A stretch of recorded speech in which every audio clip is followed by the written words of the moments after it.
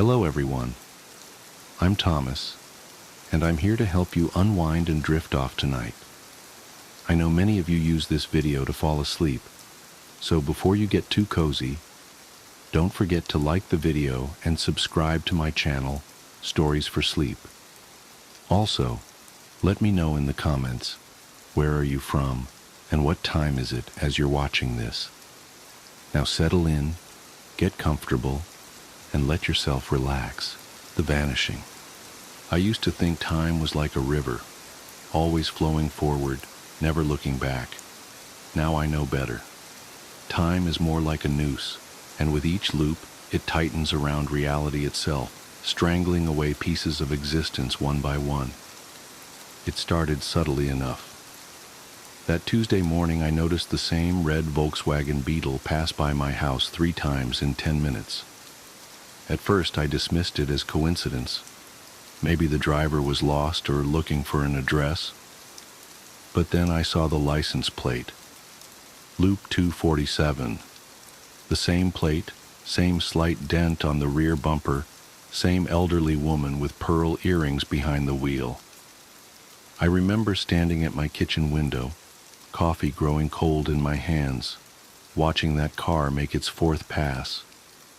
That's when I saw the bird, a cardinal with unusual white patches on its wings. It landed on my windowsill, tilted its head at me, and flew away. 2 minutes later, the exact same bird landed in the exact same spot, performed the identical head tilt, and flew off again. My phone buzzed. A text from my sister Sarah. Don't forget Mom's birthday dinner tonight. I checked the date, Tuesday, March 12th. Nothing seemed amiss yet, except for that nagging feeling in the pit of my stomach. Like the moment before you realize you've made a terrible mistake. I went to work, trying to shake off the morning's oddities. My colleague Tom greeted me with his usual, "Another day in paradise, eh, James?" He always said that, but today it felt different, rehearsed, predestined. I sat at my desk, opened my laptop, and found myself staring at yesterday's work. All of it. Every spreadsheet, every email, exactly as it had been. That's when the first real chill ran down my spine. I distinctly remembered completing 3 major reports the day before, yet here they were, unfinished. My sent folder showed no trace of the emails I'd written. The calendar meeting notifications I'd cleared were back, blinking insistently. I called Sarah. "Hey, what's up?" She answered exactly as she always did. "Sarah, this is going to sound crazy, but is today Tuesday?" "Yeah, March 12th. Don't forget Mom's birthday dinner tonight." The exact same words from her text. I hung up, hands shaking. Throughout the day, everything played out as a perfect replica of the previous day. Tom's coffee spill at 10:43 a.m. Janet from accounting's announcement about her daughter's acceptance to Yale at lunch. The fire alarm test at 2:15 p.m. Even the pattern of clouds outside my office window seemed familiar. That night at Mom's birthday dinner, I tried to warn them. "Something's wrong with time," I said, as Mom cut into her chocolate cake, the same cake I remembered her cutting into yesterday. "Everything's repeating." They laughed it off. Sarah patted my hand and said I was working too hard.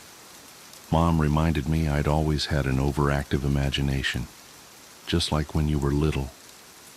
Dad didn't say anything, just gave me that concerned look he reserves for when he thinks I'm about to have one of my episodes, like during my breakdown in college. I went to bed that night praying I was wrong, that I was just having some sort of psychological fugue state. But when I woke up, it was Tuesday again.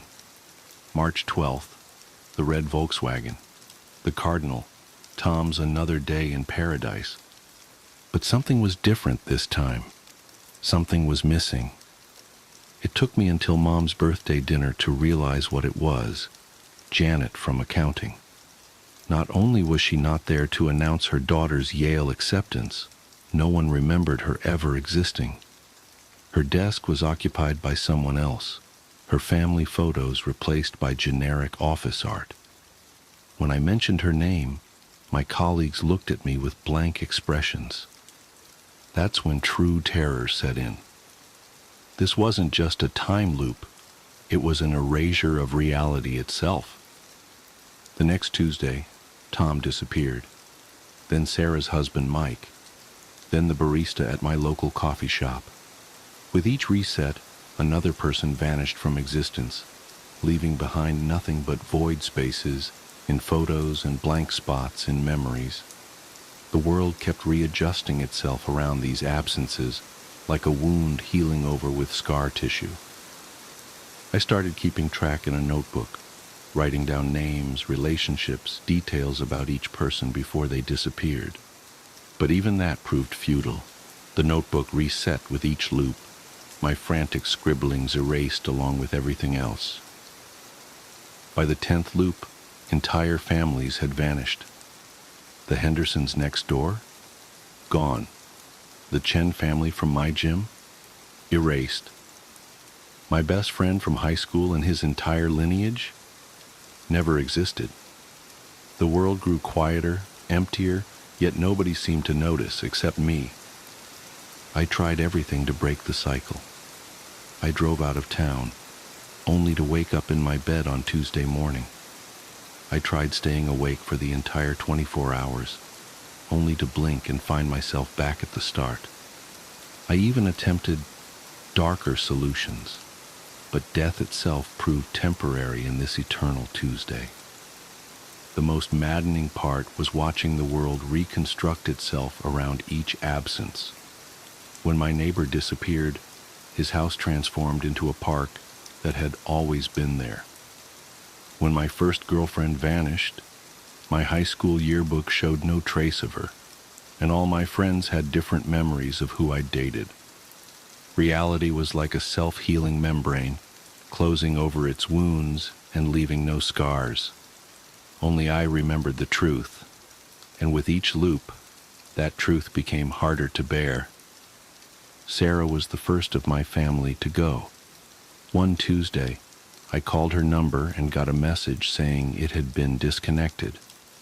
Mom and Dad had only one child now, had always had only one child. The family photos in their house showed just me. The spaces where Sarah had been filled with wallpaper or furniture or nothing at all. I screamed at them to remember her, showed them old emails that still existed in my phone from previous loops. But they looked at me with that same concern they'd shown when I had my breakdown in college.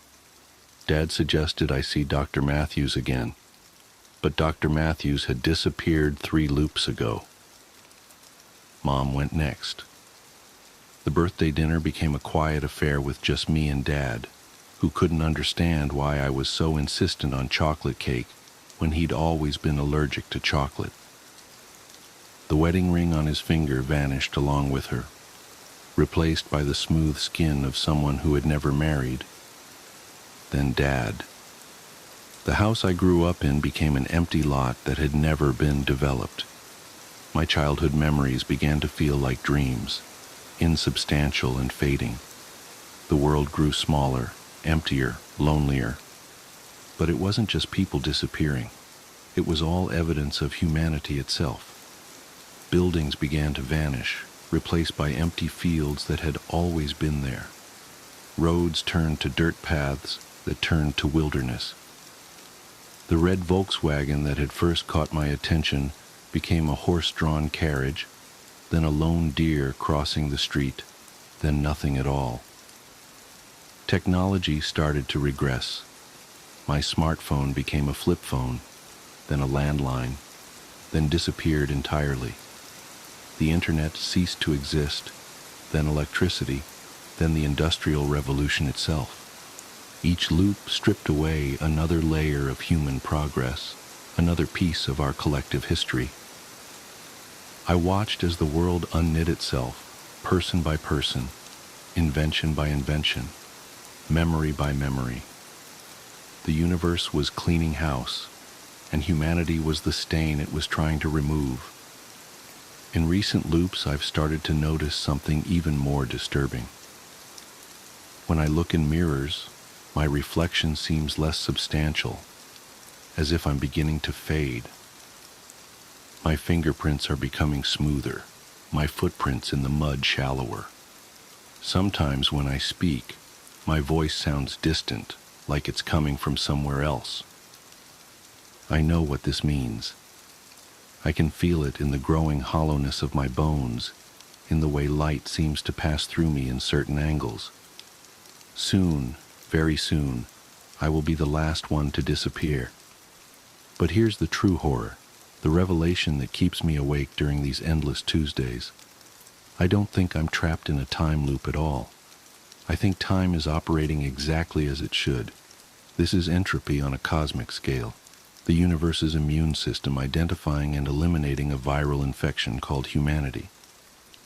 We were never meant to exist. We're a mistake, a glitch in the matrix of reality, and now that glitch is being corrected. The loop isn't a malfunction, it's a quarantine procedure, isolating the infection before systematically erasing it from existence. And I'm not the protagonist of this story, I'm patient zero. Somehow I became aware of the correction process, and that awareness has made me the focal point of the universe's autoimmune response.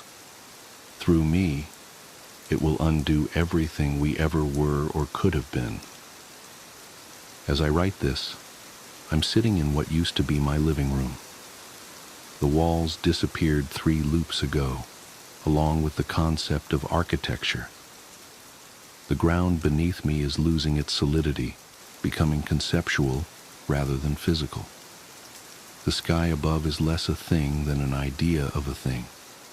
The cardinal with the white-patched wings just landed nearby. It's the only other thing that seems to maintain consistency between loops, but I understand now that it's not really a bird at all.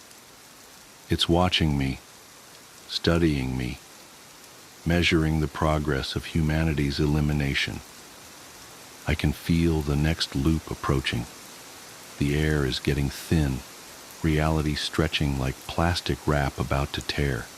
Soon I'll wake up to another Tuesday, another version of the world with fewer people, fewer things, fewer memories.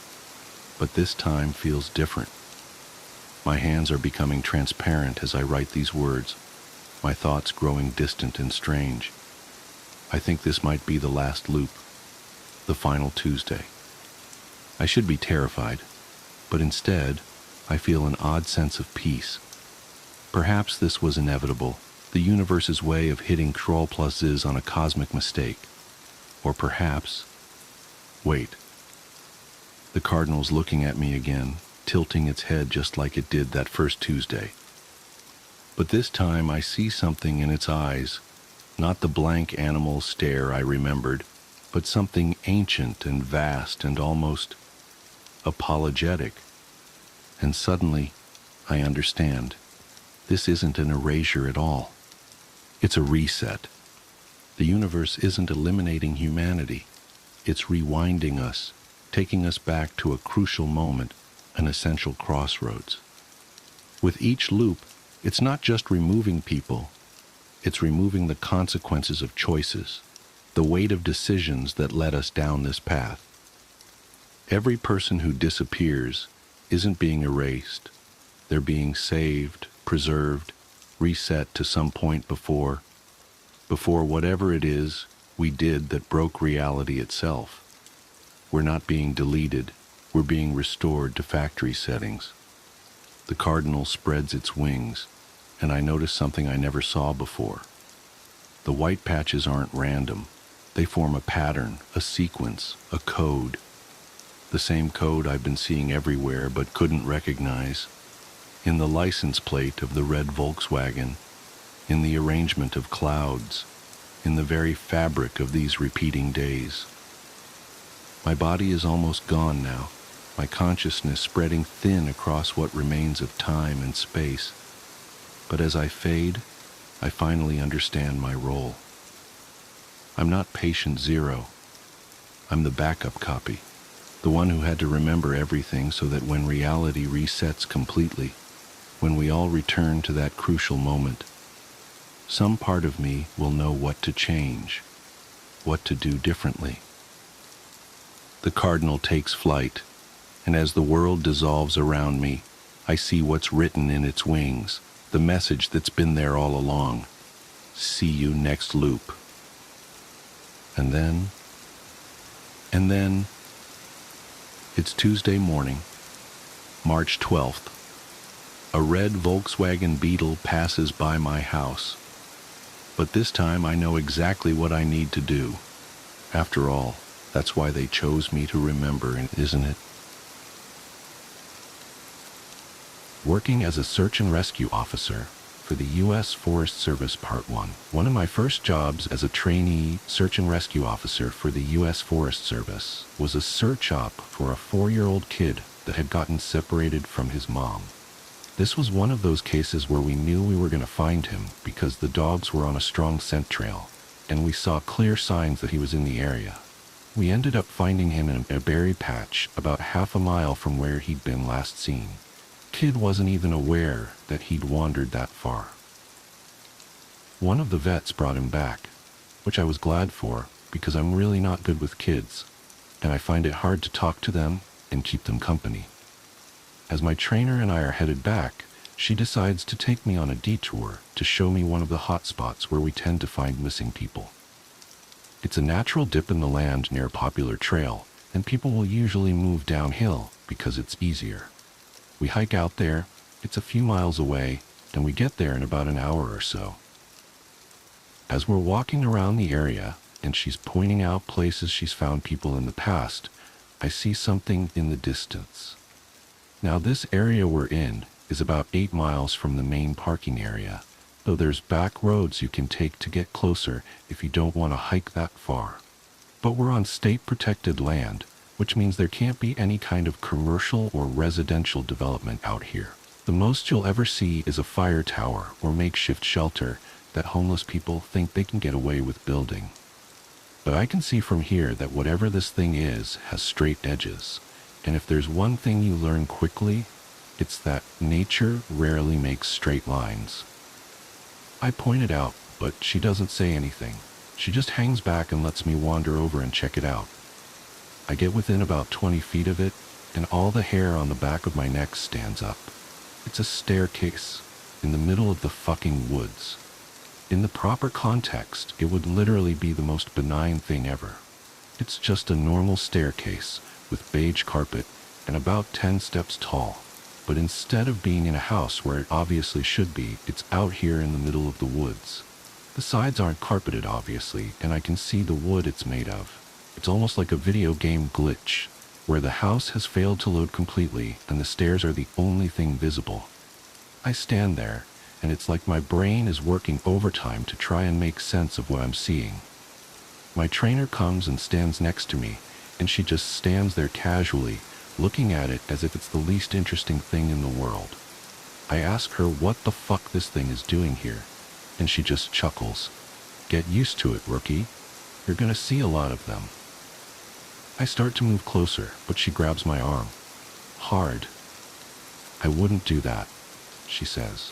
Her voice is casual, but her grip is tight, and I just stand there looking at her.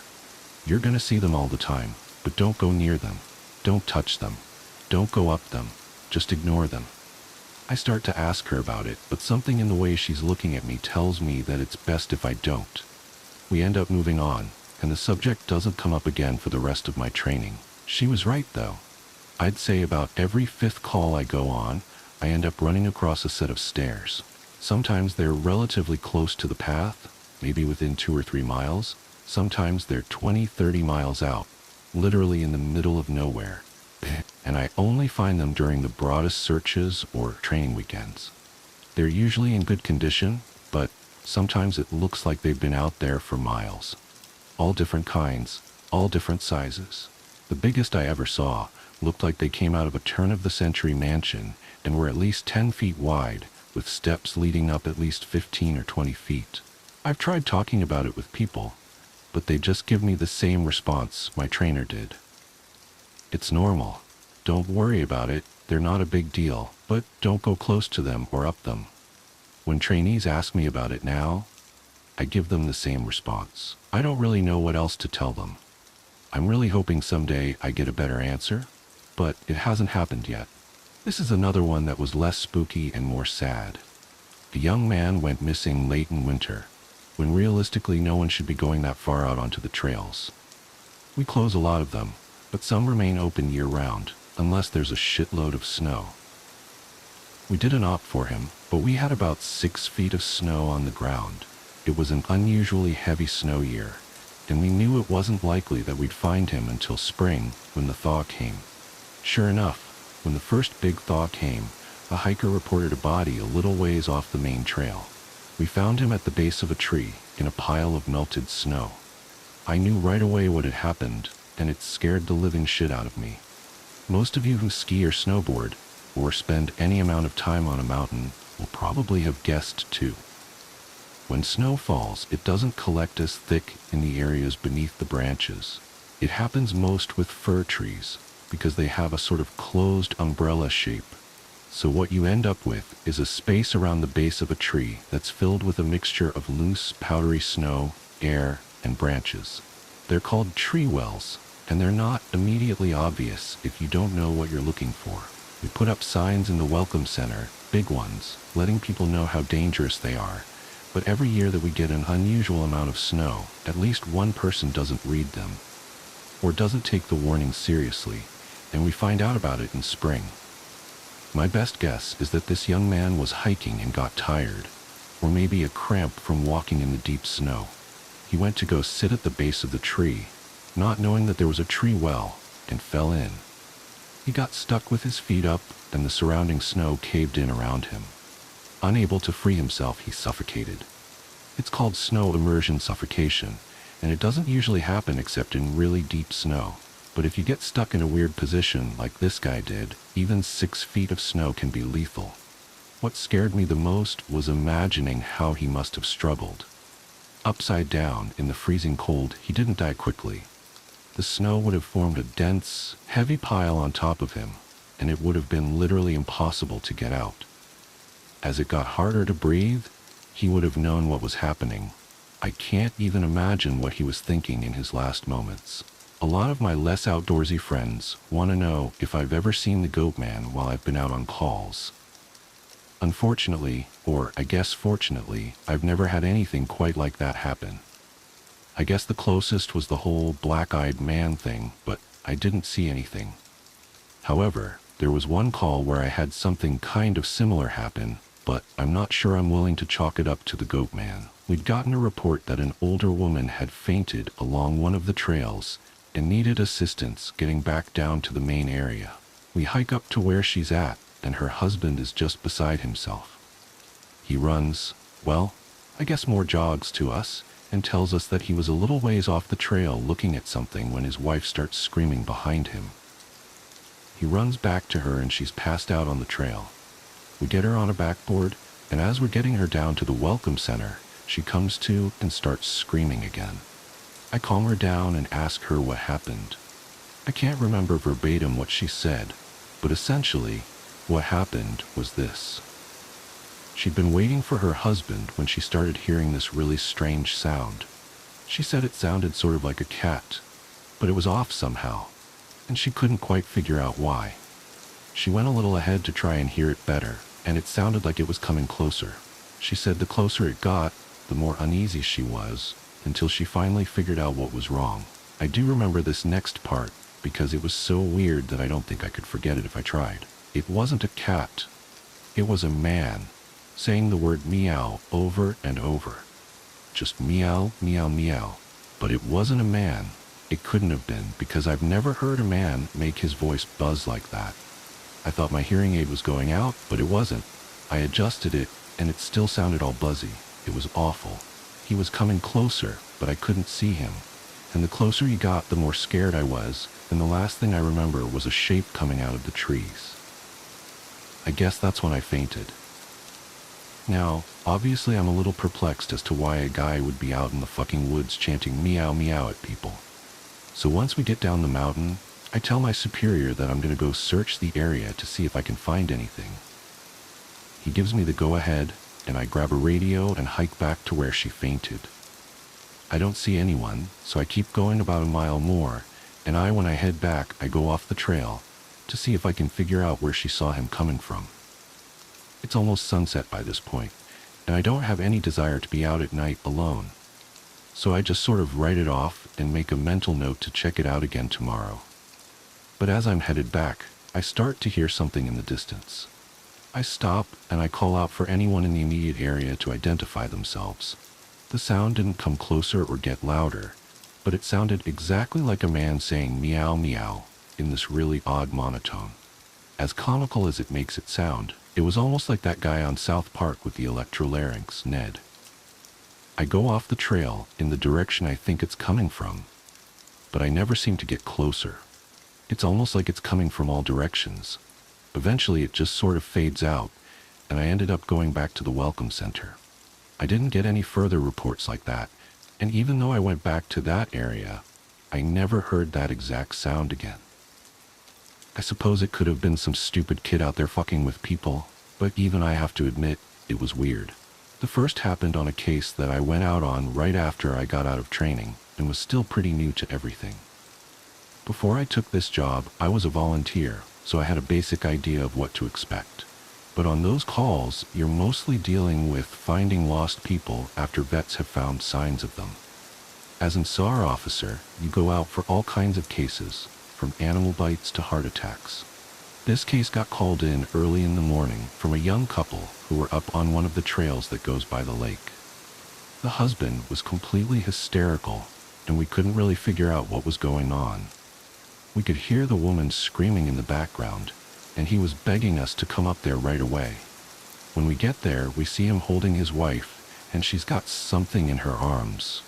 She's screaming these awful, almost animal-like screams, and he's sobbing. He sees us, and he screams at us to help them, to please get an ambulance up there. Now, obviously, we can't just drive an ambulance up the walking path, so we ask him if his wife needs help, or if she can walk on her own. He's still hysterical, but he manages to tell us that it's not his wife that needs help. I go over while one of the vets tries to calm him down, and I ask the wife what's going on. She's rocking, holding something, and just shrieking over and over. I crouch down and see that whatever she's holding, it's covering her with blood. That's when I notice the sling on her front and my heart sinks. I ask her to tell me what's going on, and I sort of pry her arms gently open so I can see what she's holding. It's her baby, obviously dead. His head is caved in on one side, and he's covered in scratches. Now, I've seen dead bodies before, but something about this whole situation hits me hard. I have to take a second to compose myself, and I get up and go get one of the other vets, who's standing by. I tell him that it's a dead kid, and he sort of pats my shoulder and tells me he'll deal with it. It took us over an hour to get this woman to let us see her kid.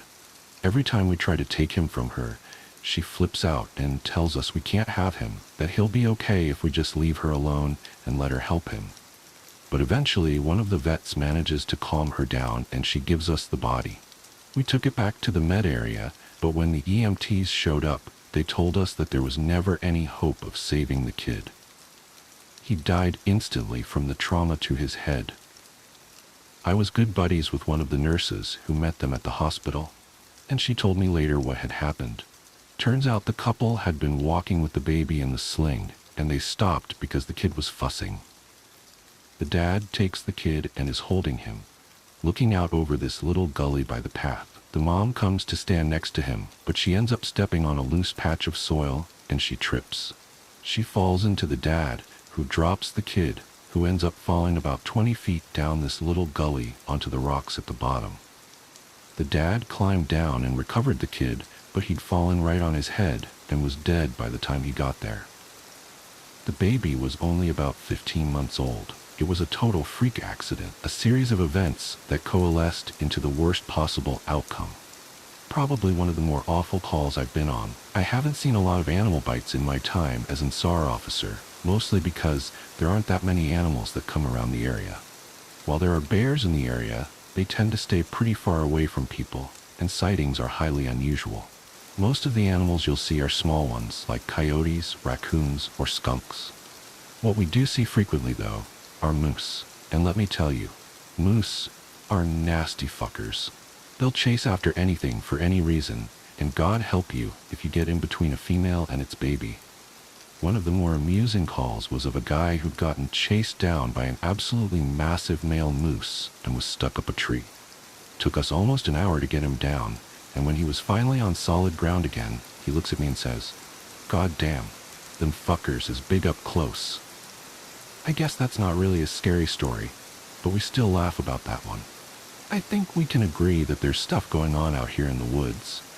And while I'm not going to spout off about what it could be or offer any theories, what I want people to take away from all of this is that it is so damn important to be safe when you're out there. I know a lot of you think you're invincible, but the fact is that you can die out there, or be hurt, or go missing. It's easier than you'd ever imagine. Because of the amount of attention the stories have gotten, I've heard a lot of stories being swapped back and forth. I've heard so many, I can't even remember most of them.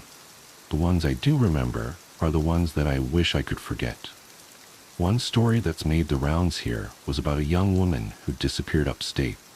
Initially, everyone assumed she was a runaway. She didn't come from a great home life, and so it really wasn't any kind of surprise that she'd choose to cut and run. But people started coming forward saying that they'd seen her around the park shortly before she vanished, so some of the rangers in the area were sent out to make sure she hadn't hung herself or something on any of the back trails. It took them a while, but they did find her. Well, not all of her. Just half of her tongue and a quarter of the lower jaw. Very clean cuts from what I heard. They've never found the rest of her. So many stories about children. So many of them going missing and turning up in caves, wedged in between impossibly tight spaces. So many of them found on mountain peaks or at the bottoms of sheer gullies. Missing shoes, missing socks, or found with both in perfect condition, despite them being miles and miles away from where they vanished. So many stories of black-eyed people wandering around the woods and calling out in the night, mimicking the sound of running water or a bobcat screaming.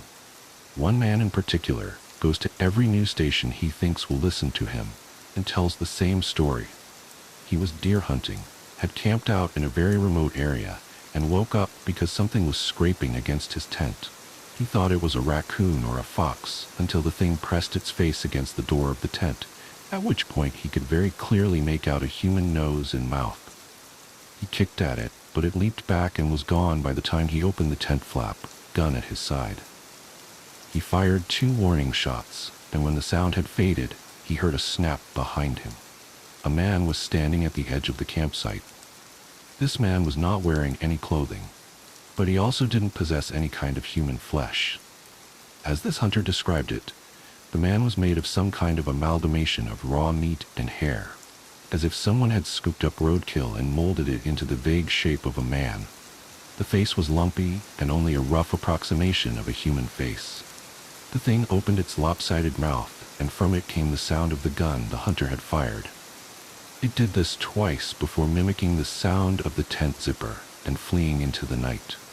A young couple out for a hike in the rocky areas of my park reported to me yesterday that they had seen something strange out on a peak I'm very familiar with. They were taking turns looking through a pair of binoculars when the man noticed a hiker climbing up a very steep part of the cliff face. He watched the man scale the slope, and it didn't occur to him until the incident was over that this person had no climbing gear. When the climber reached the top of the peak, which was about 5 miles away, they turned and faced the young man. He said whoever or whatever this person was looking right at them. The climber waved in an exaggerated manner before snapping in half at the waist, sideways, and leaping off the peak. The young man didn't see where the climber landed. I sent them on their way with assurances that I'd check it out. I lied. I won't be turning in a report because there are 10 others exactly like it. The climber is well known in that area. I don't question it anymore. There are so many things I won't ever be able to understand about my job, and it would take me years to relate all of the things I've heard in the last few months. When I feel like my job isn't in jeopardy, I will come back. It may be in a different format, but I will come back. Thank you all for sticking by my side and enjoying the things I've talked about. If you go out into the woods, I encourage you to be safe. Bring water, food, survival equipment. Let people know where you're going and when you'll be back. Don't go on uncharted paths unless you know exactly what you're doing. And above all, don't touch them. Don't look at them. Don't go up them. Screens. At the end of the summer between kindergarten and first grade, I caught the stomach flu. This has all of the components of the regular flu. However, with the stomach flu, you throw up in a bucket and not the toilet because you are sitting on it. The sickness gets purged from both ends. This lasted for about 10 days, but just before it had passed, the sickness was granted an extension in the form of pink eye. My eyelids were so fused together by the dried mucus generated during the night that the first day I awoke with the infection, I thought I had gone blind. When I started first grade, I had a kink in my neck from 10 days of bed rest and 2 swollen, bloodshot eyes. Josh was in another group and didn't have my lunch, so in a cafeteria bursting with 200 kids, I still had a table to myself.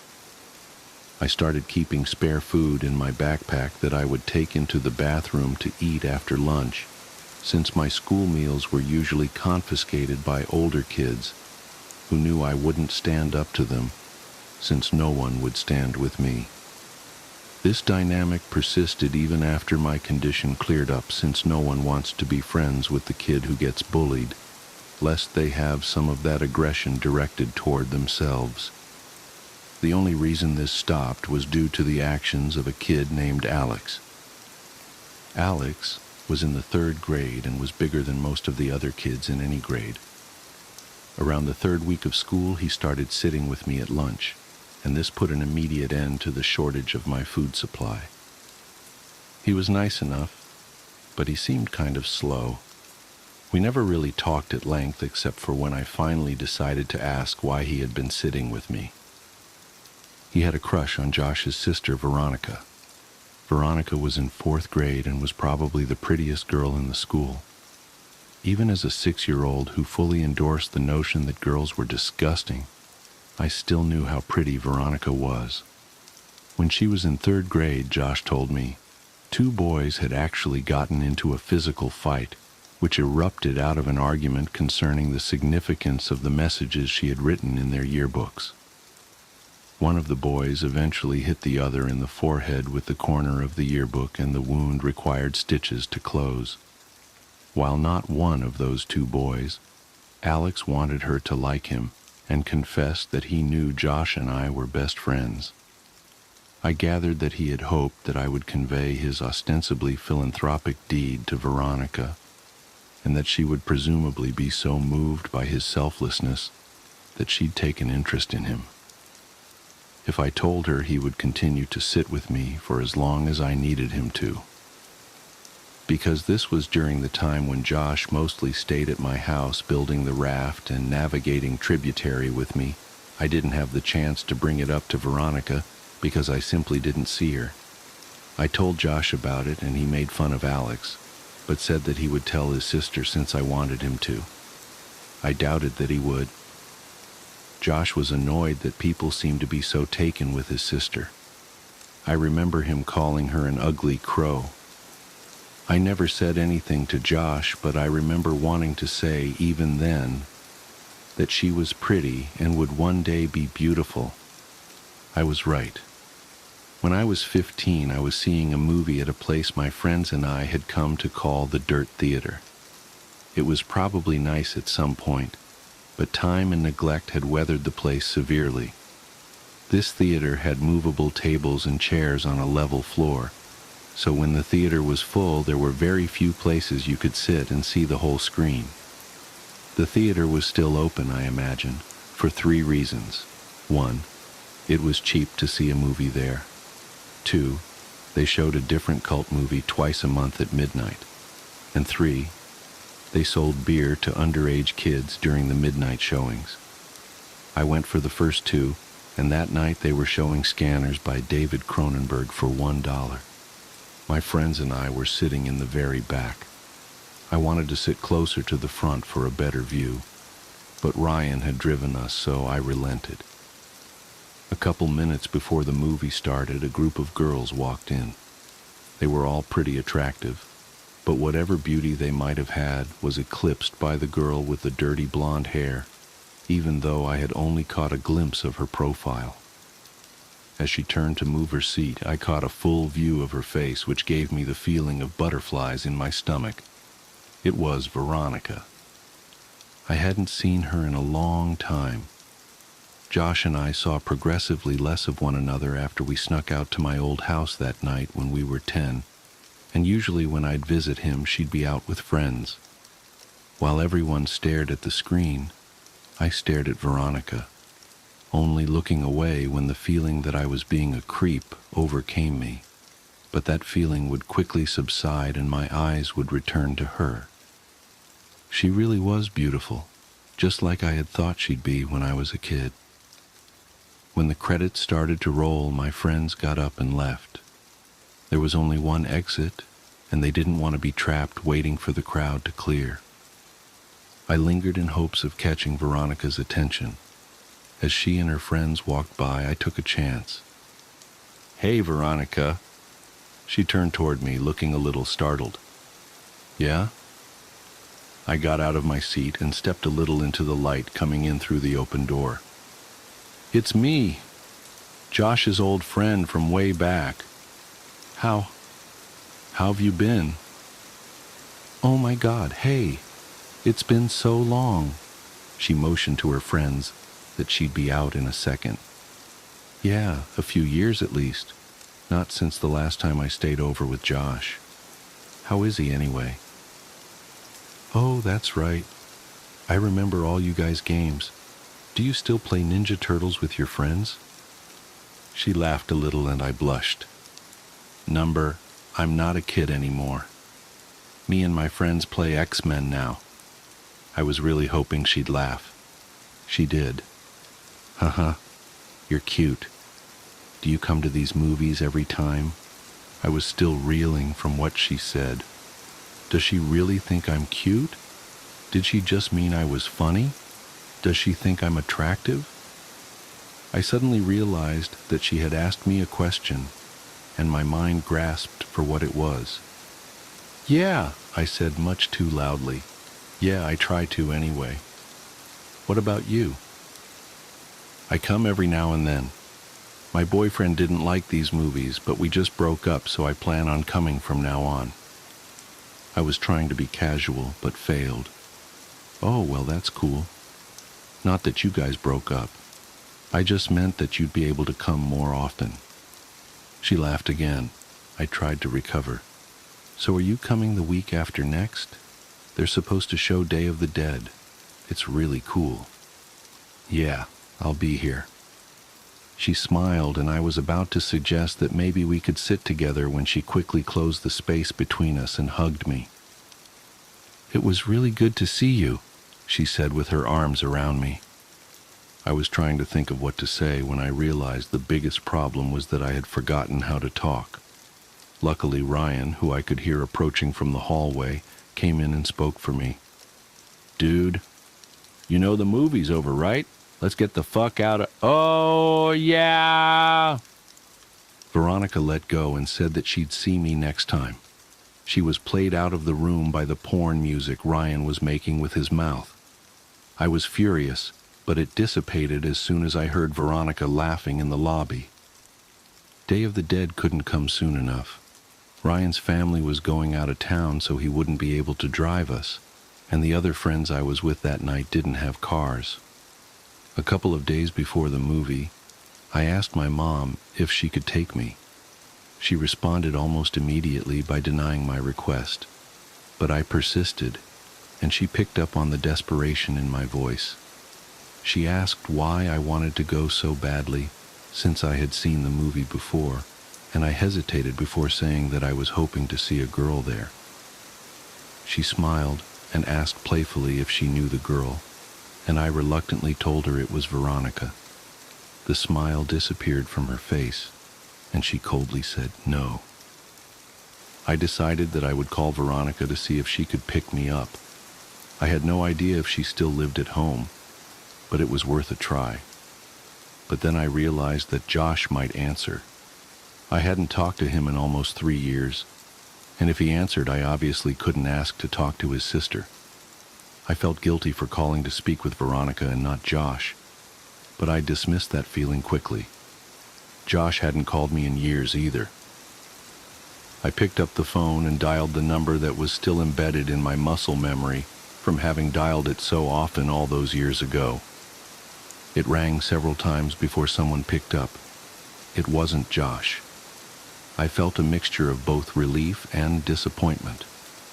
I realized in that second that I really missed Josh.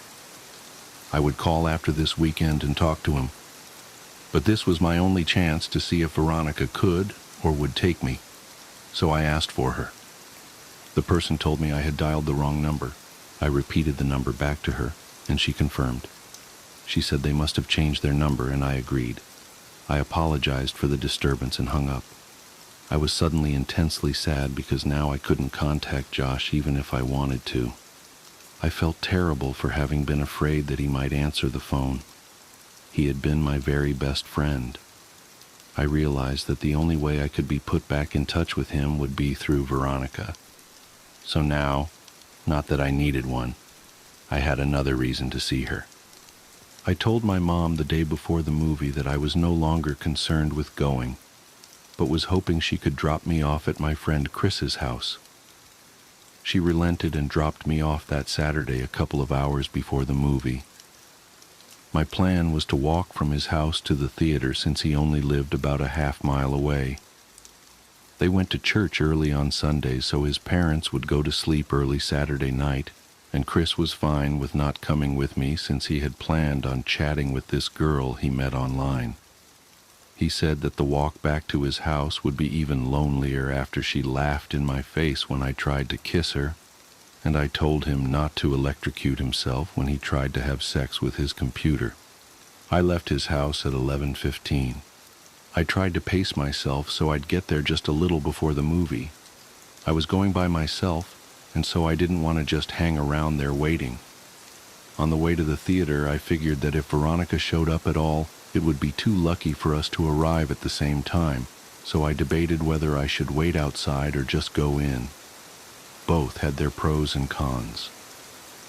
As I was grappling with these concerns, I noticed that the steady stream of streaking car lights that had been overtaking me had been replaced by a single, constant spotlight that refused to pass. The road wasn't illuminated by streetlights, so I was walking in the grass with the road about 2 feet to my left.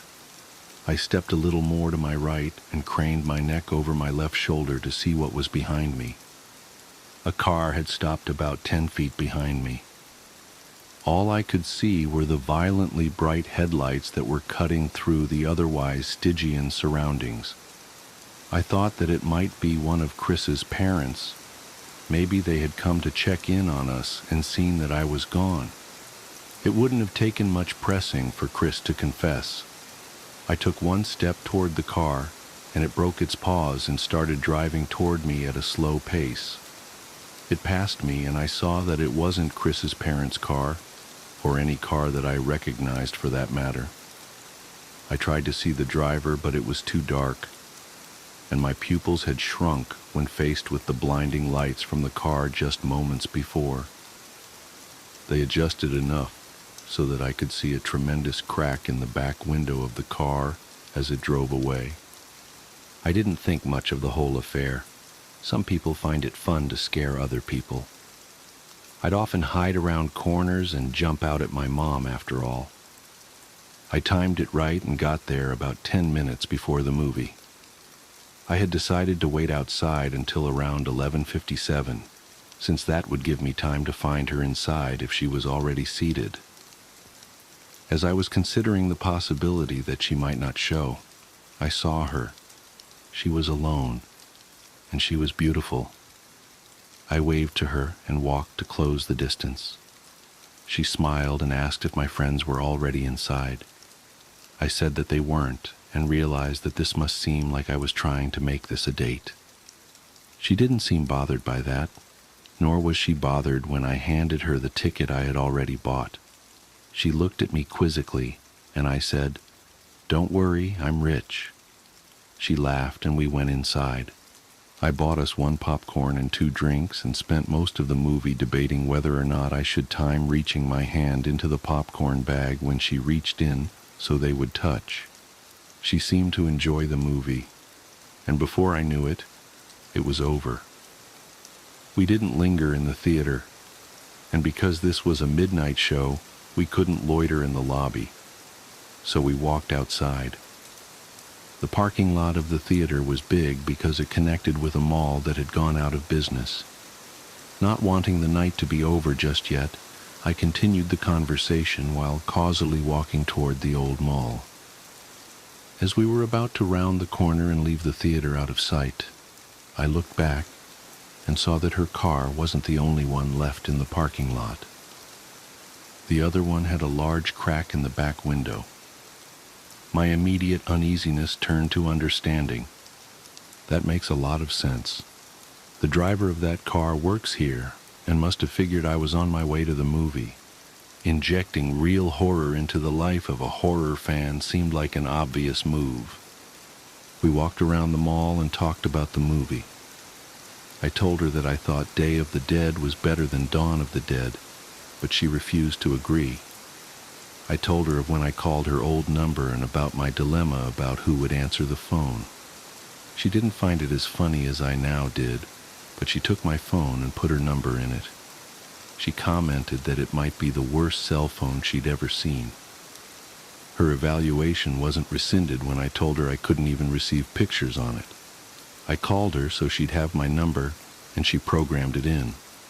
She told me that she was graduating, but she hadn't done well in school so far that year, so she wasn't sure if she'd even get into college. I told her to attach a picture of herself to the application, and they'd pay her to go there just so they could look at her. She didn't laugh at that one, and I thought she might be offended. She might have thought I was implying that she couldn't get in based on her intelligence. I nervously glanced at her, and she was just smiling, and even in this poor light I could see that she was blushing. I wanted to hold her hand, but I didn't. As we walked down the final side of the mall back toward the theater, I asked her about Josh. She told me she didn't want to talk about it. I asked her if he was at least doing all right, and she just said, "I don't know." I figured Josh must have taken a wrong turn somewhere and started getting into trouble. I felt bad. I felt guilty. As we approached the parking lot, I noticed that the car with the cracked back window was gone, and that her car was now the only one in the parking lot. She asked me if I needed a ride, and even though I really didn't, I said that I'd appreciate it. I had drunk my whole soda during the movie, and all the walking was putting pressure on my bladder. I knew that I could wait until I was back at Chris', but I had decided that I was going to try to kiss her when she dropped me off, and I didn't want this biological nagging to rush me out of the car. This would be my first kiss. I could think of no ruse to conceal what I needed to do. The theater had long closed, so I only had one option. I told her that I was going to go behind the theater to piss, but that I'd be back in 2 shakes.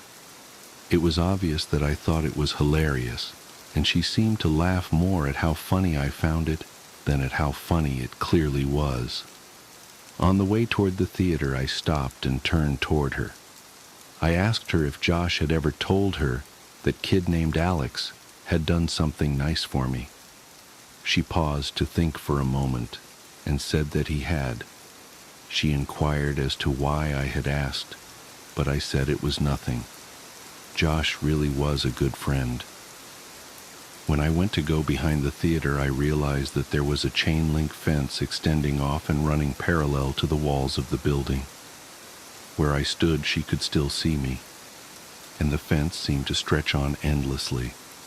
So I thought I'd just hop it, duck out of sight, and return as quickly as I could. It may have been too much of an effort, but I thought it polite. I climbed the fence and walked just a little ways until I was out of sight and urinated. For a moment, the only sounds were the crickets in the grass behind me and the collision of liquid and cement. These sounds were overpowered by a noise that I can still hear when it is quiet, and there are no other noises to distract my ears. In the distance, I heard a faint screeching which quickly subsided, only to be replaced with a cascade of thundering vibrations. I realized quickly enough what it was. It was a car. The growling of the engine got louder, and then I thought, number not louder, closer. As soon as I realized this, I started back toward the fence, but before I could get very far at all, I hear a brief, truncated scream, and the roar of the engine terminated in a deafening thud. I started running, but after only 2 or 3 steps, I was tripped by a loose piece of stone and fell hard and fast onto the concrete, my head striking the corner of a chair as I fell. I was dazed for maybe 30 seconds, but the renewed rumbling of the engine drew my senses back, and my equilibrium was restored by adrenaline. I redoubled my efforts. I was worried that whoever had crashed the car might harass Veronica. As I was climbing over the fence, I saw that there was still only one car in the parking lot. I didn't see any evidence of a crash. I thought that I might have misjudged its direction or proximity. As I ran toward Veronica's car and as my orientation changed, I saw what the car had hit. My legs stopped working almost completely. It was Veronica. Her car was sitting between us, and as I closed the distance and walked around it, she came fully into view. Her body was twisted and crumpled like a discarded figure meant to represent a catalog of things the human body cannot do. I could see the bone of her right shin cutting through her jeans, and her left arm was wrapped so hard around the back of her neck that her hand fell on her right breast. Her head was craned back, and her mouth hung widely open toward the sky. There was so much blood. As I looked at her, I actually found it hard to discern whether she was laying on her back or her stomach, and this optical illusion made me feel sick. When you are confronted with something in the world that simply doesn't belong, your mind tries to convince itself that it is dreaming, and to that end, it provides you with that distinct sense of all things moving slowly, as if through sap. In that moment, I honestly felt that I would wake up any minute. But I didn't wake up. I fumbled with my phone to call for help, but I had no signal. I could see Veronica's phone sticking out of what I thought was her front right pocket. I had no choice. Trembling, I reached for her phone, and as I slid it out, she moved and gasped for air so violently that it seemed as if she were trying to breathe in the whole world. This startled me so much that I staggered back and fell onto the asphalt with her phone in my hand. She was trying to adjust her body to get it into its natural position, but with every spasm and jerk, I could hear the cracking and grinding of her bones. Without thinking, I scrambled over to her and put my face over hers and just said, "Veronica, don't move. Don't move, okay? Just stay still. Don't move. Veronica, please just don't move." I kept saying it, but the words started to fall apart as tears came streaming down my face.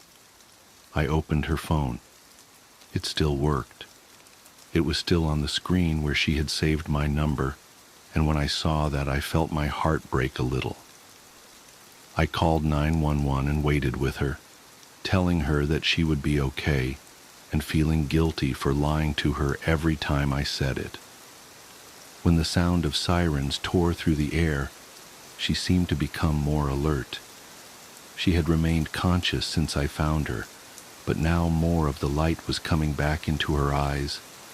Her brain was still protecting her from pain, though it looked as if it was finally allowing her to become aware that something was terribly wrong with her.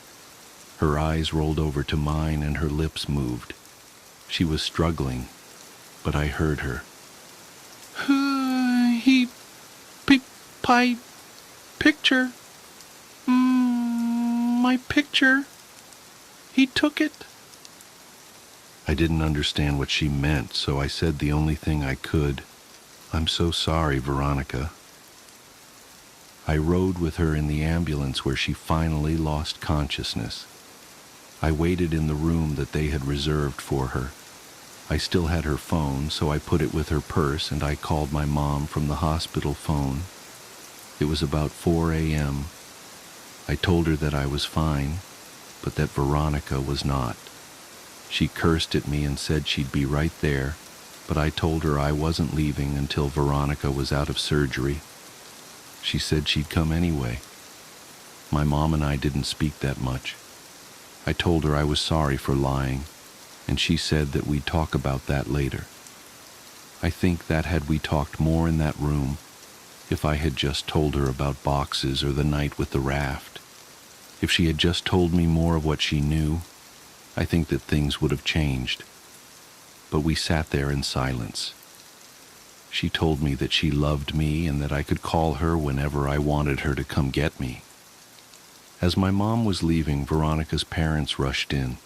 Her dad and my mom exchanged a few words that appeared to be quite serious, while Veronica's mother talked to the person at the desk. Her mother was a nurse but didn't work at this hospital. I'm sure that she had tried to get Veronica transferred, but her condition was prohibitive. While we waited, the police came in and talked to each of us. I told them what happened. They made some notes, and then they left. She came out of surgery and 90% of her body was covered in a thick white cast. Her right arm was free, but the rest of her was bound like a cocoon. She was still under, but I remembered how I felt when I had my cast before kindergarten. I asked a nurse for a marker, but I couldn't think of anything to write. I slept in a chair in the corner and went home the next day. I came back every afternoon for several days. At some point, they had moved another patient into her room and set up a screen around Veronica's bed to act as a partition. She didn't seem to be feeling better, but she made more moments of lucidity. But even during these periods, we wouldn't really talk. Her jaw had been broken by the car, so the doctors had wired it shut. I sat with her for a while, but there was nothing much I could say. I got up and walked over to her. I kissed her on the forehead and she whispered through her clenched teeth, "Josh." This surprised me a little, but I looked at her and said, "Has he not come to see you?" "No." I found myself really irritated. Even if Josh had been getting into trouble, he should still come see his sister, I thought. I was about to express this when she said, "No. Josh, he ran away. I should have told you." I felt my blood turn to ice. When? When did this happen? When he was 13. Did he leave a note or something? On his pillow. She started crying and I followed her, but I think now we were crying for different reasons, even if I didn't realize it. At this point, there were a lot of things I still didn't remember about my childhood, and there were a lot of connections I hadn't yet made. I told her I had to go, but that she could text me any time. I got a text from her the next day telling me not to come back. I asked why, and she said she didn't want me to see her like that again. I agreed begrudgingly. We texted each other every day, though I kept this from my mom because I knew that she didn't like me talking to Veronica. Usually her texts were fairly short, and mostly only in response to more lengthy texts that I would send her. I tried calling her only once. I was sure she was screening her calls, but hoped I could hear her voice. She picked up but didn't say anything. I could hear how labored her breathing was. About a week after she told me not to come see her anymore, she sent me a text. that simply read, "I love you." I was filled with so many different emotions, but I responded by expressing the most prevalent one. I replied, "I love you too." She said that she wanted to be with me, and that she couldn't wait until she could see me again. She told me that she had been released and was convalescing at her house. These exchanges carried on for several weeks, but every time I asked to come see her, she would say, "Soon." I kept insisting, and the following week, she said that she thought she might be able to make it to the next midnight movie. I couldn't believe it, but she insisted that she would try. I got a text from her the afternoon of the movie saying, "See you tonight." I got Ryan to drive me since Chris's parents had found out what had happened and said I wasn't welcome at their house anymore. I explained to Ryan that she might be in bad shape, but that I really cared about her, so to give us some space. He accepted that and we headed down there. Veronica didn't show. I had saved a seat for her right next to me near the exit so she could get in and out easily, but 10 minutes into the movie, a man slid into the chair. I whispered, "Excuse me, this seat is taken." But he didn't respond at all. He just stared ahead at the screen. I remember wanting to move because there was something wrong with the way he was breathing. I forfeited because I realized that she wasn't coming. I texted her the next day asking if she was all right, and I inquired as to why she didn't show the previous night. She responded with what would turn out to be the last message I'd received from her. She simply said, "See you again, soon." She was delirious and I was worried about her. I sent her several replies reminding her about the movie and saying it was no big deal, but she just stopped replying.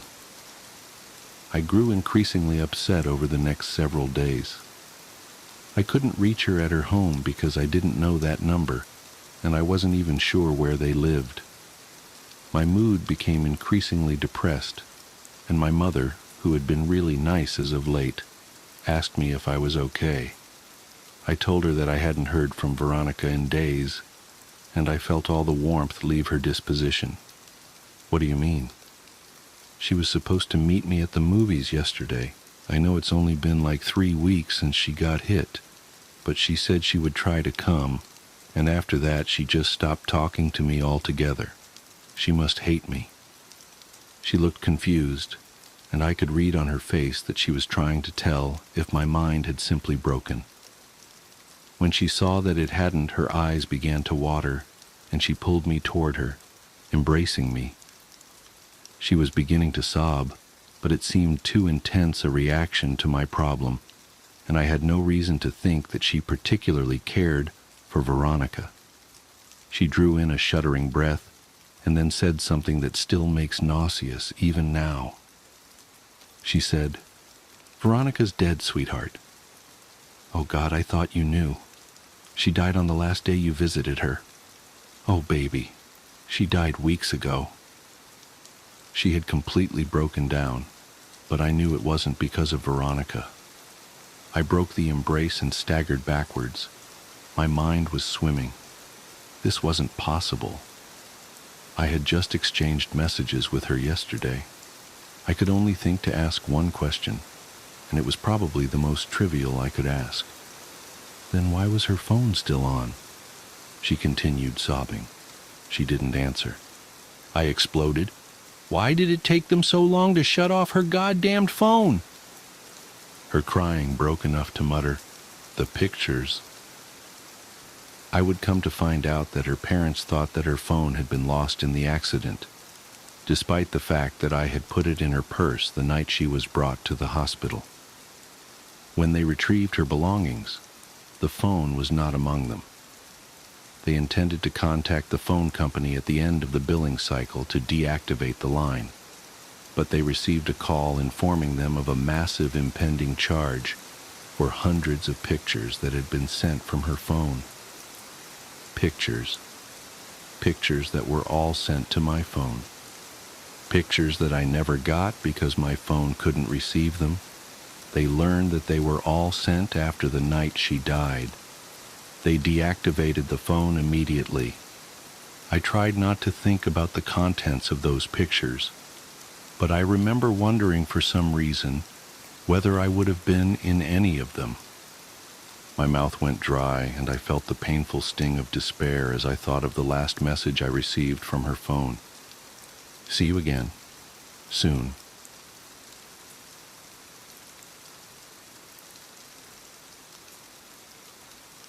I never wanted to write this down, but my therapist says I need to process what happened, that putting it into words might help make sense of it. Help me accept that it was real. Though honestly, I still wish I could convince myself it wasn't. It started with my friend Marcus's confession.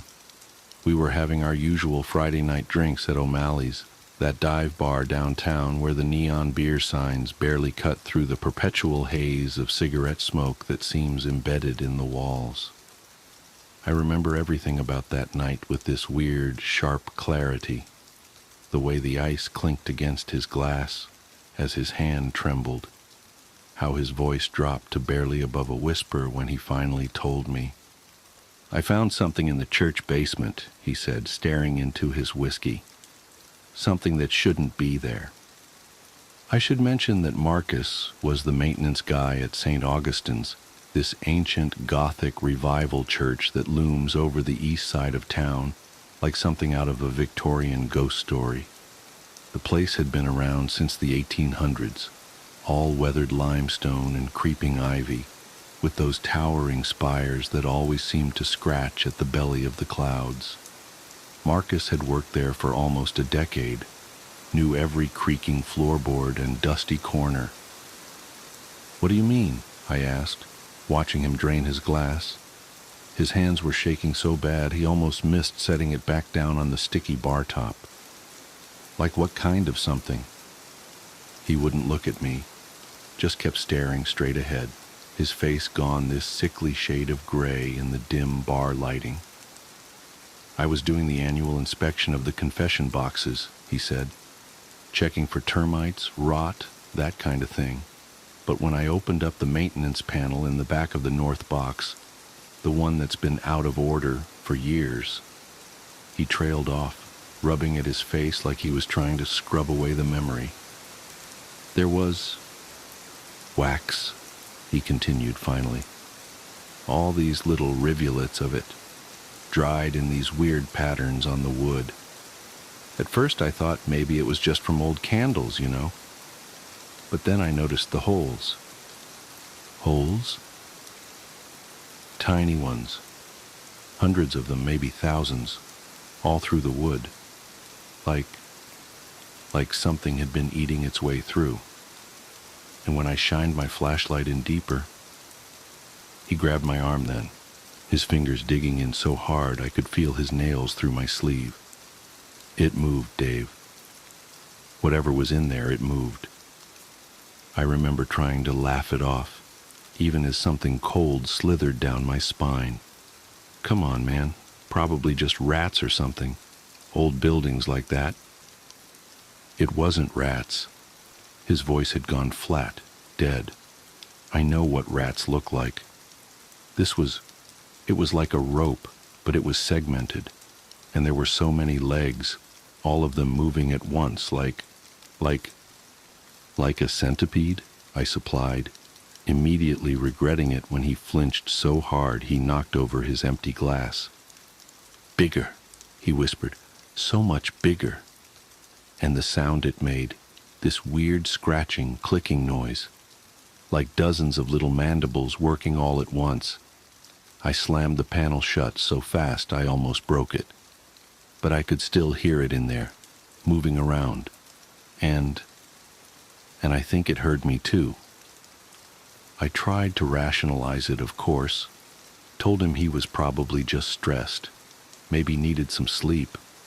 But he wouldn't let it go. Kept insisting that something was wrong with that confession box, that the whole out-of-order sign had been there for a reason, that maybe someone else had found it too, and instead of dealing with it, they'd just tried to seal it away. "I have to go back," he said suddenly, standing up so fast his bar stool almost toppled. "I have to make sure it can't get out." "Whoa, hold on," I grabbed his arm. "You're in no shape to drive. Let me call you a cab." "No time," he muttered, already pulling away. "It's after midnight. Church'll be empty. Best time to check things out.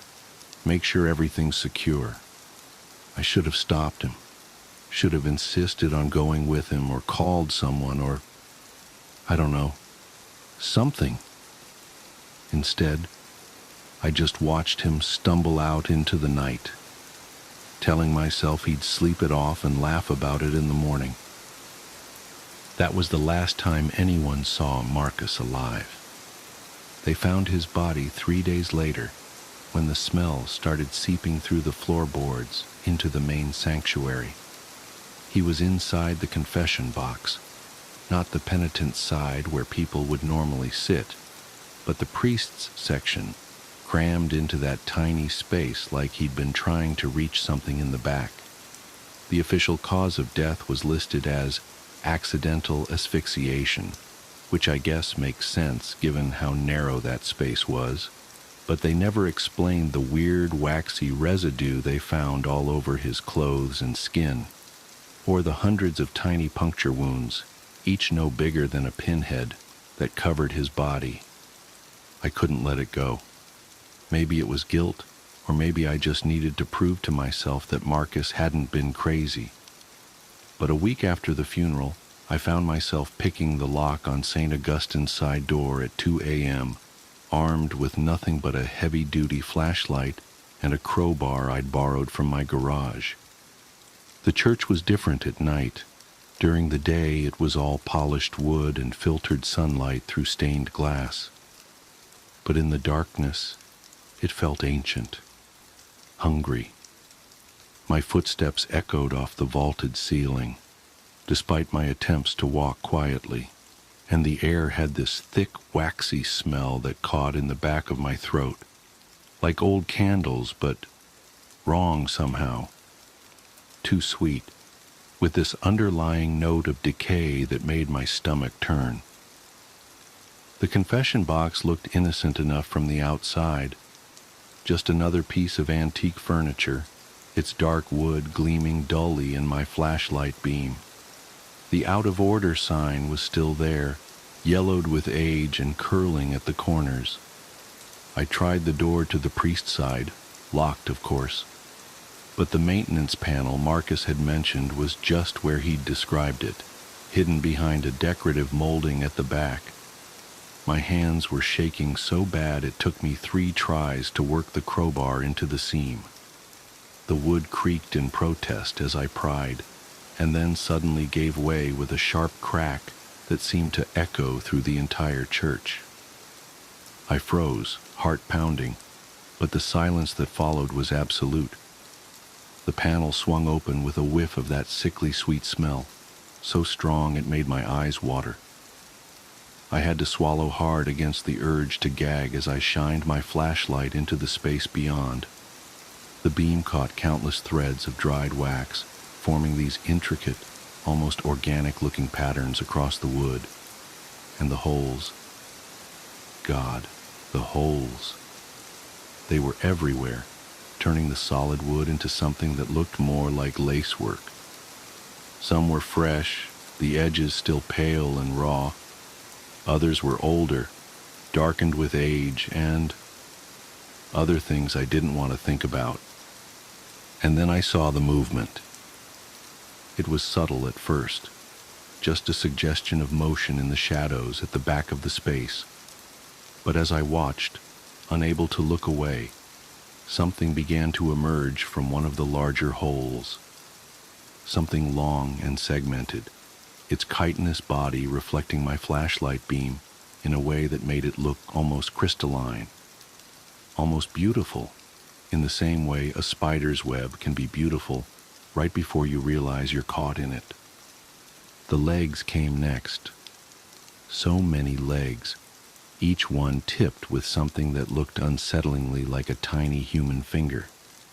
They moved in this horrible undulating wave as the thing pulled itself forward, and I could hear this dry, rustling sound that reminded me of old paper being crumpled. Or maybe that was just the sound of my own ragged breathing. I don't know how much of it I actually saw emerge before my nerve broke. Probably only a few segments, though it felt like feet. But what I remember most clearly was the moment it turned what I guess you'd call its head toward me. Because that's when I saw the face, or rather, faces. Dozens of them, tiny and distorted, pressed against the translucent surface of its carapace like fossils in amber. Some of them were moving. I think I screamed. I must have, because my throat was raw afterward. I remember dropping both the flashlight and the crowbar, remember stumbling backwards so fast I slammed into one of the pews. By the time I scrambled to my feet, I could hear that clicking, scratching sound Marcus had described, growing louder and faster, like something picking up speed.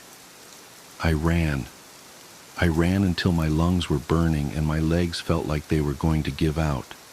Ran until I was halfway across town, before I finally collapsed in front of an all-night diner.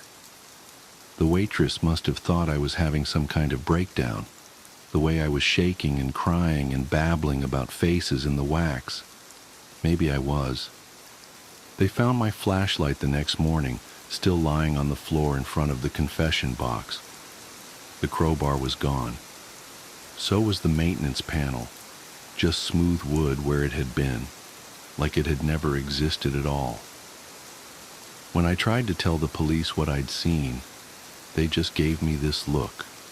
The same look people give me now when I try to explain why I can't go into churches anymore, why I flinch at the sight of candles, why I wake up screaming sometimes, convinced I can hear that dry, clicking sound coming from inside my walls.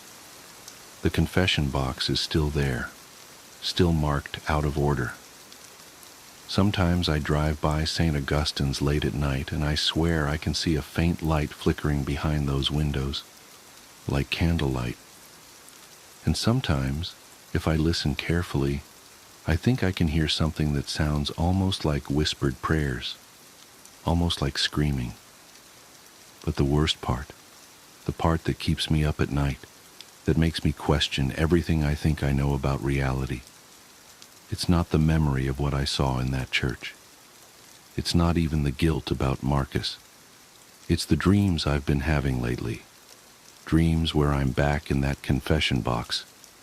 But this time, I'm inside the walls, moving through tunnels of wax and wood, feeling my body stretch and segment, growing new appendages with every molt.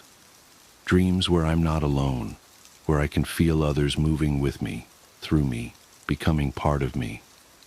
Their faces press against my skin from the inside. Their voices blend with mine in that endless chittering prayer.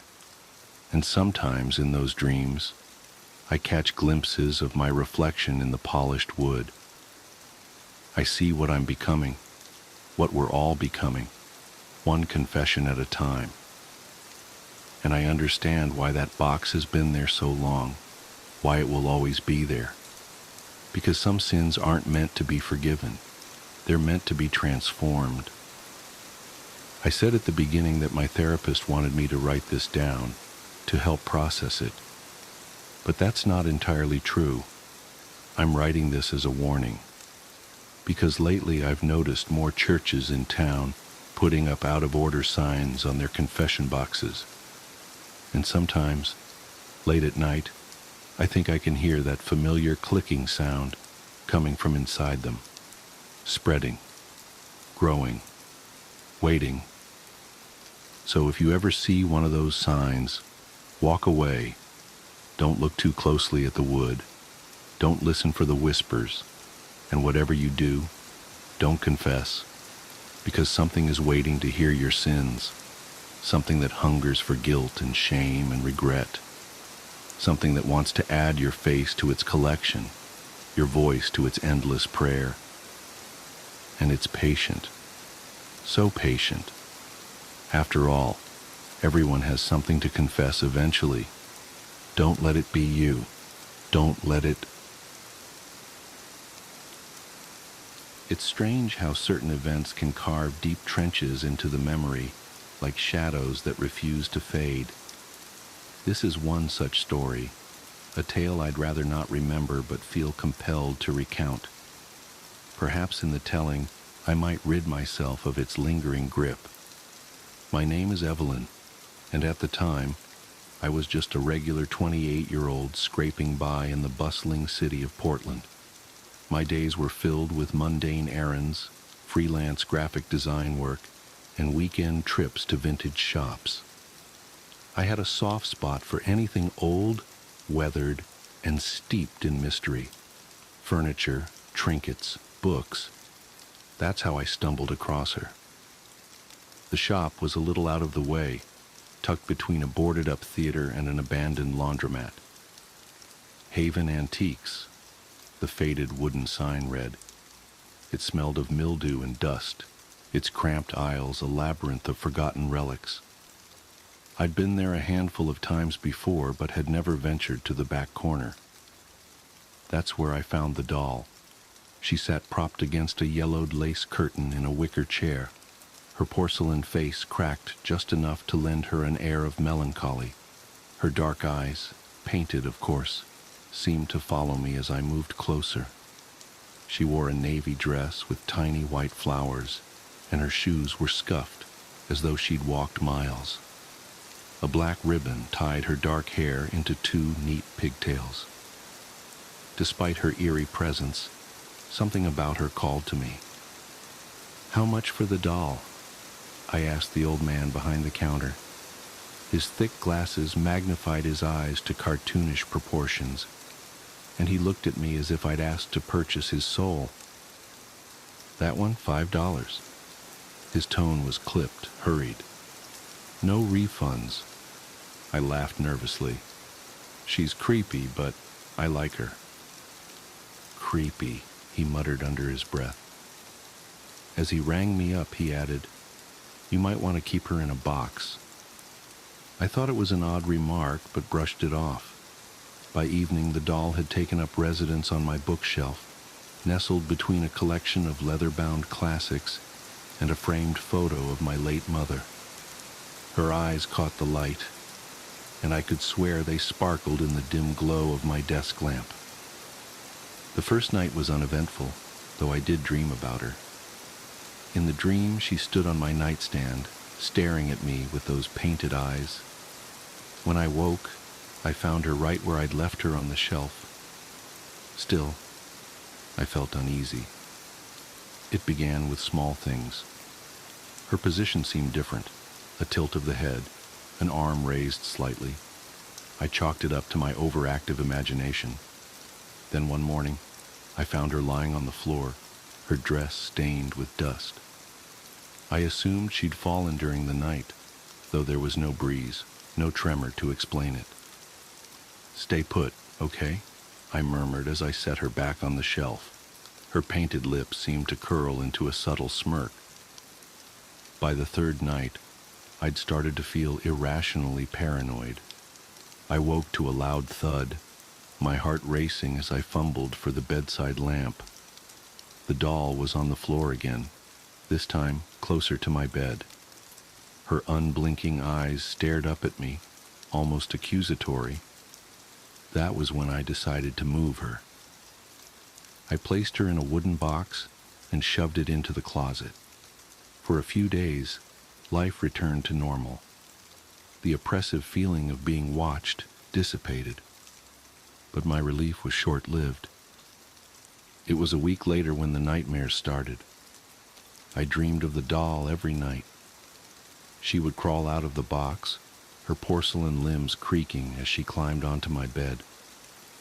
Sometimes she'd whisper in a voice like dry leaves, though I could never make out the words. Other times, she'd simply sit at the foot of my bed, her head tilting unnaturally as if observing me. I tried to ignore it, attributing the dreams to stress. but then I began hearing noises at night.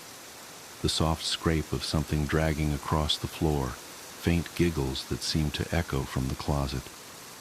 One night, I bolted upright to find the box sitting on my dresser, lid ajar. My skin prickled with cold dread. I threw the box into the basement, determined to forget about it. Yet the nightmares persisted, and soon I began finding the doll in unexpected places. Perched on the kitchen counter, nestled in the laundry hamper, even sitting at my desk. Each time her eyes seemed more lifelike, her smirk more pronounced. "Stop it!" I screamed one night, hurling her against the wall. Her head cracked further, and a thin wisp of black smoke curled out before dissipating. I stared in disbelief, my chest heaving. That night, I slept with the lights on. Desperation drove me to research. I scoured forums, read about haunted objects, and even consulted a psychic. "It's not just a doll," she said, her voice trembling. "It's a vessel." "A vessel for what?" Her eyes darkened. "For something old, something angry." She advised me to burn it, but when I tried, the flames wouldn't catch. I doused it in lighter fluid, struck match after match, yet the doll remained unscathed. Defeated, I decided to return it to Haven Antiques. When I arrived, the shop was gone. In its place stood a vacant lot, overgrown with weeds. Confusion turned to dread as I realized the truth. Haven Antiques had never existed. The doll, whatever it was, had found its way to me, and it wasn't leaving. The nights grew darker, the air heavier. Shadows seemed to stretch and twist, whispering my name. The doll's movements became more brazen. I'd find her in my bed, her cracked face inches from mine, her cold fingers tangled in my hair. And then, one night, she spoke. Her voice was a child's, sweet and chilling. "Why won't you play with me?" I screamed, throwing her across the room. She landed on her feet, her head snapping toward me. "You can't get rid of me," she said, her voice dripping with malice. "I'm part of you now." Weeks turned to months, and my life unraveled. Friends stopped visiting, claiming my house felt wrong. My freelance work dried up as clients complained about unsettling images in my designs, images I didn't remember creating. I became a recluse, terrified to sleep, to dream, to live. And then came the final night. I woke to find the doll sitting on my chest, her weight crushing, her eyes glowing faintly. She leaned in, her lips brushing my ear as she whispered, "It's time." Time for what? I didn't know. But as darkness engulfed me, I realized with horrifying clarity that I was no longer alone in my own body. When they found me days later, I was sitting in the corner of my room, clutching the doll. My eyes were vacant. My lips stretched into a grotesque smile. They say I mumbled the same phrase over and over. "She's here. She'll always be here." I don't remember much after that, but sometimes, in the dead of night, I feel her stirring inside me, waiting, and I know this is far from over. The morning commute. I've been trying to write this down for 3 days now. My hands still shake when I think about it, but I need to document what happened while the details are fresh. Maybe someone can make sense of it, because I sure can't. I keep checking news sites and local forums, but there's nothing. Just the usual traffic reports and weather updates. It started last Wednesday. Nothing special about that morning. Just another dreary February commute. I remember being annoyed because my travel mug was leaking slightly, leaving little brown rings on my center console. The heat was blasting to fight off the 28-degree chill, making that plasticky new car smell more noticeable than usual in my recently leased Civic. I always take the back roads to avoid I-95 traffic.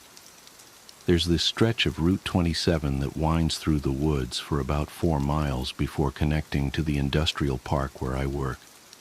Usually I zone out on autopilot there, just following the gentle curves while my mind wanders to the day ahead.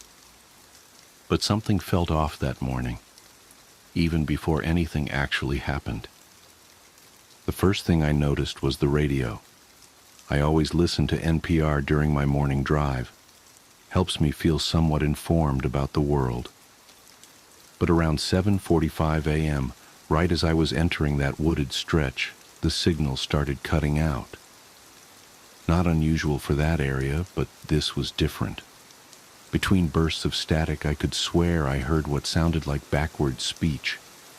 Not garbled nonsense, but actual words being played in reverse. I tried changing stations, but they were all doing it. I switched the radio off, deciding to drive in silence rather than deal with the unsettling noise. That's when I noticed how quiet everything was. No wind in the trees, no birds. Even my engine seemed muffled, like someone had thrown a heavy blanket over the car.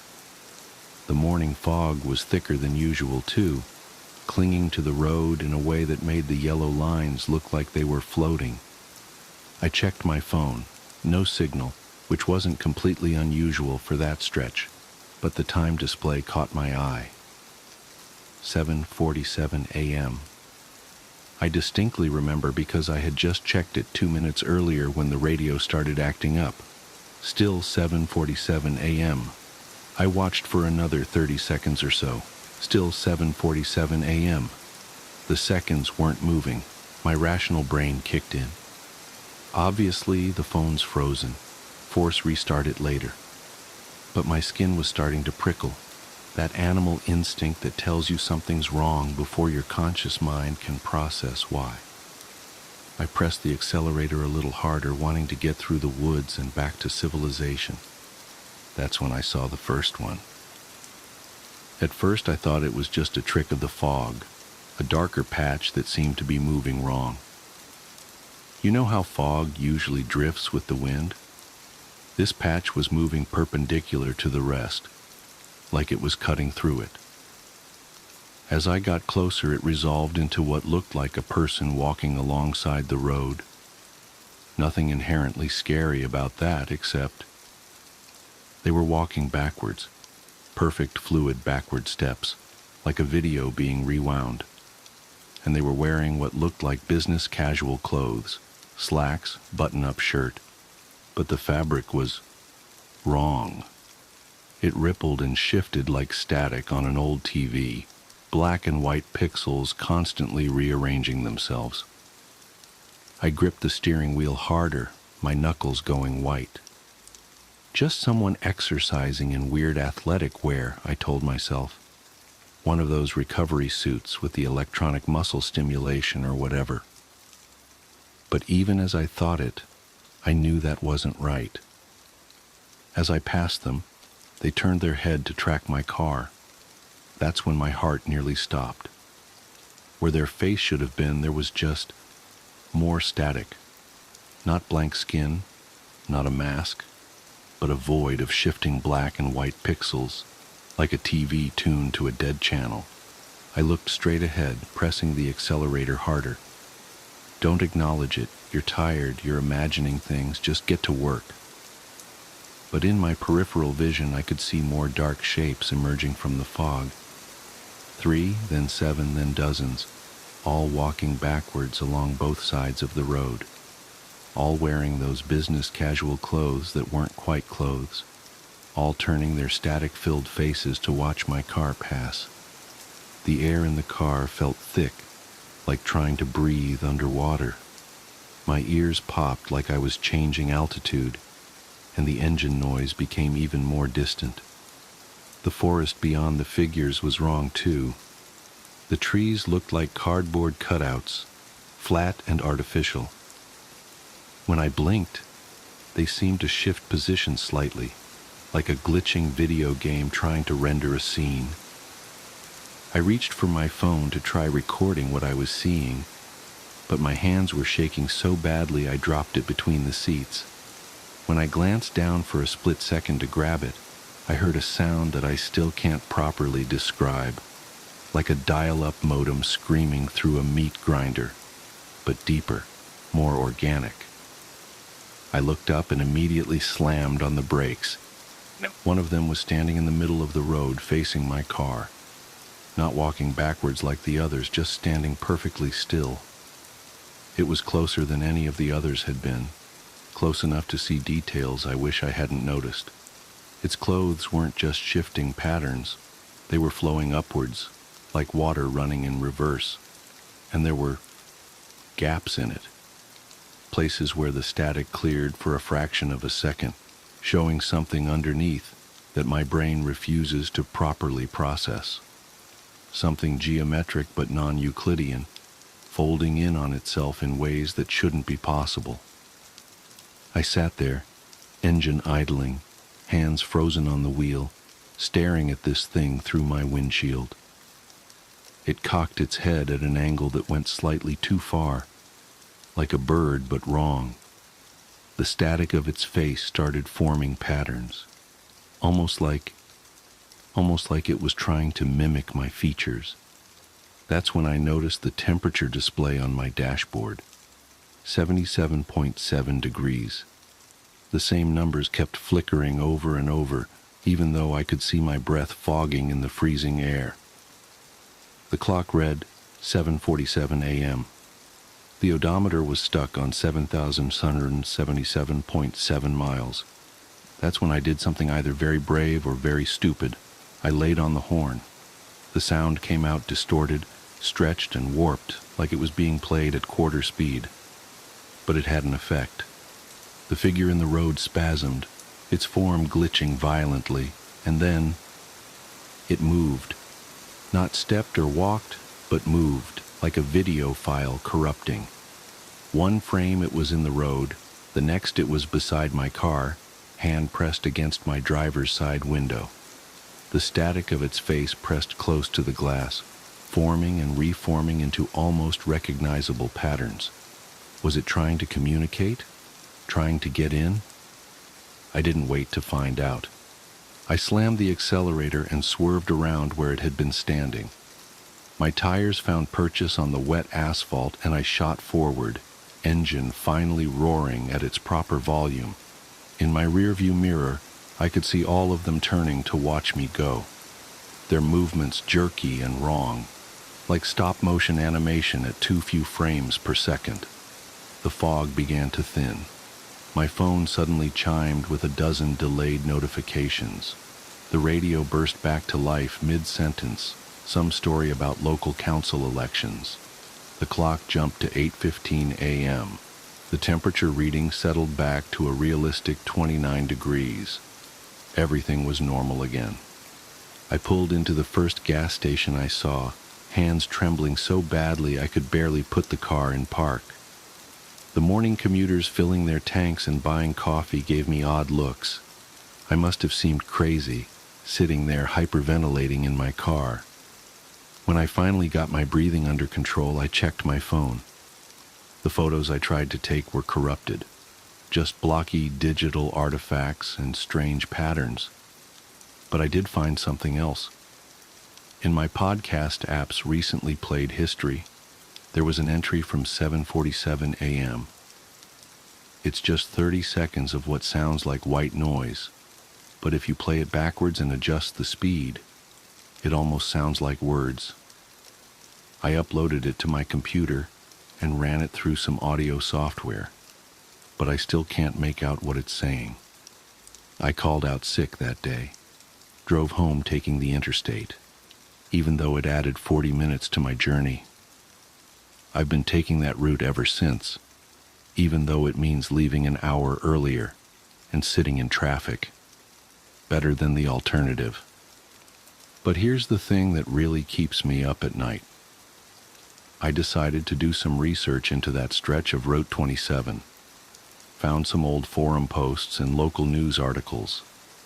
Over the past decade, there have been an unusually high number of single-car accidents there, always between 7:45 and 7:50 a.m. The police reports all read similarly. Driver lost control of vehicle. No obvious cause determined. Driver claimed mechanical malfunction, but no evidence found. And the victims? All commuters, all wearing business casual. I keep telling myself there must be a logical explanation. Bad cell reception and a frozen phone, fog playing tricks on my eyes, stress and an overactive imagination. But yesterday, I was reviewing some old work emails and I noticed something that made my blood run cold. Every email I've ever sent between 7:45 and 7:50 a.m. is corrupted. The text is replaced with strings of sevens and static characters. The timestamps are all stuck at 7:47 a.m. I have to drive to my sister's wedding next week. It's a 6-hour trip and I've mapped 3 different routes. They all intersect with Route 27 at some point. I don't know what I'm going to do, but if you're reading this, and you commute through wooded areas in the early morning, do yourself a favor. Check your clock when the fog rolls in, and if it ever gets stuck at 7:47 a.m., don't stop driving. Don't look at the shapes in the mist, and whatever you do, don't honk your horn. They might just honk back. The crying baby in the forest. It's strange, the things you remember. The texture of a particular moment, the smell of the air, the sound of something distant. For me, it's always been the sound, that faint, distant sound of a baby crying. I'd just come out of a particularly rough patch. My marriage had dissolved into shards of bitterness and regret. My career had plateaued, and I was haunted by a sense of failure I couldn't quite shake. So, when my friend Matt suggested a weekend hike to clear my head, I reluctantly agreed. The forest was supposed to be restorative, a retreat from the noise of life. Little did I know, it would mark the beginning of the most harrowing chapter of my existence. We picked a relatively isolated trail, one of those routes known only to locals and adventurous souls. Matt had found it on some obscure forum, and the promise of solitude appealed to me. The trail wound through dense woods, and the further we walked, the more the modern world seemed to fade. Cell service disappeared within the first hour, replaced by the hum of nature, chirping crickets, rustling leaves, and the occasional snap of a twig underfoot. We set up camp by a small clearing as twilight descended. The air was crisp, carrying the faint smell of pine and damp earth. We built a fire, cooked a simple meal, and talked. Well, Matt talked. I mostly nodded, my mind drifting between his words and the mesmerizing dance of the flames. That's when we first heard it. It was faint at first, barely audible over the crackle of the fire. A soft, plaintive cry that seemed to hang in the air like a fragile thread. Matt froze mid-sentence, his eyes narrowing as he tilted his head to listen. "Did you hear that?" he asked. I nodded. "Sounds like a baby." He laughed uneasily. "Out here? No way." But the sound persisted, growing louder and more distinct. It was unmistakably the cry of an infant, filled with a desperate urgency that sent chills down my spine. Against every instinct screaming at me to stay put, I stood up. "We should check it out," I said. Matt hesitated, his usual bravado tempered by unease. "You sure? Could be, I don't know, a wild animal or something." "Since when do wild animals sound like babies?" I shot back. "What if someone's in trouble?"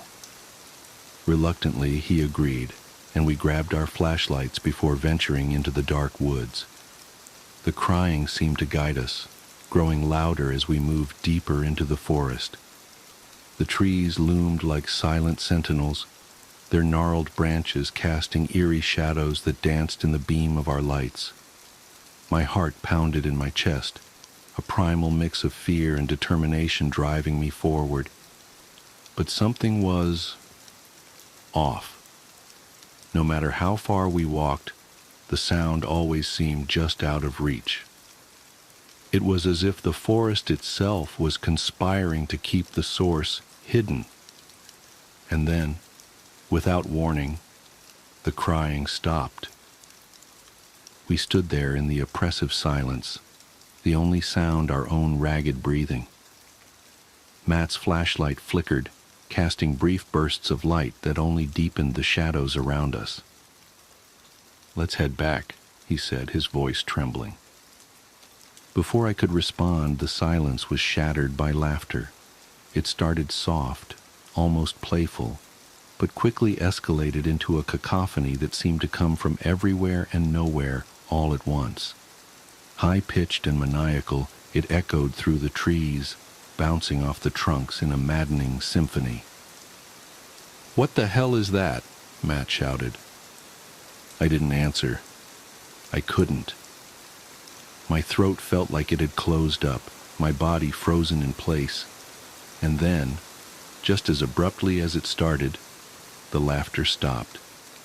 The forest was silent once more, but it was a silence that felt wrong, heavy, oppressive, and charged with an energy I couldn't explain. We turned back toward camp, our pace quickening with each step. The trail seemed longer than I remembered, the trees pressing in closer, their branches clawing at us like skeletal hands. When we finally stumbled into the clearing, the fire was out. The camp, our sanctuary, felt alien, as if we'd been gone for far longer than we'd realized. We didn't speak as we crawled into our tents, each of us retreating into the fragile illusion of safety they provided. But sleep didn't come. Not for me, anyway. I lay there staring at the nylon ceiling of my tent, every creak and rustle outside amplified in the suffocating darkness. And then, just as I was starting to drift off, I heard it again. The baby's cry. It was closer this time, impossibly close, as if it were right outside the tent.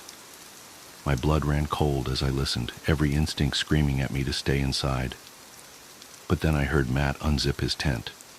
"Matt, don't!" I hissed. He didn't respond. I heard his footsteps crunch on the forest floor, moving toward the sound. Gathering every ounce of courage I had, I unzipped my own tent and stepped outside. The night was unnaturally still, the air thick with an unspoken threat. Matt's flashlight beam bobbed in the distance as he moved deeper into the woods. "Matt!" I called, my voice trembling. "Come back!" But he didn't stop. He didn't even turn around. It was as if he were in a trance, drawn toward the crying like a moth to a flame. And then, just as he disappeared from view, the crying stopped again. What followed was the most excruciating silence I've ever endured. Minutes felt like hours as I stood there, my flashlight beam cutting through the dark, searching for any sign of him. And then, the laughter returned. It was deafening, a chaotic symphony of voices that seemed to mock me, to taunt me for my helplessness. I dropped my flashlight in panic, the beam spinning wildly as it hit the ground. In its erratic light, I saw something that made my blood turn to ice. Eyes, dozens of them, glowing in the darkness, staring at me from the shadows. They were unblinking, inhuman, and filled with a malice I can't begin to describe. And then, just as suddenly as they appeared, they vanished.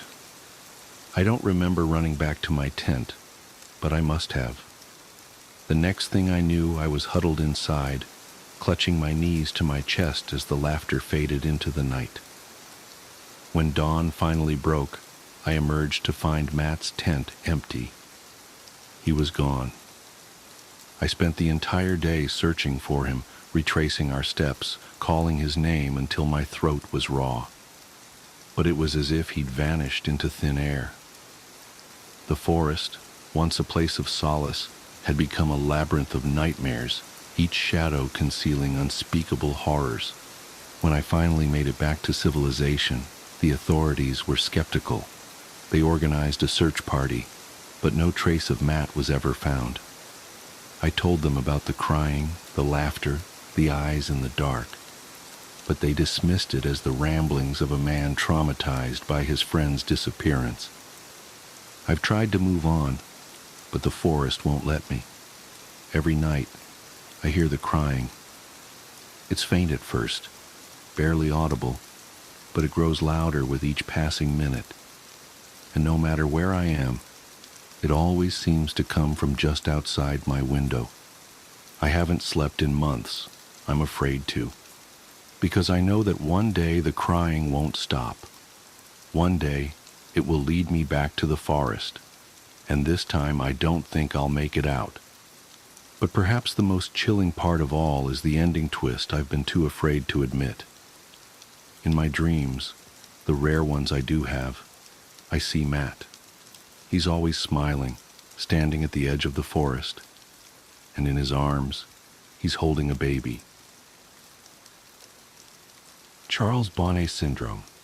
I suffer with a condition called Charles Bonnet syndrome, or visual release hallucinations, if you want to get more technical.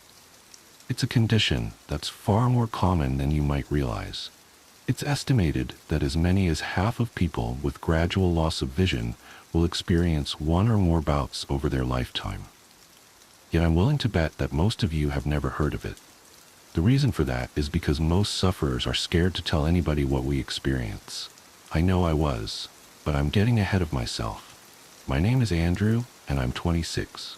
2 years ago, I woke up with awful blurred vision, every single edge and detail clouded, as if somebody had smeared Vaseline on a camera lens. It never got better. I was scared then, and got over to Dr. Harper's surgery as fast as I could. Suddenly needing to take a cab rather than climb in the car I'd driven without incident ever since I'd bought it 3 years prior. The doctor did some tests, asked me some questions. Have you been much thirstier lately? How often do you urinate? How would you describe your tiredness levels? And then gave me the diagnosis that changed my life forever. Diabetes, type 1. He explained that I would need to take insulin shots with every meal, that eating the wrong foods without monitoring my blood sugar could see me drop into a coma. Or worse. Then he got to my eyes. Andrew, your diabetes has resulted in maculopathy. Do you know what that is? I shook my head dumbly, already reeling with the shock of my diagnosis, and Dr. Harper went on. It's when the diabetes affects the blood vessels at the back of your eye, blocking them and causing them to leak into the macula, the central part of your retina that helps you to perceive color and fine detail. When these blood vessels leak into the macula, it can cause significant damage. With a lump in my throat, I asked, "Okay, so how do we make this better?" I couldn't see Harper's face properly when he spoke, but his tone of voice was enough to tell me what I'd been dreading. "I'm sorry, Andrew," he replied gravely. "Perhaps if we'd caught this a little sooner, we might have had some treatment options available to us, but I'm afraid the damage has been pretty extensive. We can take steps to arrest the development of the condition, but I'm afraid it's irreversible." I felt as if my world had come crashing down around me. I was just 24, still at my physical peak. I was active, playing basketball and cycling a couple of times a week, and now my health, my body, and my sight had been taken from me. The first 6 months were tough. I broke up with my girlfriend, a sweet girl called Holly who tried to make it work but couldn't because I was so damn angry all the time. I lost my job, because if there's one thing an architect needs, it's his eyes. I even fell out with a lot of my friends, making excuses to not meet with them until they stopped asking. In truth, it was jealousy on my part, envy that they got to keep on living while everything I'd ever hoped for had been snatched away. I became a recluse, never leaving my apartment, barely bothering to wash, shave, or get dressed each day. I was so sure that my life was over, I stopped even trying to live it. I was an asshole. It took me a long time to realize this, but in the end it was the nurse assigned to visit me at home, a tall, no-nonsense, experienced woman called Lois, who brought this to my attention. "You're an asshole," she said. "What?" I gasped, shocked at her language. "So you've got diabetes. Do you know how many people do?" she asked. Then, before waiting for my answer, she continued. Do you think they all hide in their apartments, refusing to get on with their lives? Losing your vision is a terrible thing, and you do have my sympathy, but Andrew, it's no excuse to give up. But you don't, I argued, trying to defend myself, but she hadn't finished. Understand? She growled. One of the bravest men I know was paralyzed from the neck down when he was just a child, and he hasn't given up. You can do so much more with your life, and you have people that want to help you do that, but you can't even be bothered to shave that ugly fucking beard off. Stop being a crybaby and make a fucking difference. Of course it didn't happen overnight, and I argued with her. I was furious at her blunt insensitivity and told her to leave. I said I'd tell her superiors, but she laughed and told me I wouldn't. You won't because you're a smart guy and you've got too much pride for that, she said. I'll see you next week. That night, I shaved. I opened my curtains and actually looked around. Things were blurry, but when I really looked, I could see the things scattered around my home, the mess I'd let it become. When Lois came back the following week, the place was tidy. I was clean shaven, dressed. I'd even attempted to comb my hair. She didn't say anything about it, didn't mention the argument of the week before, but she took me out for coffee down the street. She guided me along the sidewalk to the coffee shop, talking to me, reassuring me. It was daunting, even though it was less than a block away, but I felt so proud when I got there. We talked, me and Lois. I think I even laughed. Afterwards, she walked me home. Then when she helped me back inside, she said, "It's nice to meet you at last, Andrew." That day was the beginning of my new life. I moved to a new apartment, a ground floor place, and joined a group of other young people with visual impairments. I made friends. I got out every day, even if it was just a short walk, but I made a point of seeing what I could of the world. I bought what I could, but the Sawyers, the old couple that ran the local store, would bring my groceries by once a week. Clark's a gruff old coot, so he refuses to coddle me, and he's told me that he respects me for being like I am, for maintaining my independence, for not giving up. From a guy like him, that's one of the sweetest things I've ever heard. Things were going so well. And then, 1 year ago, it started. I walked into my living room, a mug of coffee in my hand, and I saw a Victorian funeral carriage stood right there on my rug, complete with 2 huge, proud horses in full livery, adorned with long black plumes in their bridles. They stood perfectly still, while the driver, a small bearded man in period costume and a top hat, fidgeted with the reins and peered at me expectantly. Bizarrely, they were far clearer than the usual blurry shapes that I could see. I damn near pissed my pants. I dropped the cup, spilling scalding hot coffee over my bare feet, jumping backwards with a cry of pain and alarm. When I returned my attention to the horses and carriage back in the room, they were gone. In that moment, I wondered if I was going mad. Apparently most of us do, which is understandable. How would you feel if you'd seen that exact same sight in your home? Unless you're Jack the Ripper, I imagine many of you do not have a coach and horses just laying around. I certainly didn't. Eventually, after much quiet swearing to myself and more than a little self-delusion, I managed to convince myself that I had not seen what I thought I had, that it was merely a very vivid daydream. This seemed to work, and I got on with living, even if I entered that same room a little more cautiously in the days that followed. Finally, I forgot about it. 2 weeks later, I saw a giant, floating, swirling orange ball in my bathroom. I damn near pissed myself again. I stood staring at it, this bizarre, rotating, levitating globe that was a little larger than a beach ball hanging in midair over my tub, open-mouthed for a full 10 seconds before finally screwing my eyelids tightly closed and whispering to myself, "That isn't there. That isn't there." After 5 seconds, I opened my eyes again. It wasn't there. Have you ever had cause to doubt your own sanity? To wonder whether what you perceive is truly there, or if your mind has betrayed you? Honestly, compared to the loss of my vision, the prospect at losing my wits was so much more terrifying. I'd fought against adversity and took pride in the fact that I am not just a survivor. I'm somebody who is living his own life. How could I do that if I was insane? I barely slept that night, and I remained jumpy for days afterwards. Any sign of movement or any unfamiliar shape would set my pulse racing, would cause me to doubt whether it was truly there. It was the toughest time I'd ever been through, Worse even than that time after I was diagnosed with diabetes.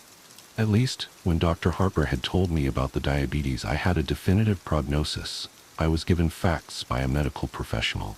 My affliction was physical, it had a name, and most important, it had a treatment plan. This was something else.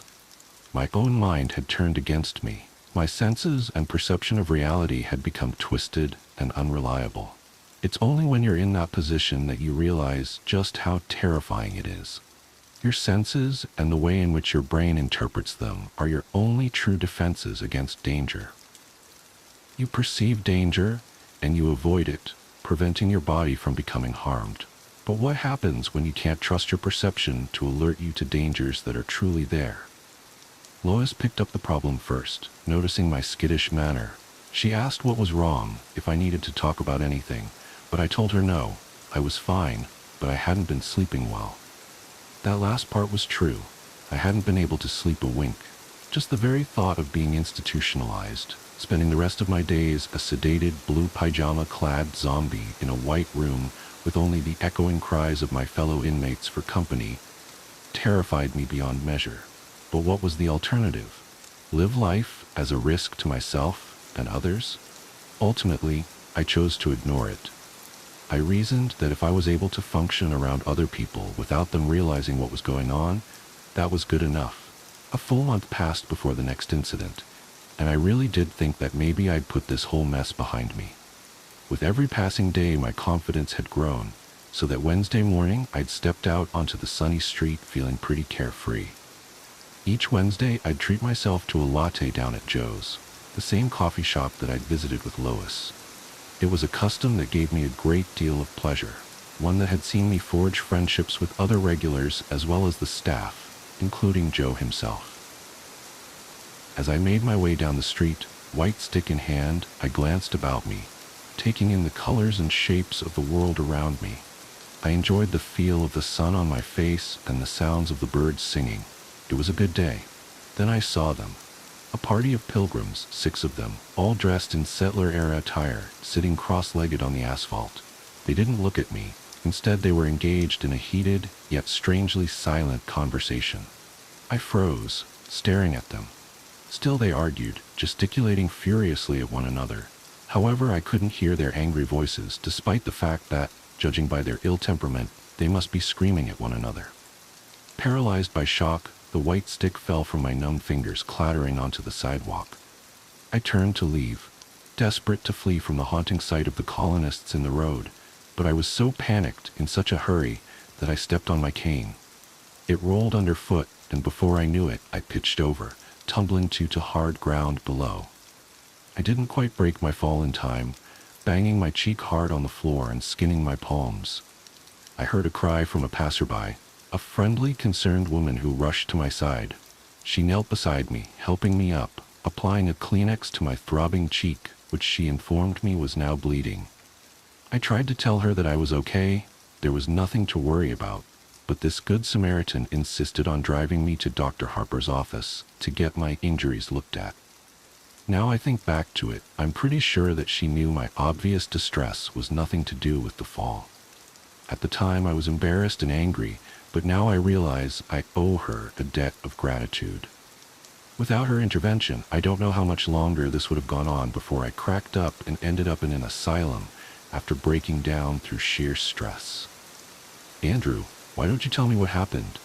Dr. Harper asked, gently dabbing at my cheek with disinfectant. I explained that I'd just lost my balance, that no harm was done, but I think he saw through my feeble protestations to my underlying agitation. He didn't press. He didn't force the matter. He simply asked what might have caused my clumsiness. Then he asked how I'd been as of late.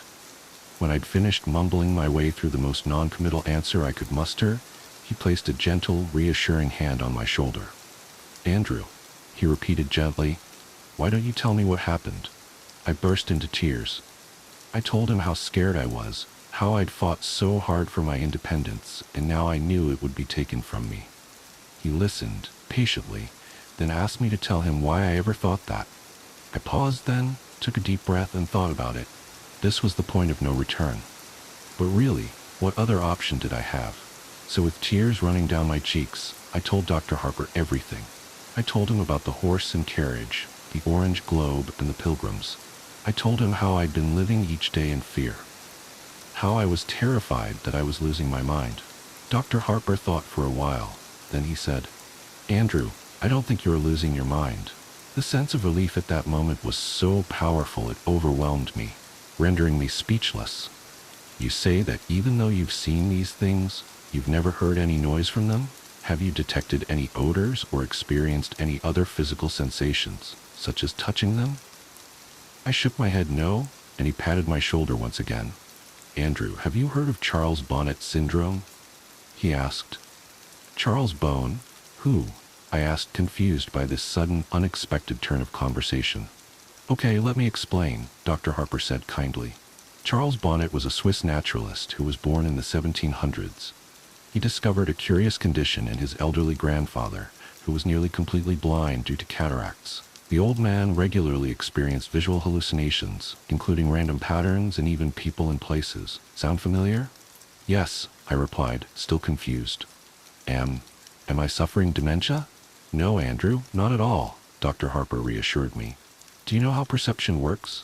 In layman's terms, your eyes take in light via the iris and pupil, which is then processed via the retina and translated into electrical signals which are decoded by the brain, which simply organizes these signals into a recognizable image." "With me so far?" I nodded, finally starting to understand. When the retina becomes damaged, such as those that have undergone macular degeneration, those signals become warped and jumbled, Dr. Harper went on. The brain still receives them, so it does its job, translating these distorted signals into an image. It kind of fills in the gaps for you. Sometimes it fills these gaps with colors, patterns, creatures, and places that aren't present. And this is called Charles Bonnet syndrome. I nearly wept with relief. "So I'm not mad?" I cried. "Not at all," the doctor replied. "This is an entirely physical condition. Your mind is in full working order. If you were suffering any form of mental illness, your delusions wouldn't be limited to just the one sense. You'd hear these interlopers, smell them, even feel them. This is a condition solely related to your eyes, not your brain." As I left Dr. Harper's office, I felt as if a weight had been lifted from my shoulders. Sure, my vision was still an issue, but now I knew it was only a problem with my eyes, not my mind. I knew I could handle the situation. I was ready to face the world again. Since then, I've seen plenty of weird visions. I saw a huge waterfall in the park, complete with a hazy mist and butterflies flitting about it. I saw a Native American warrior, complete with a huge feather headdress, sitting at a stool at the counter in the coffee shop. I saw an intricate and quite impossible structure of scaffolding crisscrossing the entire front of my apartment block. Hell, on the 4th of July last year, I even saw a great swooping green dragon in the sky, twisting and cavorting through the air overhead. All looked utterly and completely real. Yet now I knew they were simply tricks of the eye. They were no longer disturbing. In fact, I actually came to quite enjoy them. Even looking at them as unique and entertaining little shows or works of art that existed purely for my pleasure and nobody else's, I came to welcome them. Then a month ago, I saw her. It was nighttime. It's always nighttime when I see her, and I was just getting ready for bed. I walked into the kitchen to get myself a glass of water, and actually cried out in alarm when I spotted the figure in the corner. She was tall, by far the tallest woman I'd ever seen, and even though she stood hunched, she still had at least 6 inches on me. I was used to seeing characters in dated and bizarre dress, but this was different somehow. It didn't seem like an outfit from any one time, instead a bizarre mishmash of items. She wore a tuxedo jacket, figure-hugging and black, tailored to the female body shape, over a dirty old ruffled dress shirt. To complete the ensemble, she wore a bright red bow tie. On her hands, which she held out to either side as if shrugging, or maybe feeling for rain, she wore dirty white gloves. Her fingers were disproportionately long, almost spidery, and occasionally they twitched, as if she longed to grip and squeeze something in them. On her lower half she wore shorts the same crimson as her bow tie, over opaque black nylons. Her legs were long, lithe, attractive, if the truth be told, the legs of a dancer. She also wore red heels, the same hue as her shorts and bow tie. but they sparkled and shimmered, bringing to mind Judy Garland's ruby slippers from The Wizard of Oz. As strange as this ensemble was, I couldn't tear my eyes from her face. Most of it was obscured by a jaunty bowler hat, tipped and tilted to hide her eyes and nose, but beneath the brim of her hat I could see the deathly pale skin of her face and a grin that sent shivers down my spine. It was wide, too wide, with entirely too many teeth. A smile is meant to be an expression of warmth. It's meant to feel welcoming and benevolent, but the look on this woman's face oozed malice. It felt much like the sort of glee I'd expect from a snake as it corners a rat. However, the thing that startled me most was that she had a third arm sprouting from her back, curled up and over her head like a scorpion's tail. It was longer than any arm should be, and the hand only had 3 fingers, like a claw. It was pointed straight at me, and as I swore in dismay and stumbled sideways, it seemed to track my movement. I stood staring at the creepy figure for a few seconds, trying to get my head around the situation. She just stood there in the corner, grinning back. Finally, I realized that this was just another of my hallucinations, and breathed an audible sigh of relief. One of the tricks I've picked up over the months of suffering with Charles Bonnet syndrome is to break the line of vision toward whichever stimulus is causing my brain to interpret the images into the hallucination. Think of it like restarting a faulty computer, how refreshing the system debugs it. To this end, I close my eyes and count to 5, then when I reopen them, the hallucination is gone. So as I stared at the horrifying, malformed figure in my kitchen, I knew that to make the image go away, I simply had to close my eyes. I'll be honest here, when I counted to 5, I hesitated a little before opening my eyes. If I'd opened my eyes and she'd still been stood there, smiling that wicked smile at me, I think I might have had a heart attack. She wasn't, and I breathed another long sigh of relief, fetched my glass of water, and went back to bed. The tall woman haunted my thoughts in the days after I saw her. She was different to the other visions I'd had. Somehow she felt more real. It was this agitation that my buddy Jason picked up on when we met for lunch the following Friday. Jason was one of those same friends I'd tried to drive away shortly after I lost my vision, yet he'd refused to give up on me, continuing to get in touch week after week. Good friends are hard to come by, but great friends, the ones who will be by your side for life, are even rarer. Jason, God bless his kind heart, is one of the latter. "You've got to tell me what's going on, dude," he said as we sat down over pizza. "What do you mean?" I asked, trying to brush it off. "You're so distracted, it's like you're looking for something in here all the time. You've eaten like 1 slice in pizza in the time it's taken me to eat 4. So, I repeat, you've got to tell me what's going on," Jason said, waving a slice of pizza around for emphasis. "It's nothing," I replied, feeling a little stupid. "I just had a hallucination a couple of nights ago that really got to me." "I thought you were cool with those now?" he asked, putting the pizza slice down. "Yeah, I am. I mean, I was, but this was different," I replied, resigned to talking about it. "She scared me." "She?" Jason asked, his interest clearly piqued. "Tell me about it." So I did. I described the tall woman and how she'd appeared to me. I explained that unlike any of my other hallucinations, she felt more real, and that she was the first to feature such a weird and unsettling mutation.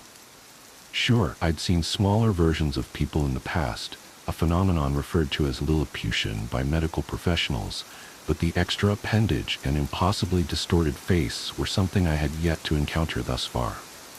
I think it was that, combined with the unnerving expectant stance, that had disturbed me the most. "So," Jason said after I'd finished, "you say she had great legs?" "Shut up, you asshole," I laughed, throwing my napkin at him. "No, seriously, I get it, man," Jason replied, passing the napkin back to me. "If I walked into a room and a giant mutant was waiting for me, it'd scare the shit out of me too. But you know what caused you to see this? It's like the coachman and that waterfall you saw. It's a condition that you know you have, and it's one that you know how to deal with, okay?" I know, I replied. "Thanks, man, you're right." I did feel better too, so I smiled at him, took a big bite of my pizza, and changed the subject, asking him about his psycho ex, a conversation he was all too happy to dive into. The next time I saw the tall woman, just under a week later, I was brushing my teeth. I was stood at the wash basin, brushing away when I spotted a figure in the mirror. She was out in the dark hallway, peeking around the door behind me. That same sinister grin I'd seen before stretched her narrow face into a distorted grimace, the dirty bowler hat pushed down over her eyes once again. Each of those 3 long, spidery hands gripped the door frame. As crazy as this sounds, it felt like she was trying to avoid being spotted.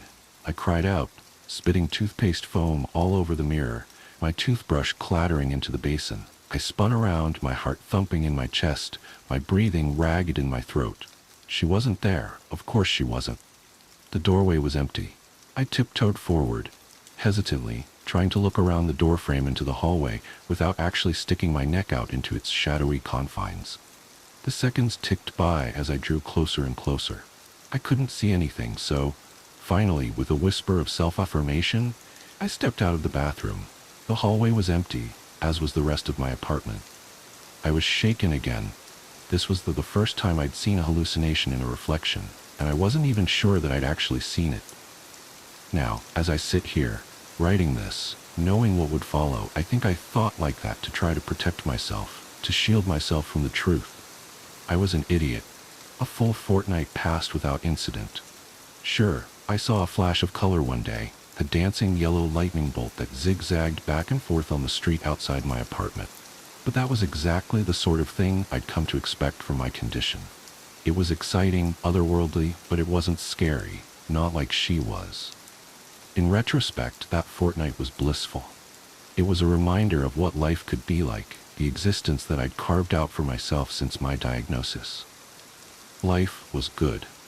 The night that changed the way I viewed the tall woman, last night, I'd been out and had a couple of drinks. I'd met the other guys with visual impairment for dinner, and we'd ended up at a bar afterwards. I wasn't hammered, but we got through plenty of beer between us, and by the time I stepped out into the cool night air, I felt decidedly lightheaded. It took me a while to make it home, laughing and talking to a couple of the other guys from our group as we strolled along. It had been a great evening. It's probably the last truly good one I'll ever have. I bid the other guys good night and, fumbling with my key, let myself in. With swaying steps, I strolled into my hallway, slamming the door a little too loudly behind me. I took off my jacket, hung it on the hook by the door, then hit the light switch. She was waiting at the end of the hallway, all 3 hands held aloft into claws, reaching for me, that same maddening malevolent grin on her pale face. I swore again, louder than ever, actually jumping back a step, recoiling from the impossibly tall and terrifying figure lying in wait in my own home. The tall woman didn't move, she just stood there, staring and smiling at me. I stared back, but I sure as hell didn't smile. Jesus Christ, I muttered under my breath. You know how you can feel a little paranoid after a few beers? That feeling of non-specific post-alcohol dread? Imagine that combined with a giant grinning mutant woman suddenly appearing in your home. Suffice it to say, it was very, very, very uncool. I don't need this, I sighed and closed my eyes. 1, 2, 3, 4, 5. When I opened my eyes, her face was just a foot from my own, grinning wider than ever. She dashed the length of the hallway and was now stood so close that her long, grasping arms were either side of me, her fingers twitching and clawing at the air around my face. I could see her chest heaving, as if she were actually laughing silently at my attempts to dismiss her, as if the thought that I could ever be free of her was amusing. I screamed, a full-bodied shriek of terror, and actually dropped to my knees, covering my head as if to fend off an expected blow. It never came. Finally, I lowered my hands, gasping for breath, shaking. The hallway was empty, the tall woman nowhere to be seen. I stayed there, on my knees for a moment, gasping for breath. Then I was on my feet, and I turned and ran, out of the apartment, out of the building, and into the street. I stood there, shivering, terrified beyond reason, without a clue as to what I'd do next. Finally, I pulled my phone from my pocket, and I made a phone call. "Hey, Andy. What's up?" Jason asked. "Jason, I need you to come here," I said, sobbing. Jason didn't ask why, didn't complain. Instead, he simply replied, "I'm on my way." Less than 20 minutes later, his car pulled up outside and he dashed over to the steps outside my building where I was sitting, shivering. He threw his jacket around my shoulders and asked what happened, his voice filled with concern. She's in there, I stammered. The tall woman. She's back. Okay, he said, gently helping me to my feet. Come on, man. Let's go in there and check it out. I wish I could say that I was brave when we went inside, but I'd be lying. I cowered behind Jason, one hand on his shoulder as we made our way through my home. Of course we didn't find a thing. We're talking a giant mutant woman in a pokey little one-bed apartment. Where the hell was she going to hide? Finally, after we'd checked every single room twice, I had to admit that she was gone. I'm so sorry, man, I apologized, feeling genuinely stupid. I got scared and... I'm sorry, man. Hey, forget about it, buddy, Jason said. So I'm here now. Where do you keep your booze? Half a bottle of bourbon later, we were both feeling pretty talkative. She's, just kind of different, I tried to explain. I get it, he said. It's like you saw something bad and you feel bad and that's bad. He didn't get it. No, she's different, I explained. I've never had a repeat hallucination before, and they've never been scary, She's not like the others. Dude, Jason said, taking another sip of bourbon, you've got like Charlie Boney syndrome, and that makes you see shit, so... He waved his hands in the air like a magician who'd just performed a trick. I know, I replied. No, listen, Andy, he said.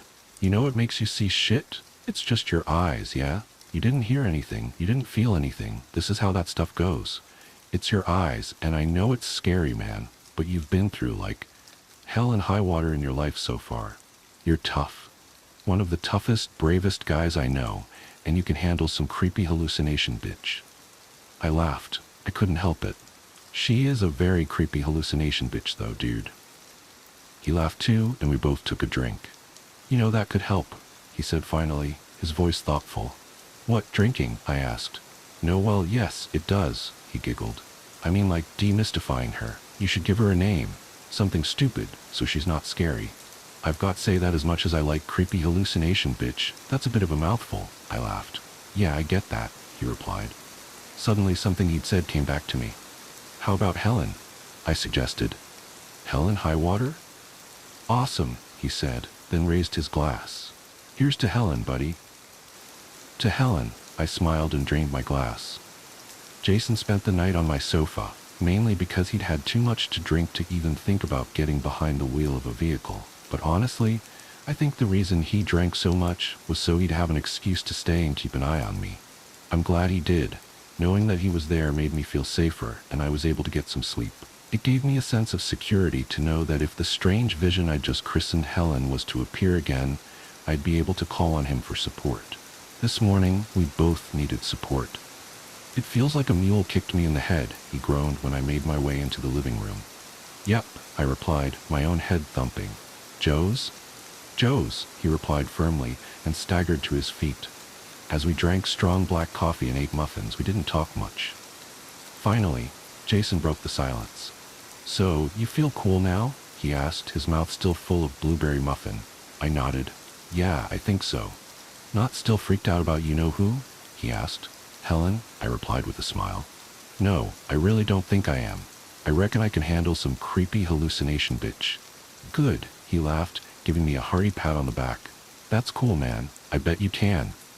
Now, after a night spent cowering in my bathroom, too scared to go out into my apartment, I know we were both wrong. About everything. Remember how earlier I told you that the thought of being institutionalized, that the very idea of losing my grasp on reality was the most terrifying thing I could imagine? Now I'd welcome that, because the alternative is far, far worse. After breakfast, I said goodbye to Jason, and he climbed into his car and drove away. The day passed without incident. And when Lois stopped by this afternoon, she even commented on how upbeat I seemed.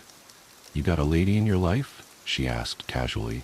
I laughed at that, wondered what she'd think if she knew the truth. Yeah, I chuckled. Something like that. Good for you, she sniffed. You make sure you treat her right. That tickled me even more, and I had to bite my lip. Sure, I replied. I'll do my best. Tonight, still a little wiped from the exertions of the previous evening, I decided to turn in early. I brushed my teeth, washed my hands and face, and got changed. Finally, I fetched a glass of water and walked into my bedroom. I climbed into bed and instantly felt so relaxed. Within mere seconds, I was ready for sleep, that sudden, overwhelming drowsiness that comes when you've spent a whole day keeping sleep at bay. I decided that resistance was futile and sat up to switch off the light. I nearly didn't see her, but as I reached for the switch, I caught a glimpse of something out of the corner of my eye. My heart leapt into my throat as I turned to the foot of my bed. The tall woman was crouching there, her grinning face staring at me from just beyond my feet. So many teeth, her long, slender fingers spread out over my blankets, twitching slightly as she gripped the end of the bed. Slowly, excruciatingly so, her third misshapen arm came into view over her shoulder, joining her other hands on my bedding. I froze, utterly petrified. I was at a crossroads here, arriving at a pivotal moment that had been coming for some time. She watched me, grinning as if she was waiting to see what I'd do, cruel amusement flickering across her pale face. But this time, I'd had enough. "You don't scare me anymore," I said, my voice filled with defiance and anger. "I'm not letting you do this to me." I reached across to the light switch. "Good night, Helen," I said triumphantly, then flicked it, plunging the room into darkness. I laid there, a sense of tremendous pride surging through me, and I grinned to myself in my warm, comfortable bed, overjoyed at the emotional victory of overcoming my own fear. And then it happened. The thing that led me here. Something that turned my blood to ice water, my bowels to jelly. "Good night, Andrew," her rasping voice hissed from the darkness. The collection. My sister Sarah was always the rational one between us. She had explanations for everything. The creaks in old houses were just settling foundations, shadows in corners were tricks of light, and strange noises at night were inevitably raccoons or the neighbor's cat. That's why what happened to her shook me so deeply. When someone that grounded starts to unravel, it makes you question everything you thought you knew about reality. It started with a phone call at 3:47 a.m. on a Tuesday in late October. I remember checking the time because my first thought was that something had happened to our parents. But when I answered, Sarah's voice was different than I'd ever heard it, tight and thin, like she was trying to speak without moving her lips. "Jenny, are you awake?" she whispered, though she'd obviously woken me with the call. "I am now," I said, sitting up in bed. "What's wrong?" "I need you to come over. Please. I know it's late, but—" She broke off, and I heard a sharp intake of breath. "Something's happening and I can't. I just need you here. Please." The tremor in her voice had me already reaching for clothes before she finished speaking. "I'll be there in 20 minutes. Did you call the police?" "No!" The word came out too loud, almost frantic. "No police, just you. And Jenny, bring candles. As many as you can find." "Candles? Sarah, what?" "Please, the power's out and I can't. I need light. Real light. From flame." She hung up before I could ask anything else. I threw on jeans and a sweater, grabbed my emergency kit with flashlights and batteries, and then, remembering her odd request, dug through my kitchen drawers until I found some half-used taper candles from last Christmas's dinner party. The whole time, my hands wouldn't stop shaking. Sarah had always been my rock, the successful architect who approached everything with calm logic. Hearing real fear in her voice felt fundamentally wrong, like gravity suddenly working sideways. The streets were empty on the drive to her condo, wet with recent rain and reflecting the yellow streetlights. I kept checking my rearview mirror, though I couldn't have said what I was looking for. When I pulled into her complex, I noticed immediately that her building wasn't actually dark. Lights glowed in most windows, including hers on the 3rd floor. The power definitely wasn't out. I used my spare key to let myself in, calling her name softly as I entered. The condo was freezing, much colder than the October night outside. My breath clouded in front of me as I moved through her usually immaculate living room, now cluttered with open books and scattered papers. The air had a sharp mineral smell, like old pennies. "Sarah? In here." Her voice came from the spare bedroom she used as a home office. When I pushed open the door, I found her sitting cross-legged in the center of the room, surrounded by a circle of lit tea lights. She didn't look up when I entered, just kept staring at something in her lap. A worn shoebox with familiar department store lettering faded on the sides. "The power's not actually out," I said, stepping carefully around her candles. "Want me to turn on the lights?" She shook her head sharply. "They don't work right anymore.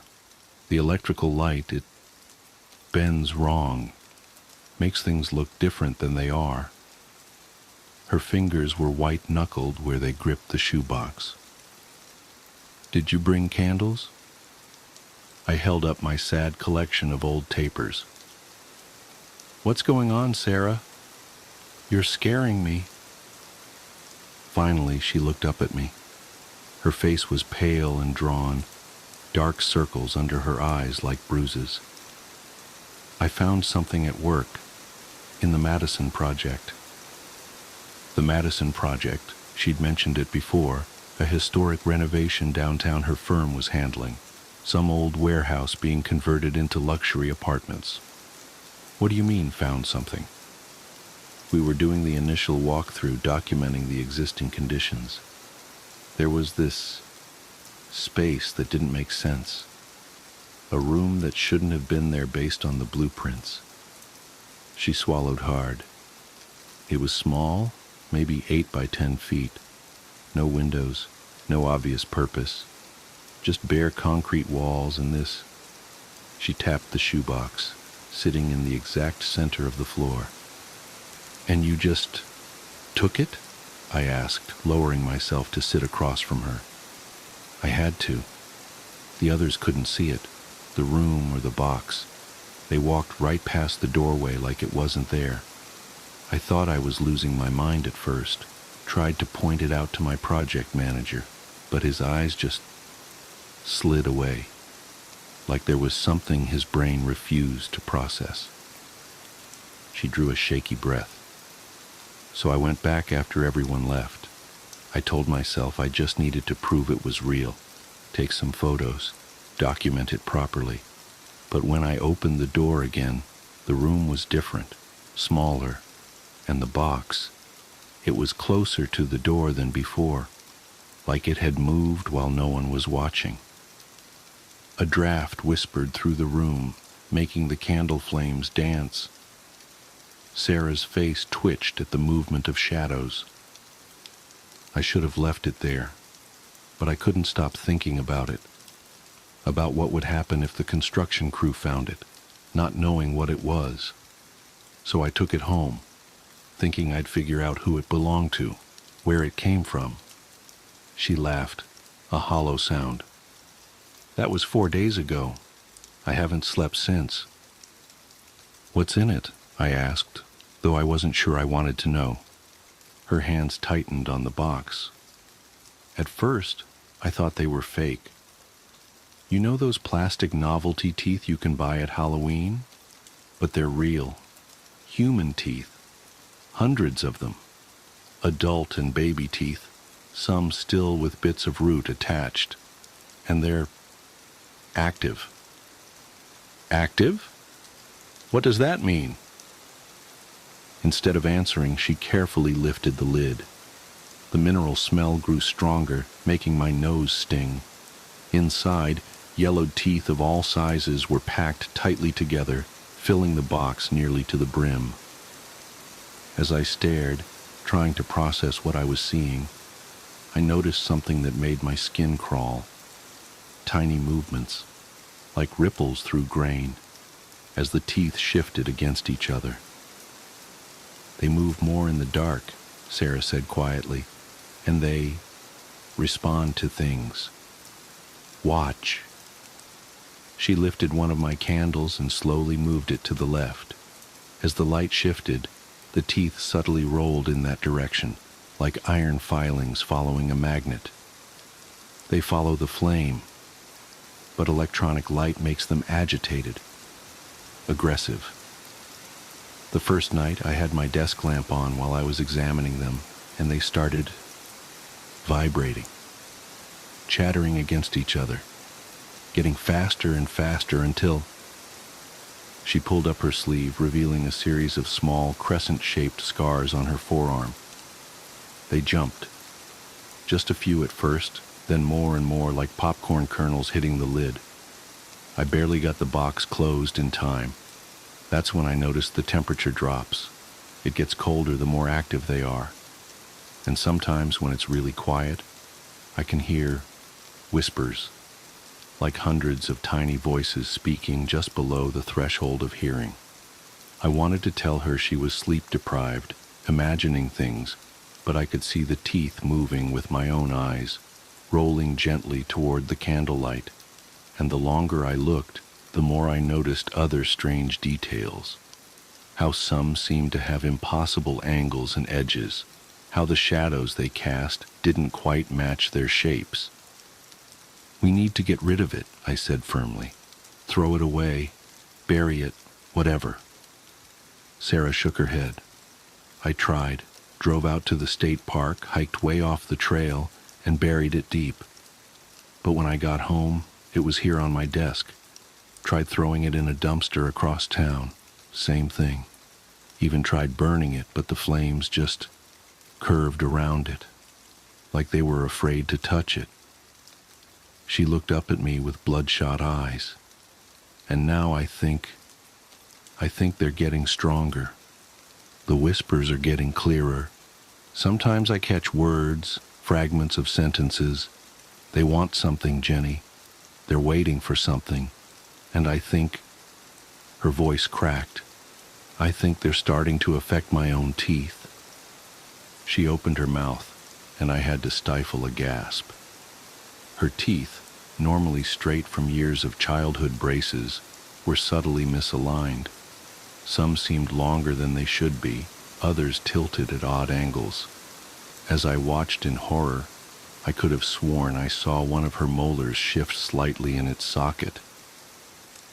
"Jesus, Sarah, we need to get you to a doctor."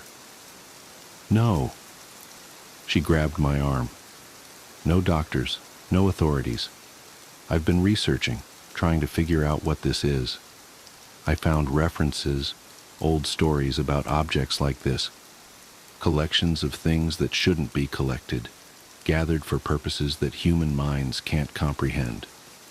If the wrong people find out about it..." She shuddered.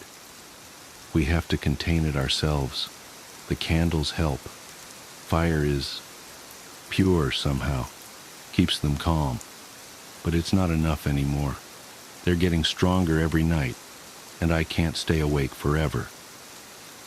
As if in response to her words, a stronger draft swept through the room, extinguishing several tea lights. Immediately, the temperature plunged.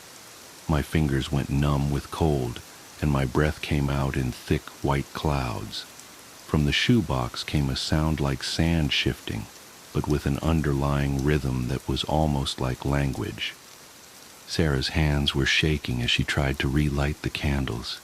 "No, no, no," she muttered. "Not now. Please, not now."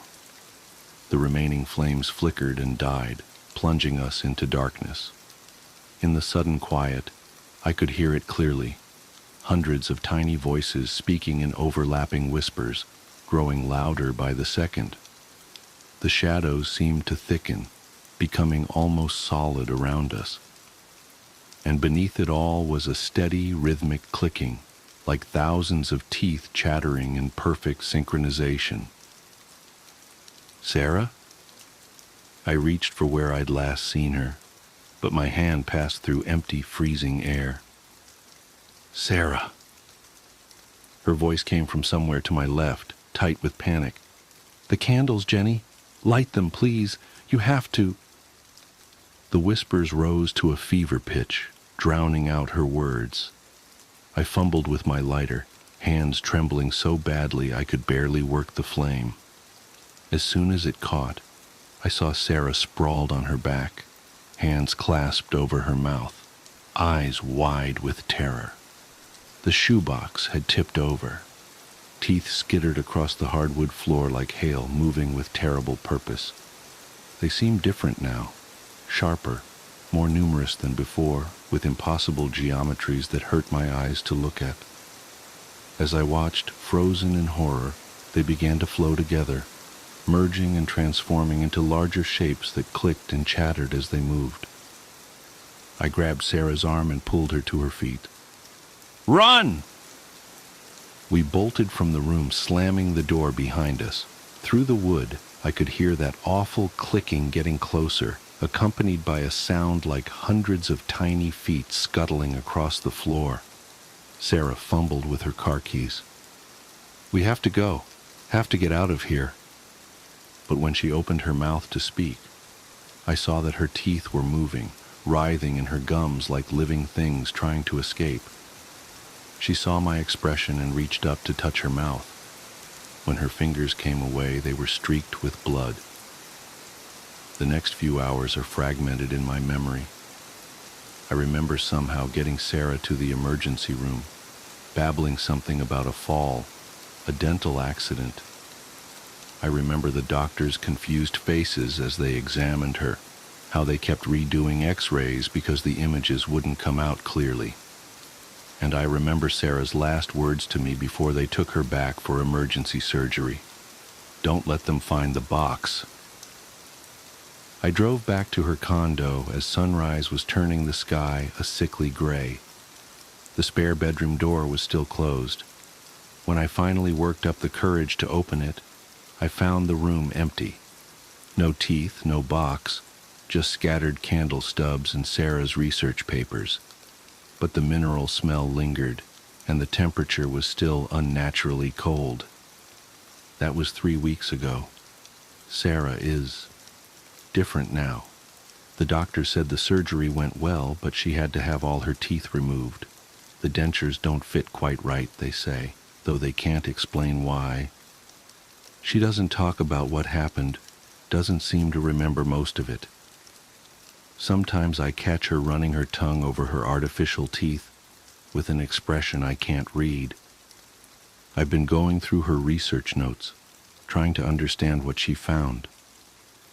There are patterns emerging, similar stories scattered through history, always involving collections of things that shouldn't be collected, always with witnesses who either disappeared or changed fundamentally after their encounters.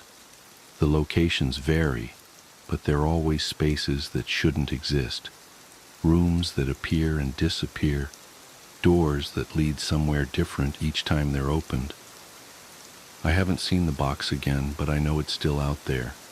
Sometimes at night, I wake up to a familiar mineral smell and the sound of tiny whispers just below the threshold of hearing. My dentist says my teeth are fine, perfectly normal, but I catch glimpses sometimes in the mirror, moments where they don't look quite right, moments where they seem to move when I'm not watching directly. I keep candles with me now, all the time. Fire helps, just like Sarah said.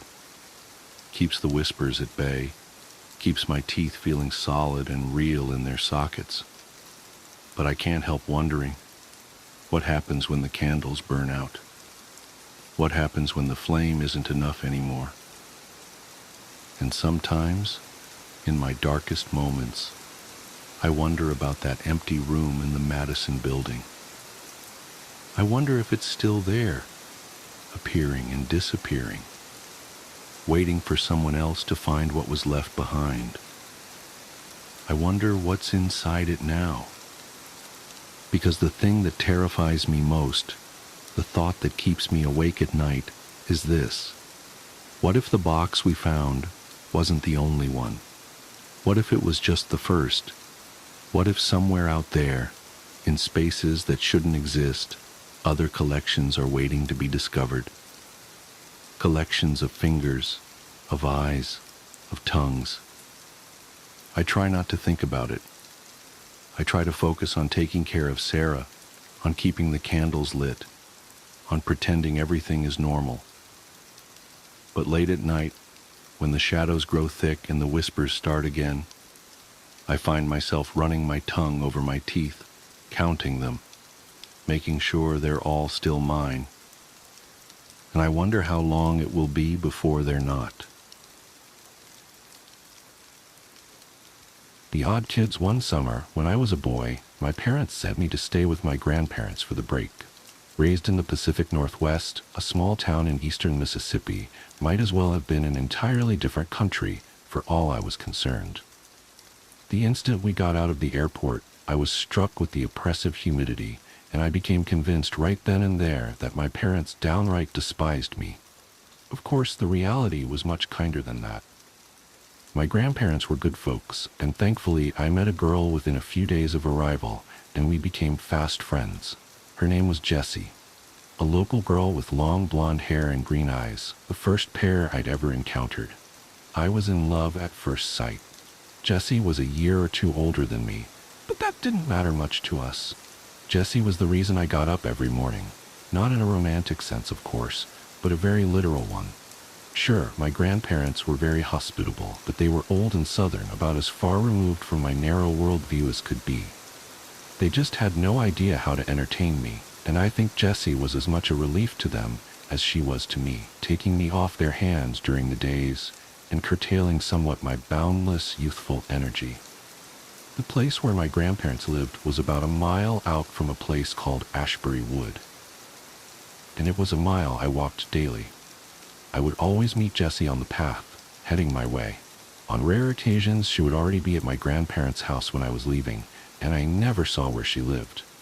It didn't matter much to me, though, because the woods were our real home. Ashbury Wood wasn't particularly dense, but boy did it seem to go on forever.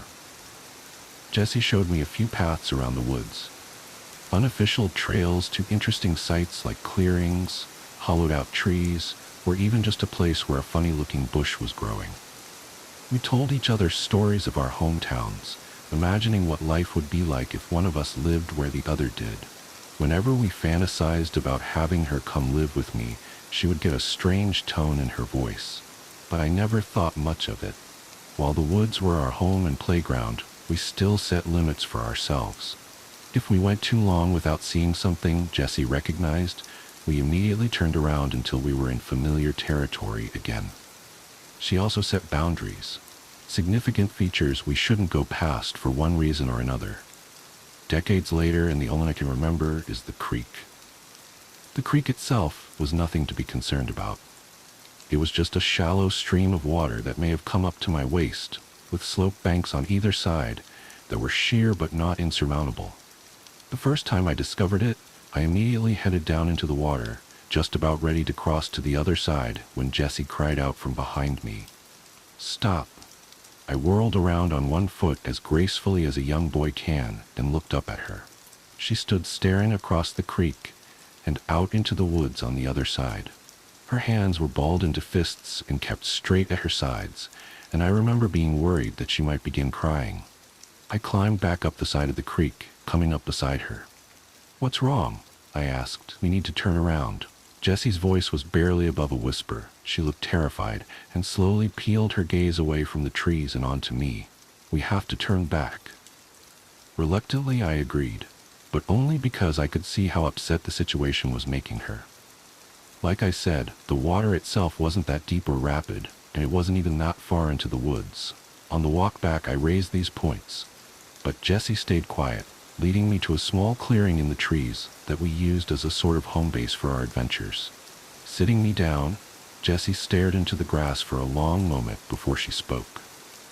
2 years ago, I had a friend named Emma. Her hands were balled up in her lap, shaking.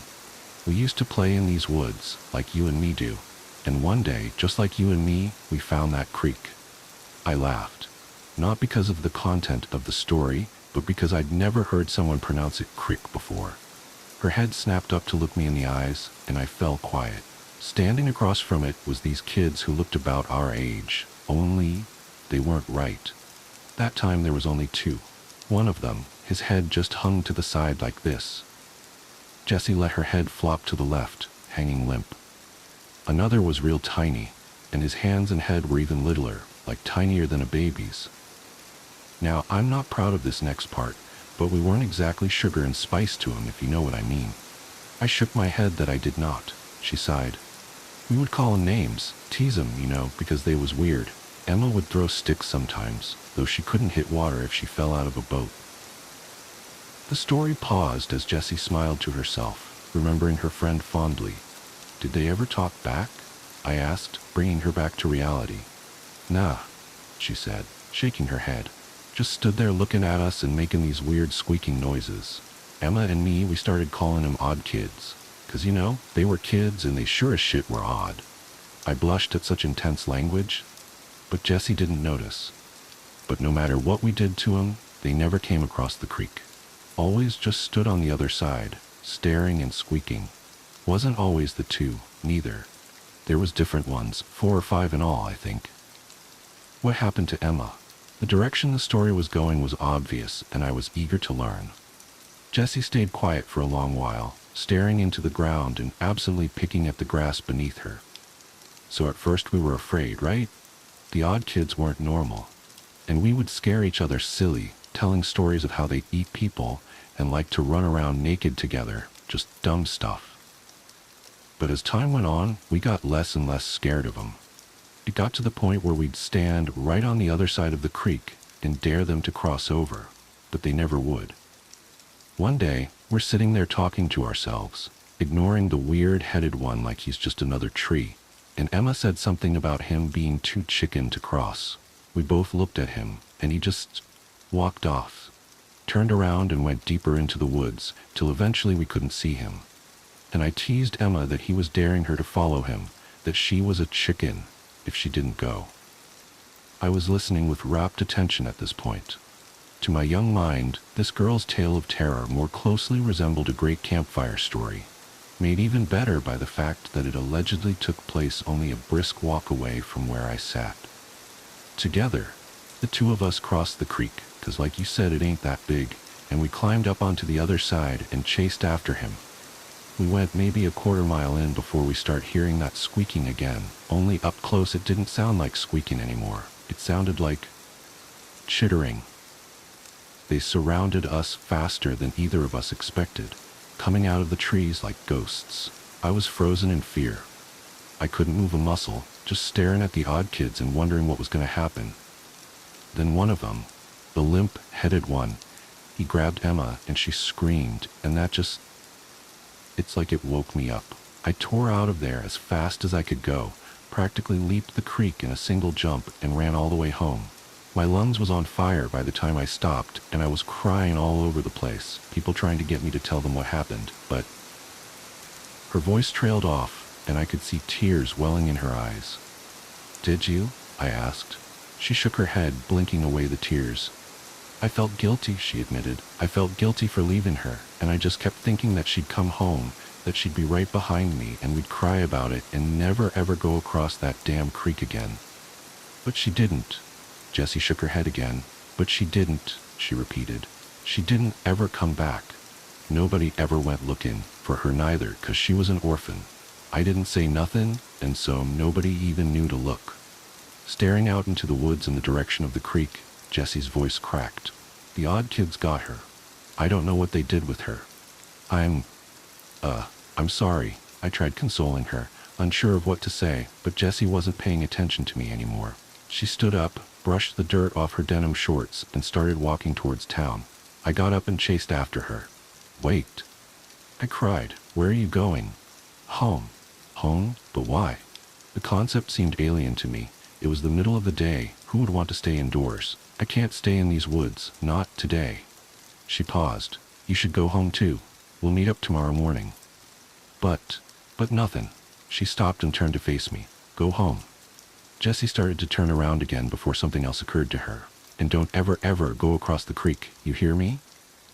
I nodded silently and she reached out, grabbing my shoulders and giving me a firm shake. Say it, she demanded. I promise, no going across the creek, I said timidly. She stared into my eyes as if searching my soul for a way to ensure my sincerity. Whether she found it or not, she eventually released me and headed off, leaving me standing alone in the woods with nothing on my hands but free time and my own thoughts. I looked back in the direction of the creek and the mysterious woods beyond. Were there really such a thing as odd kids? I knew monsters didn't exist in Oregon, but here in Mississippi, it felt like anything could be true. Plus, Jesse had told the story with such conviction that it felt disloyal to be skeptical. I spent the rest of the day in the woods, wandering aimlessly. Part of me wanted to go back to the creek, but, real or not, Jesse's story had scared the hell out of me. At one point I got just close enough that I could make the creek out through the trees, and I peered as hard as I could at the bank on the other side. I wanted to make out a pair of eyes staring back at me, or hear that chittering Jesse had talked about.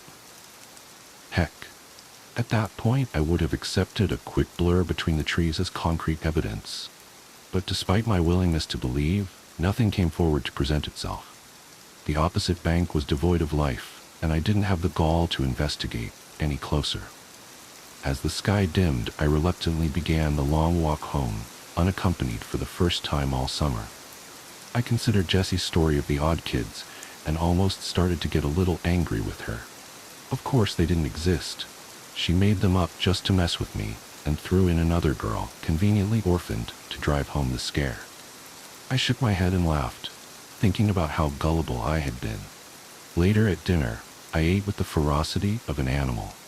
I hadn't realized how hungry I'd become, alone in the woods all day thinking, and the chicken my grandmother cooked was the most delicious thing I'd ever eaten. It was only on my third drumstick that I stopped long enough to ask them a question. "Did you guys ever hear of anyone going missing in the woods?"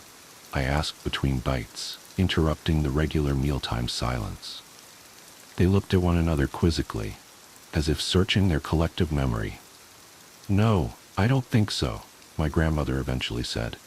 "Don't ring any bells," her husband agreed. "Why do you ask?" I shook my head, taking another bite to buy myself some time to think of an answer. "Just something I heard some kids talking about," I told them. "Some jerks were trying to scare Jessie and me by saying a girl named Emma went missing." Suddenly, my grandmother's eyes lit up with recognition. "You know, I didn't hear nothing about that, but I do recall that girl being terrified of those woods." She nodded thoughtfully over a spoonful of corn. "Yeah, it was a couple years back that the girl come tearing out of the woods like the devil himself is on her heels, screaming and crying. I didn't nose my way into it on account of her father asking people if they would leave his daughter alone, but I overheard that the girl weren't right for a couple weeks, just sitting in her room and not talking to nobody."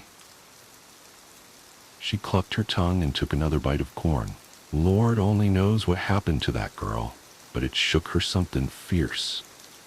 I suddenly felt a sick terror in my stomach, like the feeling you get watching a recording of yourself only to see something terrifying looming just out of your sight. Something you never knew was there. Did this mean the odd kids were real?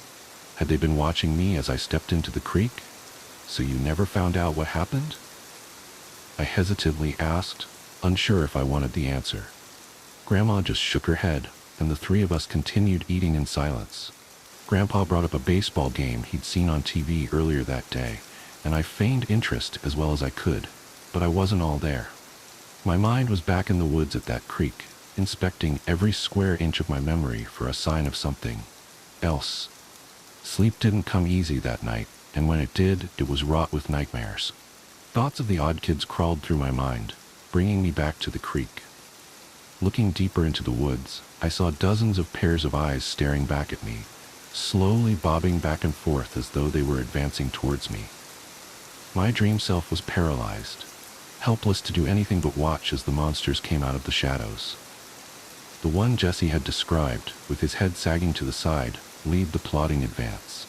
As a group, the odd kids crawled down into the creek, dragging broken limbs and torn flesh behind them, each of them chittering off tempo with the others to create a horrible cacophony of noise that filled my ears and bore into my soul. Staring into the hungry eyes of the limp-headed leader as he reached out to drag me down, I awoke screaming. The noise still rang in my ears and, coupled with my panic, caused me to flail against my blankets as though they were trying to engulf me. I fell onto the floor with a hard thud, finally coming to rest. My grandfather burst into the room, and my grandmother was close behind him. "Are you okay?" he bellowed, still full of adrenaline, even though he was beginning to realize there was no threat. Embarrassed, I kicked the sheets off of me and stood up. "Yeah, just a bad dream?" I muttered. As I came to my senses, I realized the noise I had been hearing was the sound of cicadas filling the room, broadcasting their mating calls to the world. Laughing off their overzealous response, my grandparents led me downstairs to breakfast, which I accepted readily. That morning, I walked all the way to the woods without running into Jessie. I stood at the edge of the path looking back down the road, trying to make out her figure, but nobody was there. Sighing, I walked all the way back to my house, then down to the woods again. There was no sign of her. My adolescent mind filled once more with nightmarish imagery, but I did my best to stay grounded in reality. She was the last person who would have gone across the creek, and if the odd kids ever ventured out of the woods, surely people around town would talk about them, right? Armed with these rationalizations, I decided to head to our favorite clearing and wait for her. She wasn't there when I arrived. Part of me had expected her to be waiting in the grass, ready to laugh in my face when she learned how I'd walked up and down the path 2 more times before thinking to check our spot. And as an hour slowly ticked by, I began to wonder if something bad really had happened to her. But if something had, what was I going to do about it? I had no idea where she lived, and she was the only kid I knew in the area. Almost unconsciously, I began to head towards the creek. I had only promised I wouldn't cross it, after all, and if she was so concerned about my whereabouts, she should have let me know where she was going to be. Besides, if she had been able to outpace the odd kids when they were right beside her, I would be able to get away long before they got close. My legs were filled with a giddy, nervous energy as I kept walking, sometimes at a quick pace, and others at barely a shuffle. Once the creek itself was in view, I began to move from tree to tree, using them like cover from whatever might lurk on the other side of the creek. I inched closer, cautious to not disturb even a single twig in my approach. Finally, I was only a few yards from the near bank of the creek.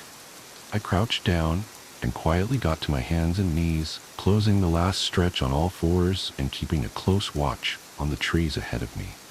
I hissed out Jessie's name in a low voice, straining my ears into the woods to catch anything of interest. But nothing happened. It was just another ordinary day, and I was just some weird little boy whispering into the forest. I was just about to turn around when a brief flash of movement caught my eye. I hadn't noticed it before because I was scanning the ground, but turning my eyes up, I saw a silhouette of something I couldn't quite make out. It swayed gently in the breeze as though it was suspended from the branches. The leaves broke up the distant form, which must have been several dozens of feet away, and I immediately forgot my promise to Jessie. I had to know what that thing was. Just as I was about to swing my legs down the bank of the creek, a call startled me to my feet in an instant. "What are you doing?" Jessie was standing a ways behind me, clinging onto a tree as though she might fall without its support. Though her tone was one of anger, her face was ghost white. She beckoned me towards her, clearly unwilling to go closer to the creek than she was. I twisted my body around, raising an arm to point at the thing I had seen in the treetops, but I couldn't relocate it. I saw something," I said, scanning the leaves for the swaying form. "And with any luck, it didn't see you." She hissed, stamping her foot in the dirt. I shook my head, my boyish curiosity trumping her obvious fear. "Don't be such a scaredy cat," I said, crouching down to see if I could find the figure in the branches. Briefly, I wondered if it had moved, but that seemed impossible. Whatever it wasn't animate. "I'm going across." "No," Jessie screamed, lunging towards me. I was already startled by her cry, and mid-turn she collided into me at full force, sending us both tumbling down the bank and into the creek. We yelled and flailed as we fell, both of us landing on my back. The muddy water babbled over us and I scooted away, pulling myself onto the far bank of the creek. Jessie followed, more out of a desire to get out of the water than anything. "Nice going," I said sarcastically. The water was actually a little refreshing in the summertime heat, but we knew that before long we'd be drowning in humidity. our damp clothes suffocating what little comfort sweating brought. I crawled up onto the opposite side of the creek, once again raising my eyes to the branches to find what I'd seen. Please, please, can we go? Jessie was at my side, clutching my arm despite the fact that I was a good half a foot shorter than she was. We really need to go, please. Come on, just a little bit further. Wonder and excitement had overtaken all other emotions in my mind. Before, when the creek was just a memory, it was easy to picture a world of monsters lurking just across the way. Now that I was here, in the light of day, I felt empowered. I could see that there weren't monsters, so obviously I was safe. I'm lucky to be alive. Tugging Jessie forward, I walked to the spot where I had seen the thing hanging from the trees, but now it was nowhere to be found. From where I was standing, I could still make out the creek, and I tried to imagine myself crouched low on the other side, looking up into the branches. The wind blew lazily through the leaves, shaking them this way and that, but nothing unnatural hung from the canopy. I saw something right here, I said aloud, justifying my persistence to Jessie. I did feel bad for dragging her somewhere she obviously didn't want to be, and I thought if I'd had something to show for it, maybe she would have understood. Instead, here I was, staring up into the trees like an idiot with a terrified girl clinging to my side.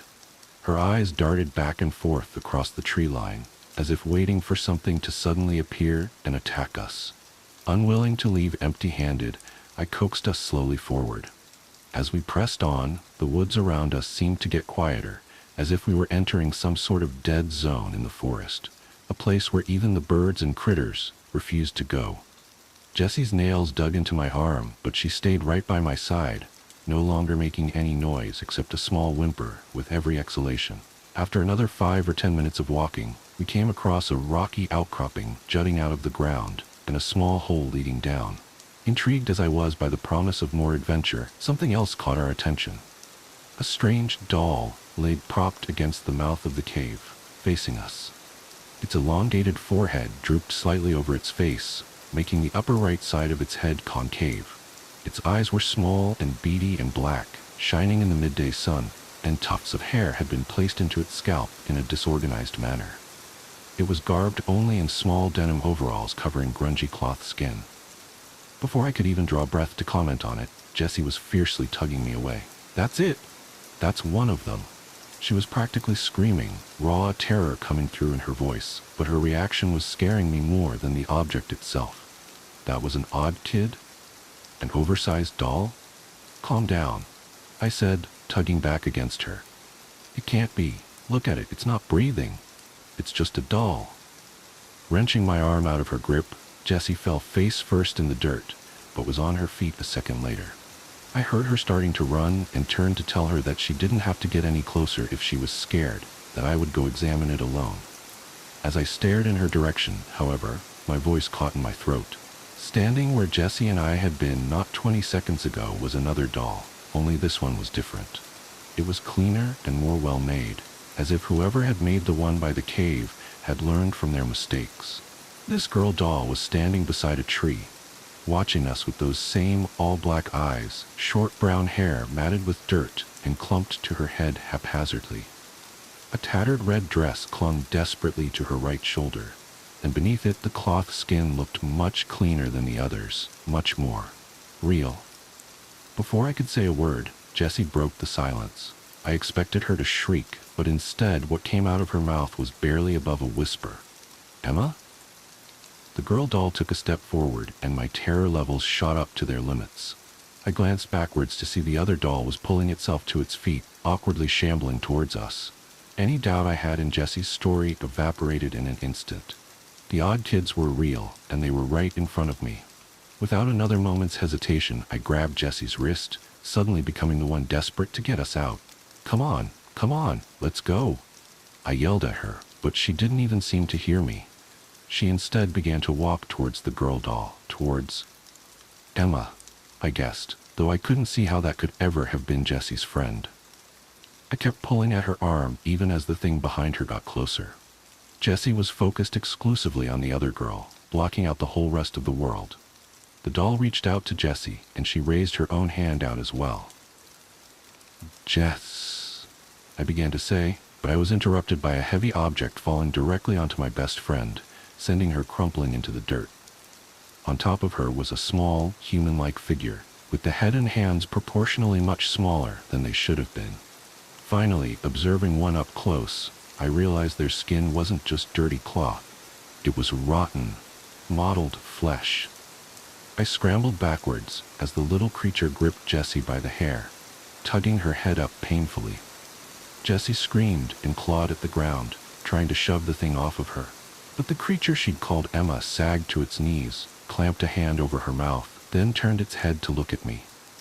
Energy surged to my legs and I shot upright. I was in full panic mode, operating on a primal instinct to flee. But just as I started to run, I collided into a solid force that knocked me back down to the ground. Another one of those things stood before me, his head flopping awkwardly to the left just as Jessie had demonstrated. The one I had seen slumped by the cave came into my view, holding a large rock in its hands. Before I could roll out of the way, the weight came down on my head, sending a splitting pain through my skull. My vision went white and a deafening ringing filled my ears. But I stayed conscious throughout. I could faintly feel things tugging at me, pulling me across the ground as I struggled just to regain my senses. The blinding white slowly faded to an impenetrable black, then the ringing dulled to formless shuffling and the odd kids' strange chitters echoing off the walls of the cave.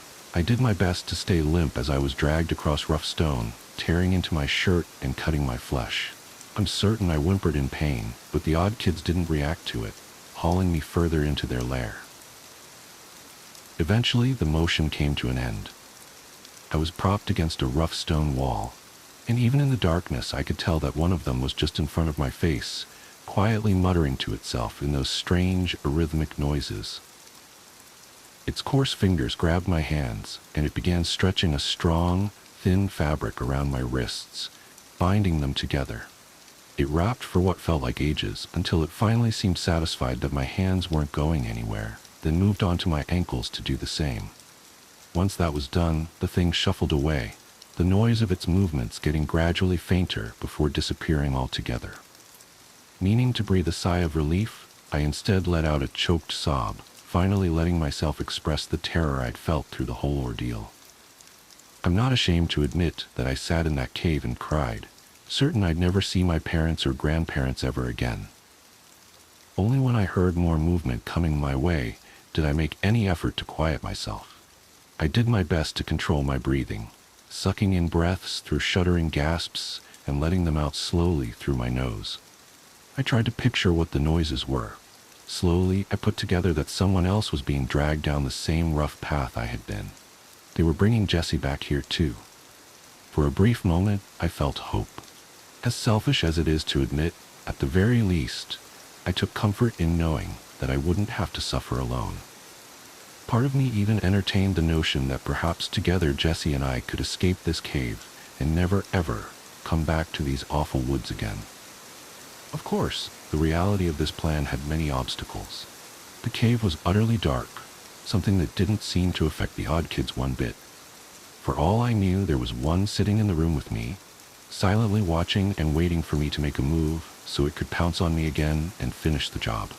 On top of that, they easily outnumbered us. The odds were stacked against us in every conceivable way. Jessie noisily entered the room in which I was kept, and her muffled screaming gave me a sense of the dimensions of the room. It seemed smaller than I expected, likely only a little bigger than my own bedroom. Still, it was plenty big for storing the two of us. Just as I was wondering if they would leave Jessie and me alone together, the room was filled with a soft blue luminescence. One of the odd kids, I couldn't tell which with their back turned to me, was brushing their fingers against a strange kind of moss on the far wall, and the agitation sparked a chain reaction across the entire plant. Tendrils of blue light arced over the wall in a brilliant pattern, the illumination branching off itself like a snowflake before finally filling in, covering the cave wall in the most beautiful display I'd ever seen. And there, in front of the glowing moss, was Jessie. She'd been laid out on an obviously man-made dirt platform, and her struggles stilled as puffs of spores from the glowing moss fell onto her. The odd kid stood over her, observing for a moment before bending forward over her. In my life, I had never heard the sound of flesh tearing, but the very first time was unmistakable. I jerked at the noise, as if it had been my own skin, and my heart beat so fast I worried that it would give me away. I screwed my eyes shut and just listened as the odd kid did God knows what to my helpless friend only a few feet from my face. Mustering up what courage I could, I began to work the bonds around my wrists against a jagged rock, working just slow enough to not make too much noise. The ripping noise soon gave way to gurgles and wet squishing, but I didn't allow myself to picture it. Instead, I thought about my grandparents, about seeing their warm smiles one more time. I thought about the airplane that would take me out of Mississippi, and I thought of every excuse I would ever use for the rest of my life to keep from getting on another plane back. I had to survive this. I had to. Sure enough, the ropes came free with enough effort. Once they were weak enough, I managed to pull them apart with brute strength, the fibers tearing away from each other with a soft sound, something that was almost pleasing contrasted against the disturbing noises coming from across the room. I groped around in the near dark, my fingers moving from rock to rock until I found something loose enough and big enough that I felt comfortable with it. I now stared directly at the odd kid. Its back still turned as it performed its macabre ritual on my friend. Sawing the rock across the ropes around my ankles, I worked my nerve up to what I was going to have to do next. Armed with a rock, I was going to attack the odd kid, knocking them out with one good blow. Fair play, I thought to myself. Next, I would grab Jessie and hoist her over my shoulder. She was taller than me, sure, but I wasn't a weak kid. After that, we would sneak out of the cave somehow, then sprint back to my grandparents' house and be safe. The wraps across my ankles fell away, and I slowly stretched my legs out before getting them underneath me. The odd kid was still oblivious to me, and part of me hated that. Here I was, about to bash in its skull with a rock, and it didn't even consider me enough of a threat to turn around and check on me. "Hey," I whispered. The rock clutched tight in my fist as I held it out to the side behind my head. The odd kid finally swiveled around, and I stared into its soulless black eyes one last time before bringing the weapon across. The sensation was nothing like I expected. Instead of a solid blow and a resonating crack, my hand squelched through its blotchy skin with little resistance. I stood there, stunned and staring into its remaining eye as its face hung loosely around my wrist. Soft scratches made their way across my hand, and I jerked it back, the force of my fist pulling out of its head, tearing another gouge through the skin that was not skin. Looking down at my hand, I saw the single most horrific thing I have ever seen in my life. Instead of brains, blood, and gore covering my hand, there were bugs, centipedes, spiders, ants, and more, too numerous to count, swarmed over my skin. The bag of flesh before me slumped to its knees before keeling over, its occupants surging out of the hole in its neck. I lost it. I screamed at the top of my lungs and beat my arm against the wall of the cave, sloughing off the vermin in sheets. Through the chaos, I called out Jessie's name, forgetting at the time that I had already expected her to be unconscious at best. Her head tilted to the side, and she raised herself up onto her elbows, staring at me. My heart swelled, thinking for a moment that if nothing else, at least we would get out of this alive. When the azure glow of the moss reflected off Jessie's all-black eyes, I ran. Through the darkness I ran, heedless of the frantic chittering that echoed off the stone all around me. I ran into every single twist and turn in those tight tunnels, still struggling to scrape all the bugs off my arm. With every passing moment, I expected to feel the odd kid's hands wrap around my legs, drag me back to that room, and do to me what they'd done to Jessie. Turn me into one of them. Finally, I saw a thin shaft of light at the end of the darkness. I scrambled out of the cave and into the open woods, the full moon giving me plenty of illumination to find my way. Through the entire sprint, I tore at the flesh of my arm with my fingernails, scraping off the remains of the odd kid as they wriggled and crawled across me. The entire run is mostly a blur now. I didn't stop once, didn't even peek behind me for fear of seeing those things one more time. When I burst into my grandparents' house, the two of them were both awake, sitting up in the living room waiting for me. I must have told a tale with a single look, because their stern expressions melted upon seeing my eyes, and they stayed up with me the rest of the night. Sitting on the couch and wrapped in a blanket, I just stared out the window at the dusty road that led from the house, praying that I wouldn't see Jessie walking down it. The next day, after I'd slept and eaten, my grandparents tried to coax out of me what happened. I didn't know what to tell them. Eventually I told them I'd just fallen asleep in the woods and had a nightmare, freaked myself out and ran home crying. They hugged me and laughed gently, and my grandpa said I should call ahead the next time I'm going to worry them half to death. I smiled, and Jessie's face appeared in my mind's eye. I didn't let myself be alone for the rest of the vacation.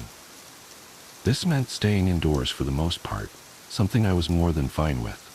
When word got out that Jessie hadn't been home in a few days and people started searching, my grandparents asked me if I knew anything about it.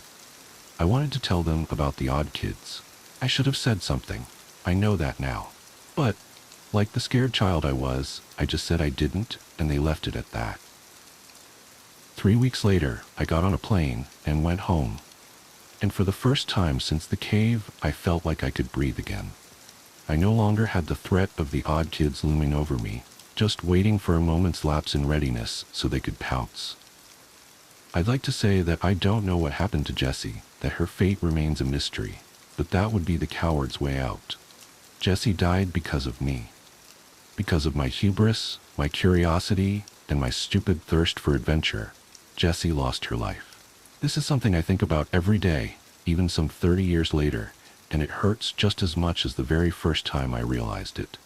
Thousands of miles and a couple decades now lay between me and the worst summer of my life.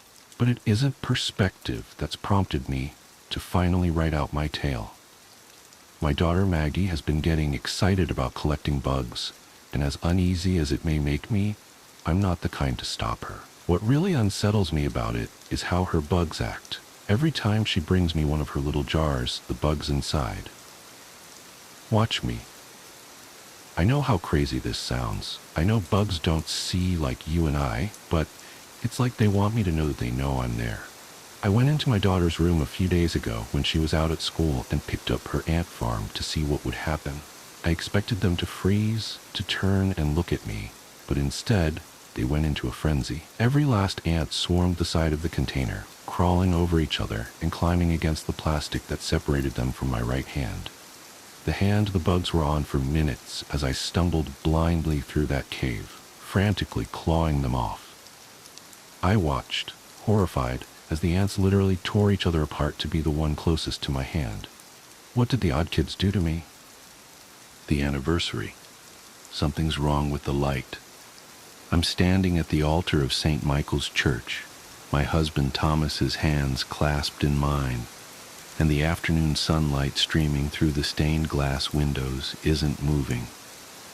It should be shifting, creating slowly sliding patterns of blue and red and gold across the wooden pews. But it's frozen, static, like a photograph. "Margaret," Thomas says, his voice gentle as always, "do you take this man in renewal of your sacred vows?" The words fade into a hollow echo as I stare at his face, his familiar face, lined now with 25 years of laughter and worry and love. But something strange about his eyes. They're the same warm brown they've always been, but there's a depth to them I've never noticed before, like looking down a well and seeing something move in the darkness far below. I've done this before. The thought hits me with such force that I actually sway slightly on my feet. Thomas's grip on my hands tightens, just a fraction, just enough to steady me, just enough to trap me. "Margaret?" he prompts again, still smiling that gentle smile. "Are you all right, dear?" The word catches in my throat as memories begin to surface, like bodies floating up from the bottom of a lake.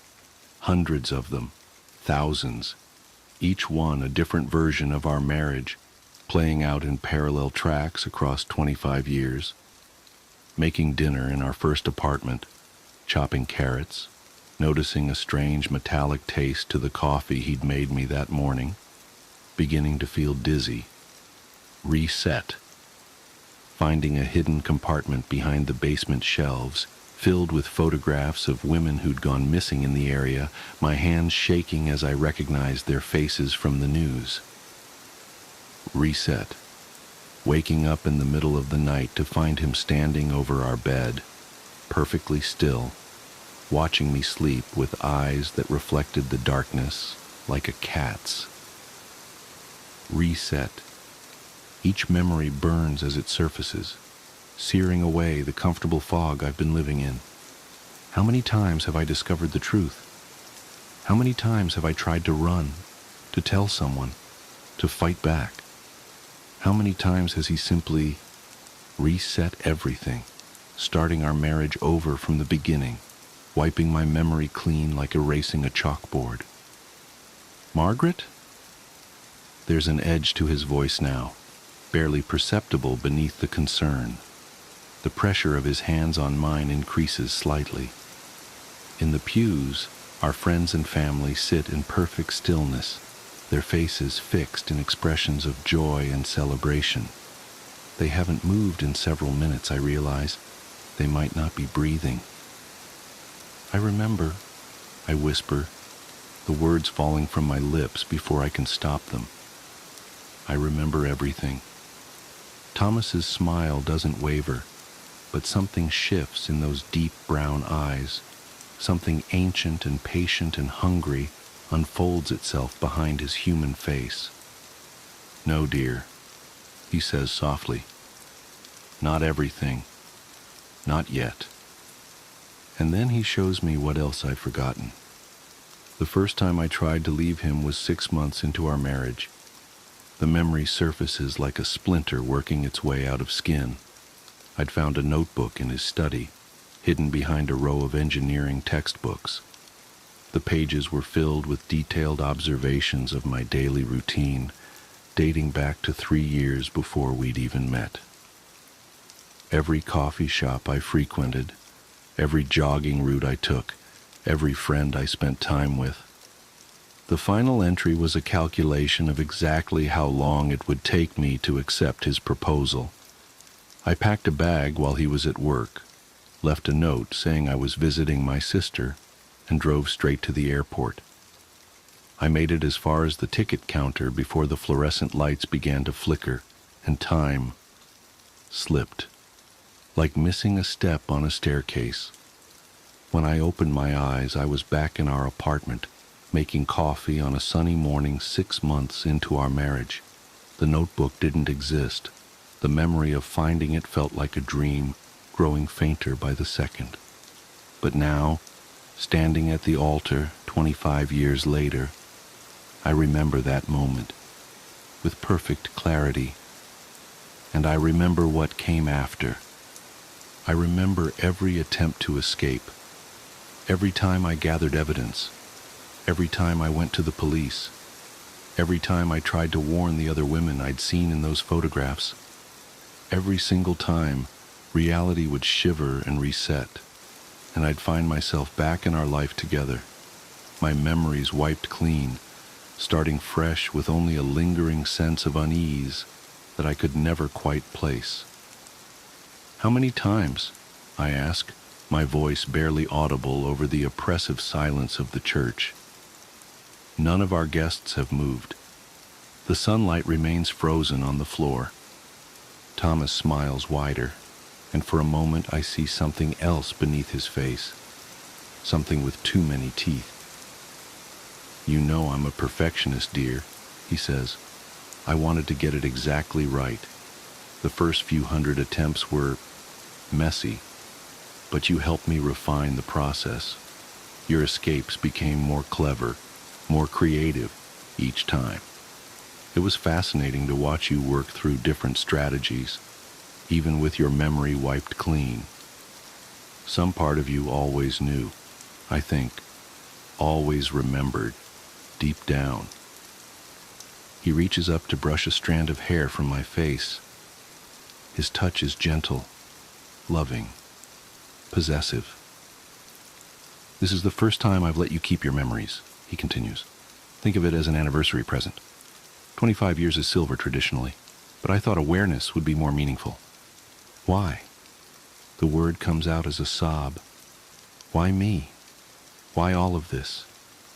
Because you're perfect, he says simply. Your mind, your spirit, your determination. Even now, I can see you thinking, planning, looking for a way out. It's beautiful. And I've spent 25 years, well, significantly more than that technically, helping you become even more perfect. He leans closer, his voice dropping to a whisper. Would you like to know how many times we've reached this moment? How many versions of our marriage I've collected and preserved? How many Margarets I've helped evolve and grow through these loops?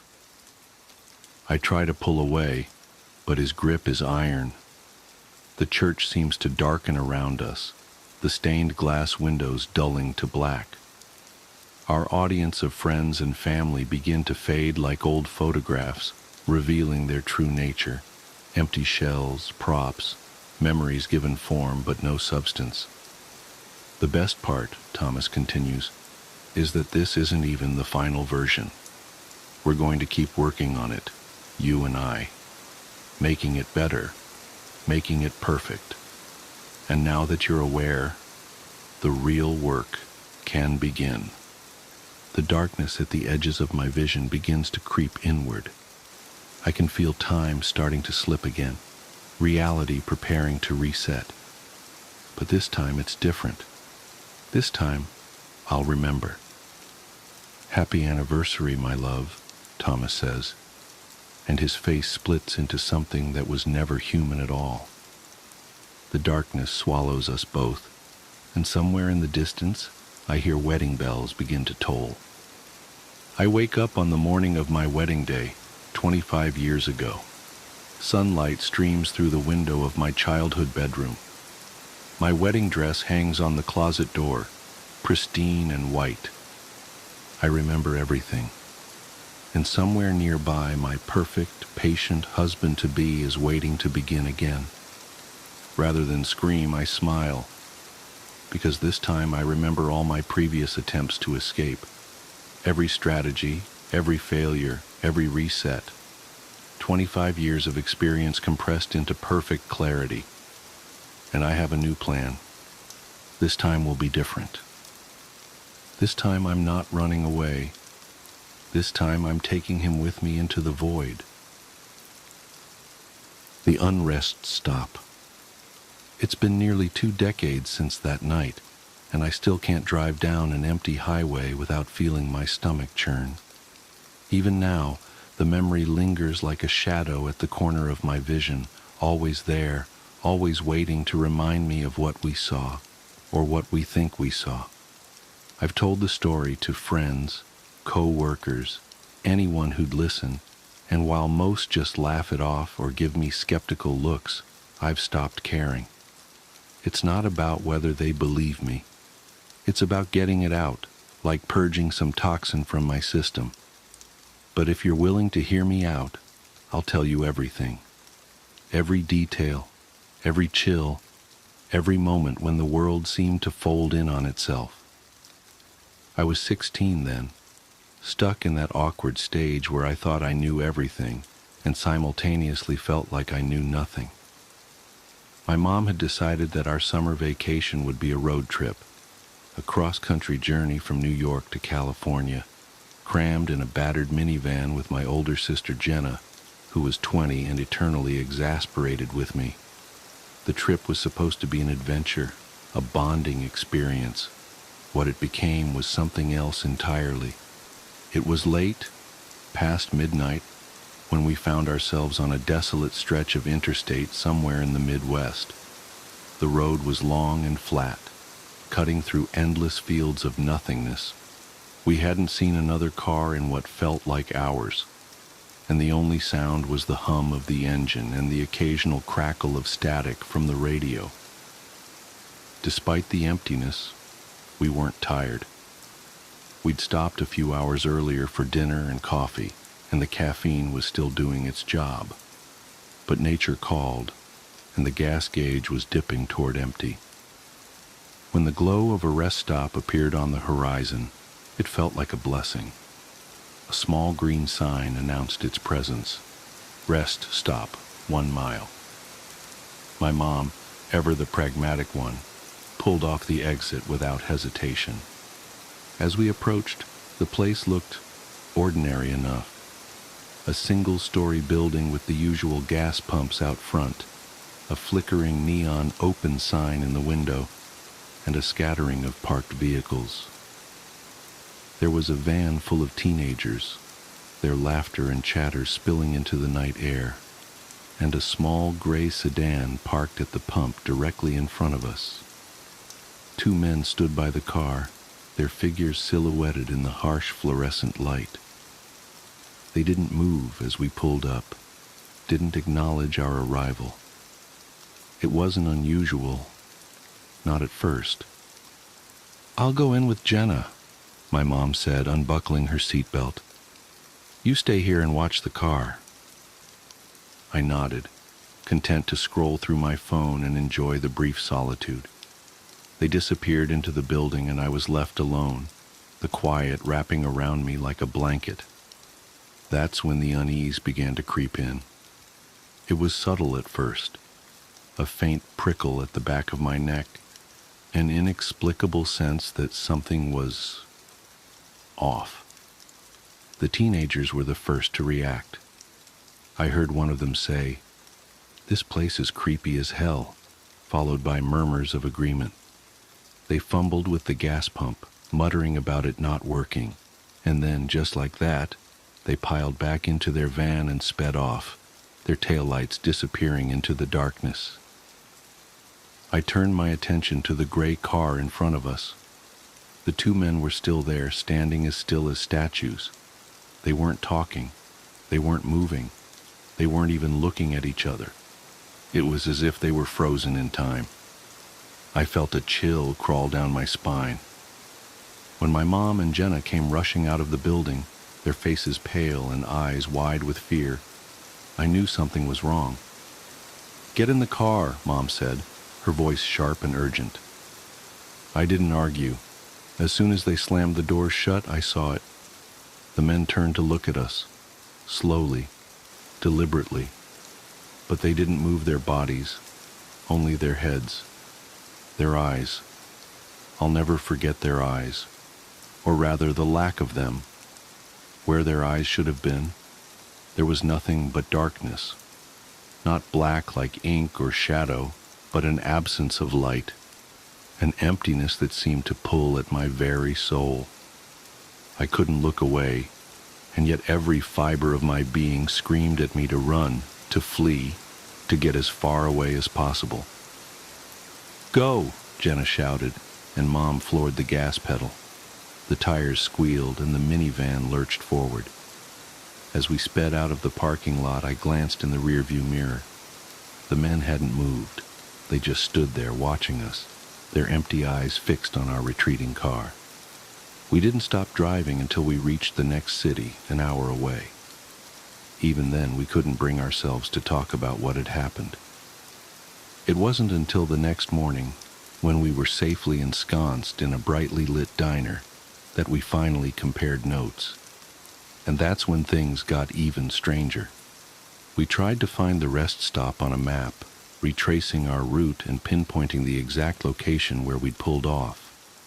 But it wasn't there. No matter how many times we searched, no matter how many locals we asked, there was no trace of it. It was as if the place had never existed. To this day, I don't know what we saw. Were the men even human? Was the rest stop some kind of liminal space, a tear in the fabric of reality? I've heard stories of haunted places, of ghostly apparitions and unexplained phenomena, but nothing comes close to what we experienced that night. I've driven that stretch of interstate several times since then, always hoping and dreading that I might see the rest stop again. But it's gone, vanished without a trace. And yet, in the quiet moments, when the world feels just a little too still, I can't help but feel that it's still out there, waiting for its next visitors. Through a glass, darkly. The static came first.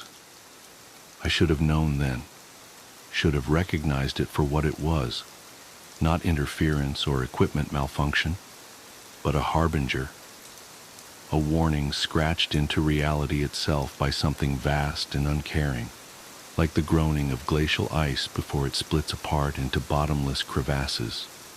But I was too focused on my work, too eager to make the most of these precious dark months at Palmer Station. As Antarctica's senior radio astronomer, I had fought hard for this position, this chance to study the cosmos, away from the electromagnetic pollution of civilization.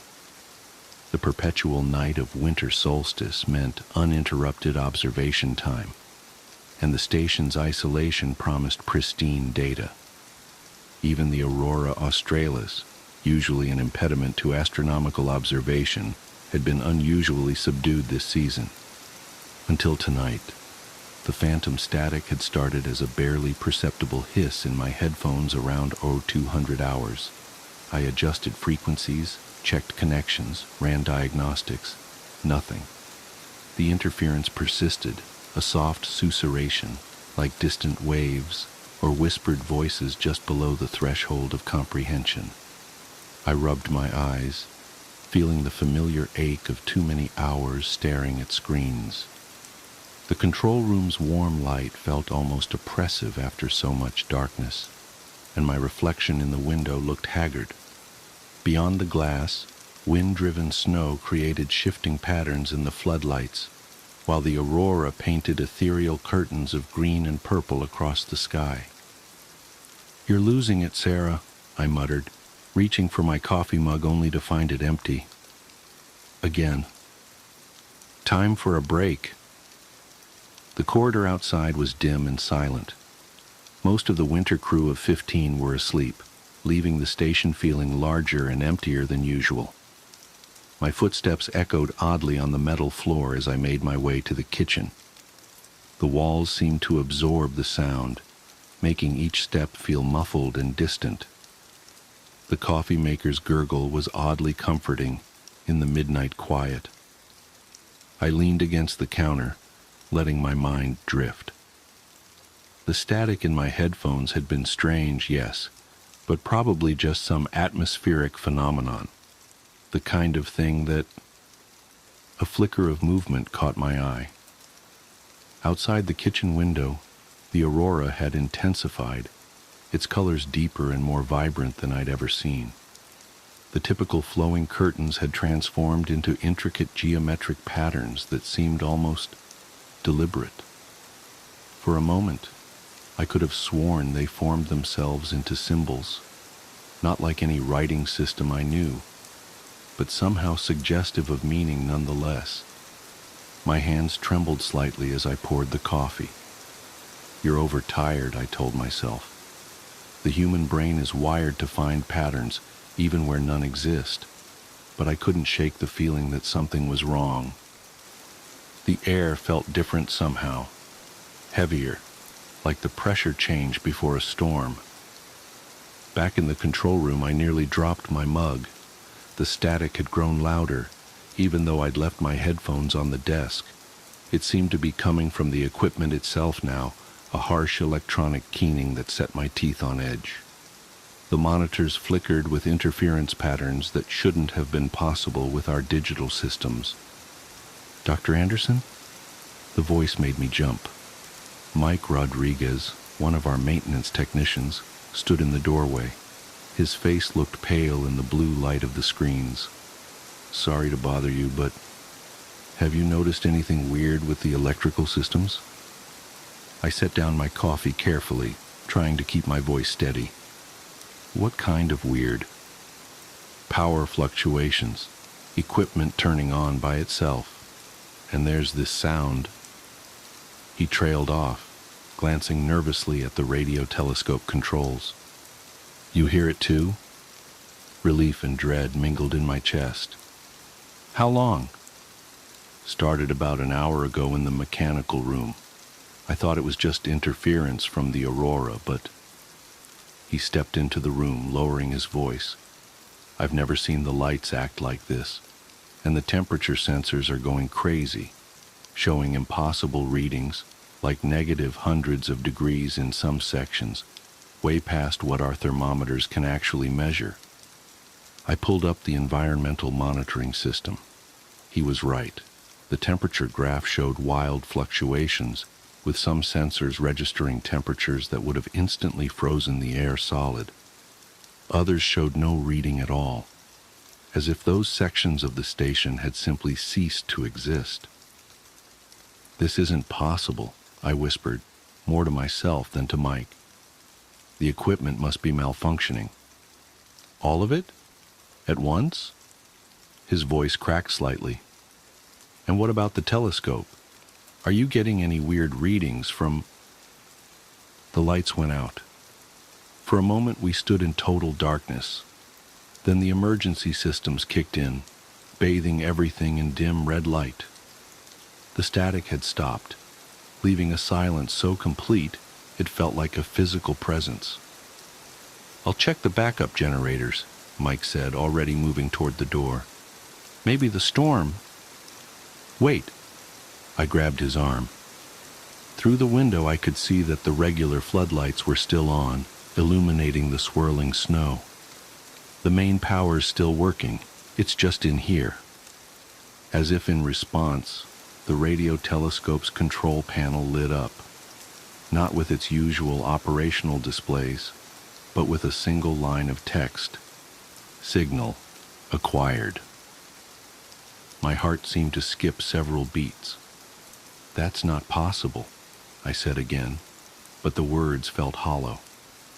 "The telescope's powered down, and even if it wasn't, it doesn't have text display capabilities like that." Mike leaned closer to the screen, his breath fogging the glass. "What signal?"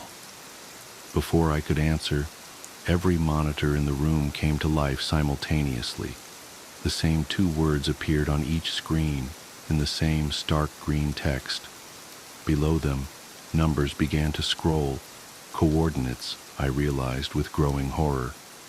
But not any astronomical coordinate system I recognized. The values made no sense, extending to impossible decimal places, describing positions that couldn't exist in three-dimensional space. The static returned, louder than before. It seemed to come from everywhere at once: the equipment, the walls, the very air itself. Within it, I could almost make out words, concepts that slithered at the edges of comprehension. My head began to throb as my mind tried to process patterns it was never meant to understand. "We need to shut it down," I managed to say, fighting back a wave of nausea. "All of it. Now." Mike nodded and moved toward the main power distribution panel. His hand had barely touched the switch when every screen in the room went black. The static cut off abruptly, leaving only the sound of our breathing and the distant howl of the wind. For 3 heartbeats, nothing happened. Then the screens flickered back to life, showing a single image that made my blood run cold. It was a view from the telescope's main camera, a view that should have been impossible, since I had personally powered down and secured the instrument hours ago. The image showed a section of the night sky, but wrong somehow. The familiar stars were missing, replaced by an absolute darkness that seemed to pulse with its own terrible life. As we watched, that darkness began to move, to flow like liquid, forming shapes that hurt to look at directly. "Sarah?" Mike's voice seemed to come from very far away. "What are we seeing?" I couldn't answer. My scientific mind was screaming that this was impossible, that the laws of physics didn't allow for what I was seeing. But another part of me, some primitive hindbrain that remembered what it was to be prey, understood perfectly.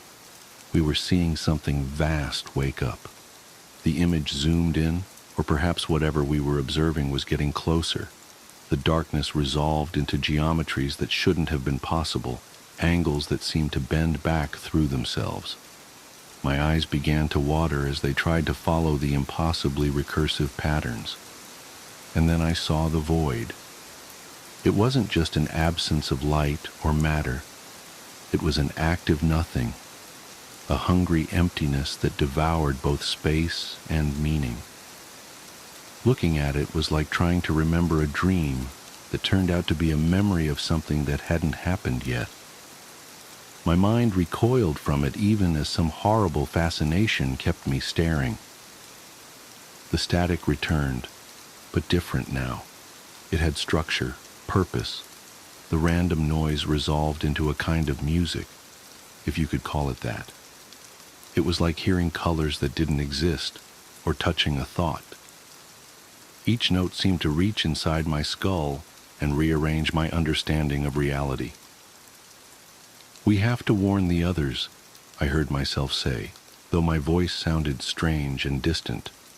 "We need to—" The window exploded inward. Later I would try to convince myself that it was just the storm, that the intense cold had somehow caused the reinforced glass to fail. But I knew better. The window hadn't broken. It had been pulled apart at an atomic level, the very bonds between particles unraveled by something that viewed the laws of physics as mere suggestions. The wind that howled through the broken window wasn't just cold. It was wrong. It carried scents that shouldn't exist, hints of geometries and colors that had no business in our reality. The aurora outside had transformed completely, its usual ribbons of light now forming impossible shapes that writhed across the sky like living things. Mike screamed. I turned to see him pointing at the floor, his face contorted in terror. The darkness that had spilled through the window wasn't behaving like ordinary shadows. It moved with purpose, flowing across the floor in patterns that suggested intelligence. Where it touched the metal deck plates, they seemed to dissolve, revealing glimpses of something else. Spaces that couldn't exist, dimensions that hurt to look at. "Run," I whispered, then louder. "Run." We bolted from the control room, the darkness flowing behind us like a tide. The corridor lights flickered and died as we passed, plunging us into darkness broken only by the sickly glow of the aurora through the windows. The static followed us, growing louder with each step, becoming almost like words, almost like thoughts being pressed directly into my brain. We reached the main living area, gasping for breath. "Emergency alarm," Mike panted. "We need to—" The lights came back on, but wrong. They shed darkness instead of illumination, making the shadows brighter than the lit areas. Through the common room windows I could see that the storm had gotten worse. Or perhaps worse wasn't the right word. Different. The snow now fell upward, each flake leaving trails of impossible colors in the air. I slapped the emergency alarm panel, but instead of the usual klaxon, it emitted a sound that made my teeth feel like they were trying to escape my skull. Throughout the station, I could hear doors opening and confused voices as the rest of the crew woke up. "Sarah, Mike, what's going on?" Dr. Williams, our medical officer, emerged from her quarters, pulling on a sweater. She stopped short when she saw our faces. "What's wrong? Why is it so cold in here?" Before I could answer, the static changed pitch, becoming a high, keening sound that made my vision blur. Through the windows, the aurora had spread to cover the entire sky, its colors shifting through spectrums I had no names for. The patterns it formed now were unmistakably deliberate, a vast cosmic language being written across the Antarctic night. "We need to evacuate," I managed to say, fighting down rising panic. "Something's coming through." The floor beneath us shuddered, not like an earthquake, More like reality itself was having a seizure. I watched in horror as the metal began to ripple like water, forming patterns that matched the ones in the sky. The walls seemed to breathe, expanding and contracting in ways that shouldn't have been possible. More of the crew had emerged now, their confused questions turning to screams as they saw what was happening. The darkness from the control room had followed us, seeping under doors and through ventilation ducts. Where it touched people, they changed. Not physically at first, but something in their eyes suggested they were seeing things human minds weren't equipped to process. "The emergency shelter," I shouted over the growing chaos. "We need to—" The ceiling disappeared. One moment it was there, and the next, nothing. Not a hole, not an opening to the storm outside, but an absence so complete it hurt to look at. Through it, I caught a glimpse of something vast moving against the aurora-lit sky. My mind tried to make sense of what I was seeing, and failed utterly.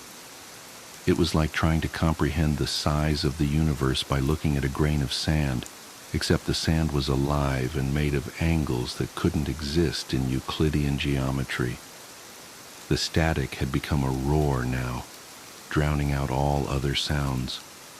Within it, I could finally understand what I was hearing, the thoughts of something so ancient and vast that galaxies were like motes of dust to it.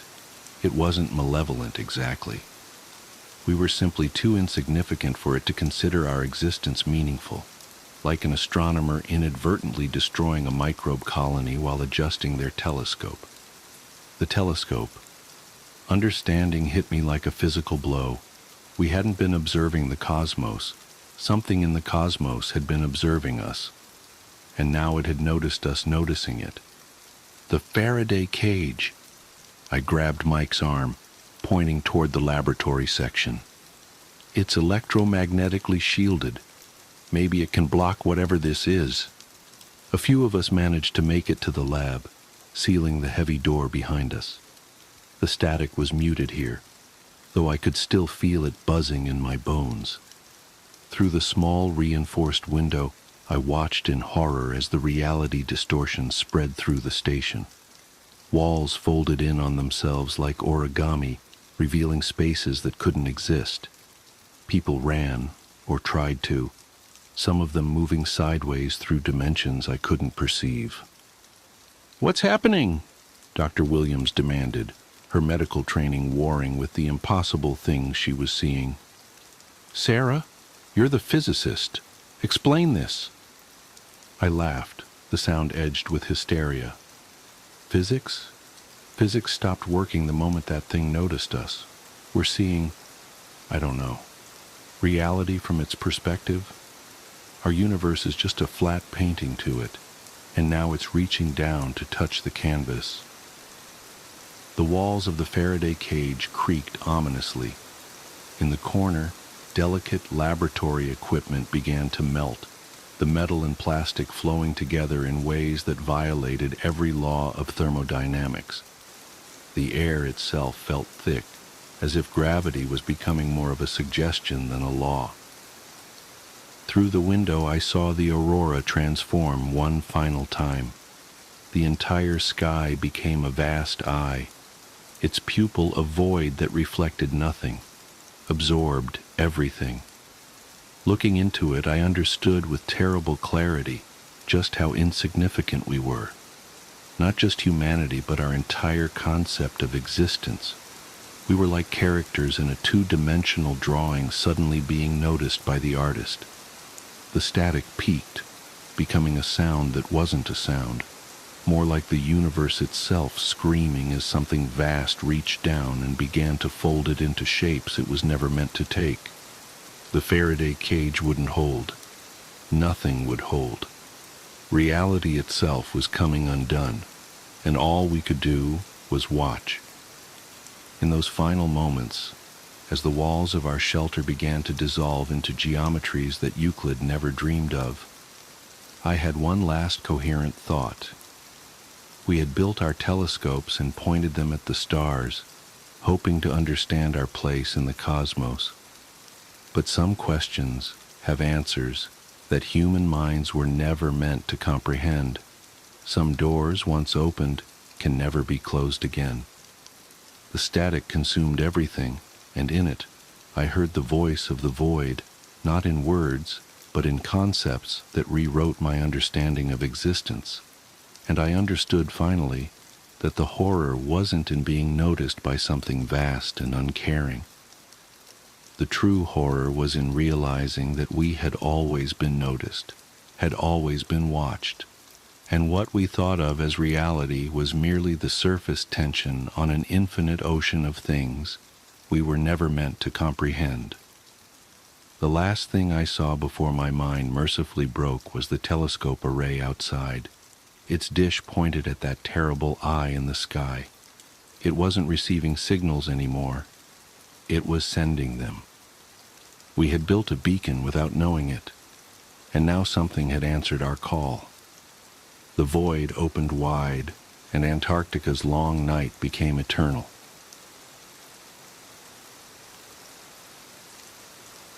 I am looking for a human host. Are you bored? Are you lonely and bored? Do you have a lot of time on your hands? Do you have hands? I'm offering you a proposal with potential financial compensation for your troubles. It may sound off-putting at first blush, but hear me out. I am looking for a human host, and I mean a willing human host who might be willing to give up some of their time to help out an odd fellow that doesn't have hands or blood. Am I asking to control your body? Yes. Sometimes you'll still be there but taking the back seat. Now you're probably thinking, that sounds no fun. I don't want to spend all my time riding shotgun.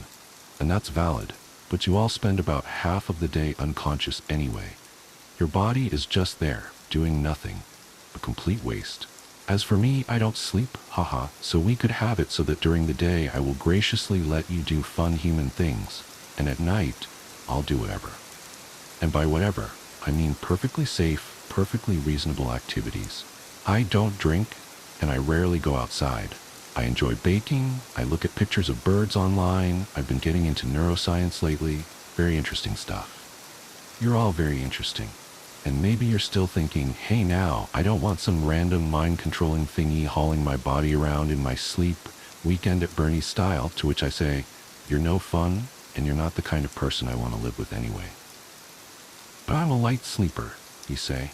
Don't worry, I can isolate your somatosensory cortex so you can't feel anything. But my family will think it's weird, you say. Don't worry, you don't have to tell them. Actually, I would prefer that you don't tell anyone.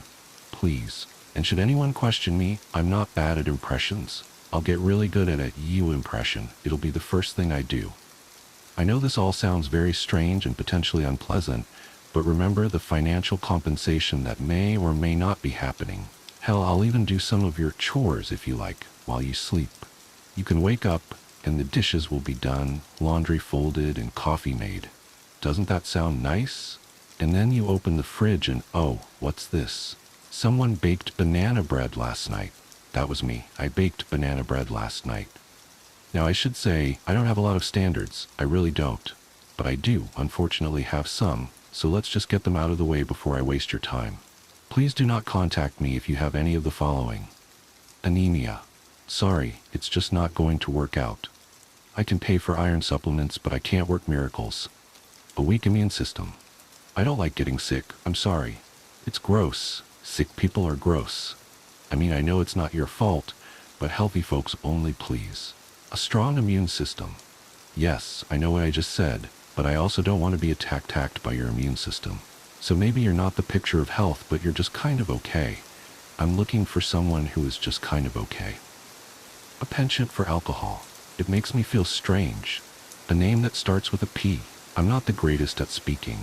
It's hard, moving air through your throat and moving your tongue and your mouth at the same time. You all do it so easy, can't say I'm not envious. I'm the worst at making the P sound.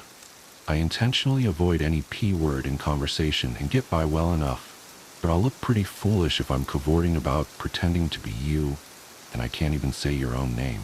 Those are my standards, but really, other than that, I'll take anyone. I don't care if you're male or female or whatever. I don't care if you're gay. I don't care if you're smart. I don't care if you don't have a lawyer. There's so many things that I don't care about. Now, I've specified all the ways in which I could compensate you and how our relationship will be not in any way problematic. But I want to stress that, above all things, I am looking for a friend. Someone I can spend quiet evenings with. If you want to hang out with me during the day, that's great. I can give you fun hallucinations. Or you could have hallucinations the normal way, like by reading, like what you're doing now. I love to read. I love doing funny voices. I wonder what you think I sound like? I hope I sound nice. And one of the best things about me is I'm very quiet. No one else will be able to hear me except you. I'll be like your own personal friend that only you know, like a secret friend. And you don't even have to talk to me because I can read your thoughts. I suppose I should tell you a bit more about myself since you're still reading. I was born in the Everglades, I think. It's been a while, but I remember being so cold and so alone. But then I met this sweaty man in a colorful t-shirt with a camera and half a granola bar and with blood so hot. So yeah, he was my first host, and I'll admit, we weren't the best of friends. It was a confusing time for both of us. I was confused. He was confused. What happened was really both of our faults, you could say. He was a bird watcher, if I recall correctly. Just watched birds all the time. I thought it might have been out of jealousy. Watching those little things flying around makes you feel kind of stuck. I felt stuck. So I decided to be a bird for a while to see if it was really all it's cracked up to be. Squished myself into the body of this lovely American crow. We settled down, built a nest, and laid several nice, healthy eggs with a man bird by the name of Richard Baxter. He was a very proud bird, very large, and he gave me so many wonderful gifts, like children and also small pieces of plastic. I still have all of them. The plastic, not the children. I had never been so happy. All these hormones had me consumed in the joy of motherhood, but the crow's health was failing. I could not sustain myself. Its pathetic little heart beat weaker and weaker. I tried starving. I tried everything I could. I wanted to be a bird so bad, but it just wasn't working out. The bird stopped working. The other crows held a funeral service for me, even though I was still alive. I tried to tell them, but I'm not good at speaking, you remember. It was all just a big mess. I haven't seen Baxter since, but I still think about him a lot. Is that weird? I'm totally over it though, haha. After that incident, I got kind of depressed, but I was too much of a coward to do much about it. I possessed a lot of trash animals, gulls, raccoons, and salespeople. I did what I could to survive. That's kind of where I am now. I am currently living in Miami, Florida. Been body surfing almost every day, haha. Right now I'm using a library computer and a librarian. She does not like being possessed. Boy howdy are these fingers twitching. But you can thank her for my halfway decent grammar. I'm tired of feeling like a parasite. I want to try a different approach. I want to be friends, like with Richard Baxter, except I also live in your brain and drink your blood sometimes. But I'll make you bread in your sleep, so it's okay. It's been really hard, finding someone willing to put up with me. I've tried everything. So I thought I would put up an advertisement online. Why not? Can't say the P word in real life, but you can hear it in your head loud enough, I hope. I know I kept saying that I would compensate you financially, but I'm gonna be real with you. I don't have much. I've got like $20, some small pieces of plastic, and a book about finance, but I'm a real hoot. So, please, if you are interested, leave your comments below. I would love to get to know you. I need to go now. The library is closing soon, but I'll get back as soon as I can. Edit. Just borrowed someone's mobile device, and also fingers, so I can now respond. Edit 2. My name is James now. Edit 3. So many friendly replies. My prior experiences have not led me to believe that so many of you would jump at the opportunity of being possessed. Judging by your responses, learning to make banana bread was the single best decision I have ever made. To be sure, I will respond to and consider all of you, but I'm a bit overwhelmed. How can I pick from such a smorgasbord of potential lives? Anyway, I'm thinking I might become a bit of a swinger just to try new things, rather than commit to one partner. I want to know how you all think, how you all feel. I want to know everything. How to successfully ransom a child. Hello, No Sleep. I have lurked on this site for a while, but I feel it is time to share some things with you. Honestly, I'm only doing this because I am sick of hearing about people kidnapping kids and doing it all wrong. I have successfully ransomed over a dozen children. Some might call me an expert. I want to tell you how to do it correctly. Maybe then you'll start doing it right. I'm going to use my most recent conquest as an example. Her name is Sophie. You don't need to know my name. The first step is to choose a kid. Gender doesn't matter, but I prefer girls. If you want the best ransom, you'll want to pick a family that is tight-knit. The more the parents love the kid, the more they'll give up to get it back. Choose a family in a town you don't live in.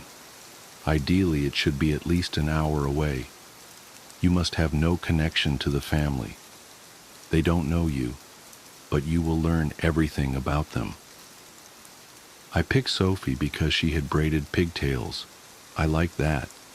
She was just big enough to do some things on her own, but still little, small, smooth. I grabbed Sophie on her way home from school. But before taking her, I did my research. This is where so many people fail. You have to study the family. You have to know when they leave the house, what hobbies they have, who visits, and where the breaks in the chain are. You need to spend a lot of time watching, waiting. There is so much waiting, but it makes the prize so much better. Sophie's family lived in a farmhouse in a small town. Their police force consisted of a sheriff and only a few officers. A smaller police force will help you. To make yourself less noticeable, don't use the same car to watch the house in. Changing colors and kinds of car will make it impossible to track you. It took 5 months for the perfect opportunity. Sophie usually walked home with a friend. The way home was through a field, out of sight from any house. But the friend was a barrier. I was lucky. The friend was sick. She didn't go to school. So Sophie walked alone, her backpack hanging off one arm, her precious blonde hair braided in those long silken pigtails. Don't hurt her. Make it fast. One arm around the diaphragm, the other over her mouth. She is small. Carry her to your car. Don't lean in and smell her hair. Once you have the kid, the real work starts. You'll want to send a ransom note in the mail. Emails and phone calls are too easily traceable. A letter you can simply place in any mailbox. Leave the return address blank. Keep her quiet. No one can hear her, but silence makes it better. In your letter, you'll explain that you have the child. You will not harm the child as long as the family is willing to pay the ransom. As far as the amount of money, it needs to be a reasonable amount, significant enough to warrant an abduction, but low enough that a typical family could raise the amount. I usually stick between $20,000 and $50,000. An average family can get a loan for that amount if needed. Ideally, the letter should arrive the day after the kid is taken. The family will have already called the police. This letter will incite even more fear. You cannot go to the house. Do not drive by. Do not go to the town, no matter how much you want to. And you will want to. You may watch the news. You may rub the strands between your fingers. You may plan your next move, but nothing else. In the first letter, you'll simply say you will call with more instructions. Doctor, not call. The family will be waiting by the phone. They will not leave the house. The FBI may have been called. A wiretap will be placed. Every conversation will be recorded. You cannot let them hear your voice. Sophie's hair tastes like laundry soap and freshly mowed grass. Next, it is time to write your second letter. It should be sent 2 weeks after the first. In this letter, You will include something written by the kid. This is to prove that it is alive. Make it write about things you would have no way of knowing. You should also include a picture of it, fully dressed, with a newspaper. The letter will remind them of the ransom amount. Say you are anxious to get the money. You will contact them soon with the drop location. Remember the smoothness. Sophie. Software sweet. Syrup. After the second letter is another waiting period. This one is longer. It has to be at least a few months. That's when you will be tested. You will want to call them, to reach out. But trust your instincts. The prize is worth the waiting. Spend time with Sophie. Tell her about your father. Your secrets are safe with her. You can trust her. When the wait is over, you will send the last letter. In it, you will include a picture of the kid in different clothes, haircut, but smiling, holding another newspaper. It can write something to its parents, but it isn't realty important. What does matter is your exact instructions. The money must be in cash and untraceable. The drop point must be in the middle of a popular wooded area in the early morning, around 5 a.m. The area should be at least an hour away. The entire family must bring the money to the site. No cops allowed. The family must wait an hour at the location, with the money in the spot. Then the kid will be released to them. The reunited family must then return home immediately and never speak of this event again. Of course, the family will not follow all of the rules. Police will no doubt join them at the site, hiding. But that's okay. You never planned to go there in the first place. After all, Sophie has been dead since the day after you took her. She has to die. It's part of the plan. You use her, love her, take her hair, and then she is gone. It is gone. It is now with the other it's bloated empty shells, deflated balloons hanging from the ceiling. You have to make it write the letters when you take it home. You tell it what dates to write. You take the 2 pictures that first day too. Just edit the newspaper to match the correct dates. It's not hard. The waiting is hard. But the prize is worth the wait. Silken braided pigtails. You can suck on the ends as you drive to the house. It tastes like a little dead girl. But the hair was already dead. No one will be at the house when you get there. Everyone, including the authorities, will be at the drop site. Now it is their turn to wait, for something that will never come. You have to break into the house. This is where you will collect your ransom. You may take anything that is of any worth. Televisions, jewelry, computers. If the computers do not have a password, most don't. There is another task you must complete. Delete all photos of it. Log into any social media. Most people leave themselves logged in. And delete any reference to it. Photos, quotes, artwork. Do the same around the house. Take all the family pictures. Take any art it drew, anything with its name on it. Make it look like there never was a child in the house at all. The process can take a long time. Be thorough. Think of the braids in your front seat, the smoothness. And finally, as you drive away, you can collect your ransom, your prize. Sure, you can sell the items you stole. It won't make you that much money, but that's not the real reason to do this. What you will collect is the knowledge that you destroyed that family. They will never see their kid again, never smell its hair. You own it now. They will never recover. All of their treasured items are gone.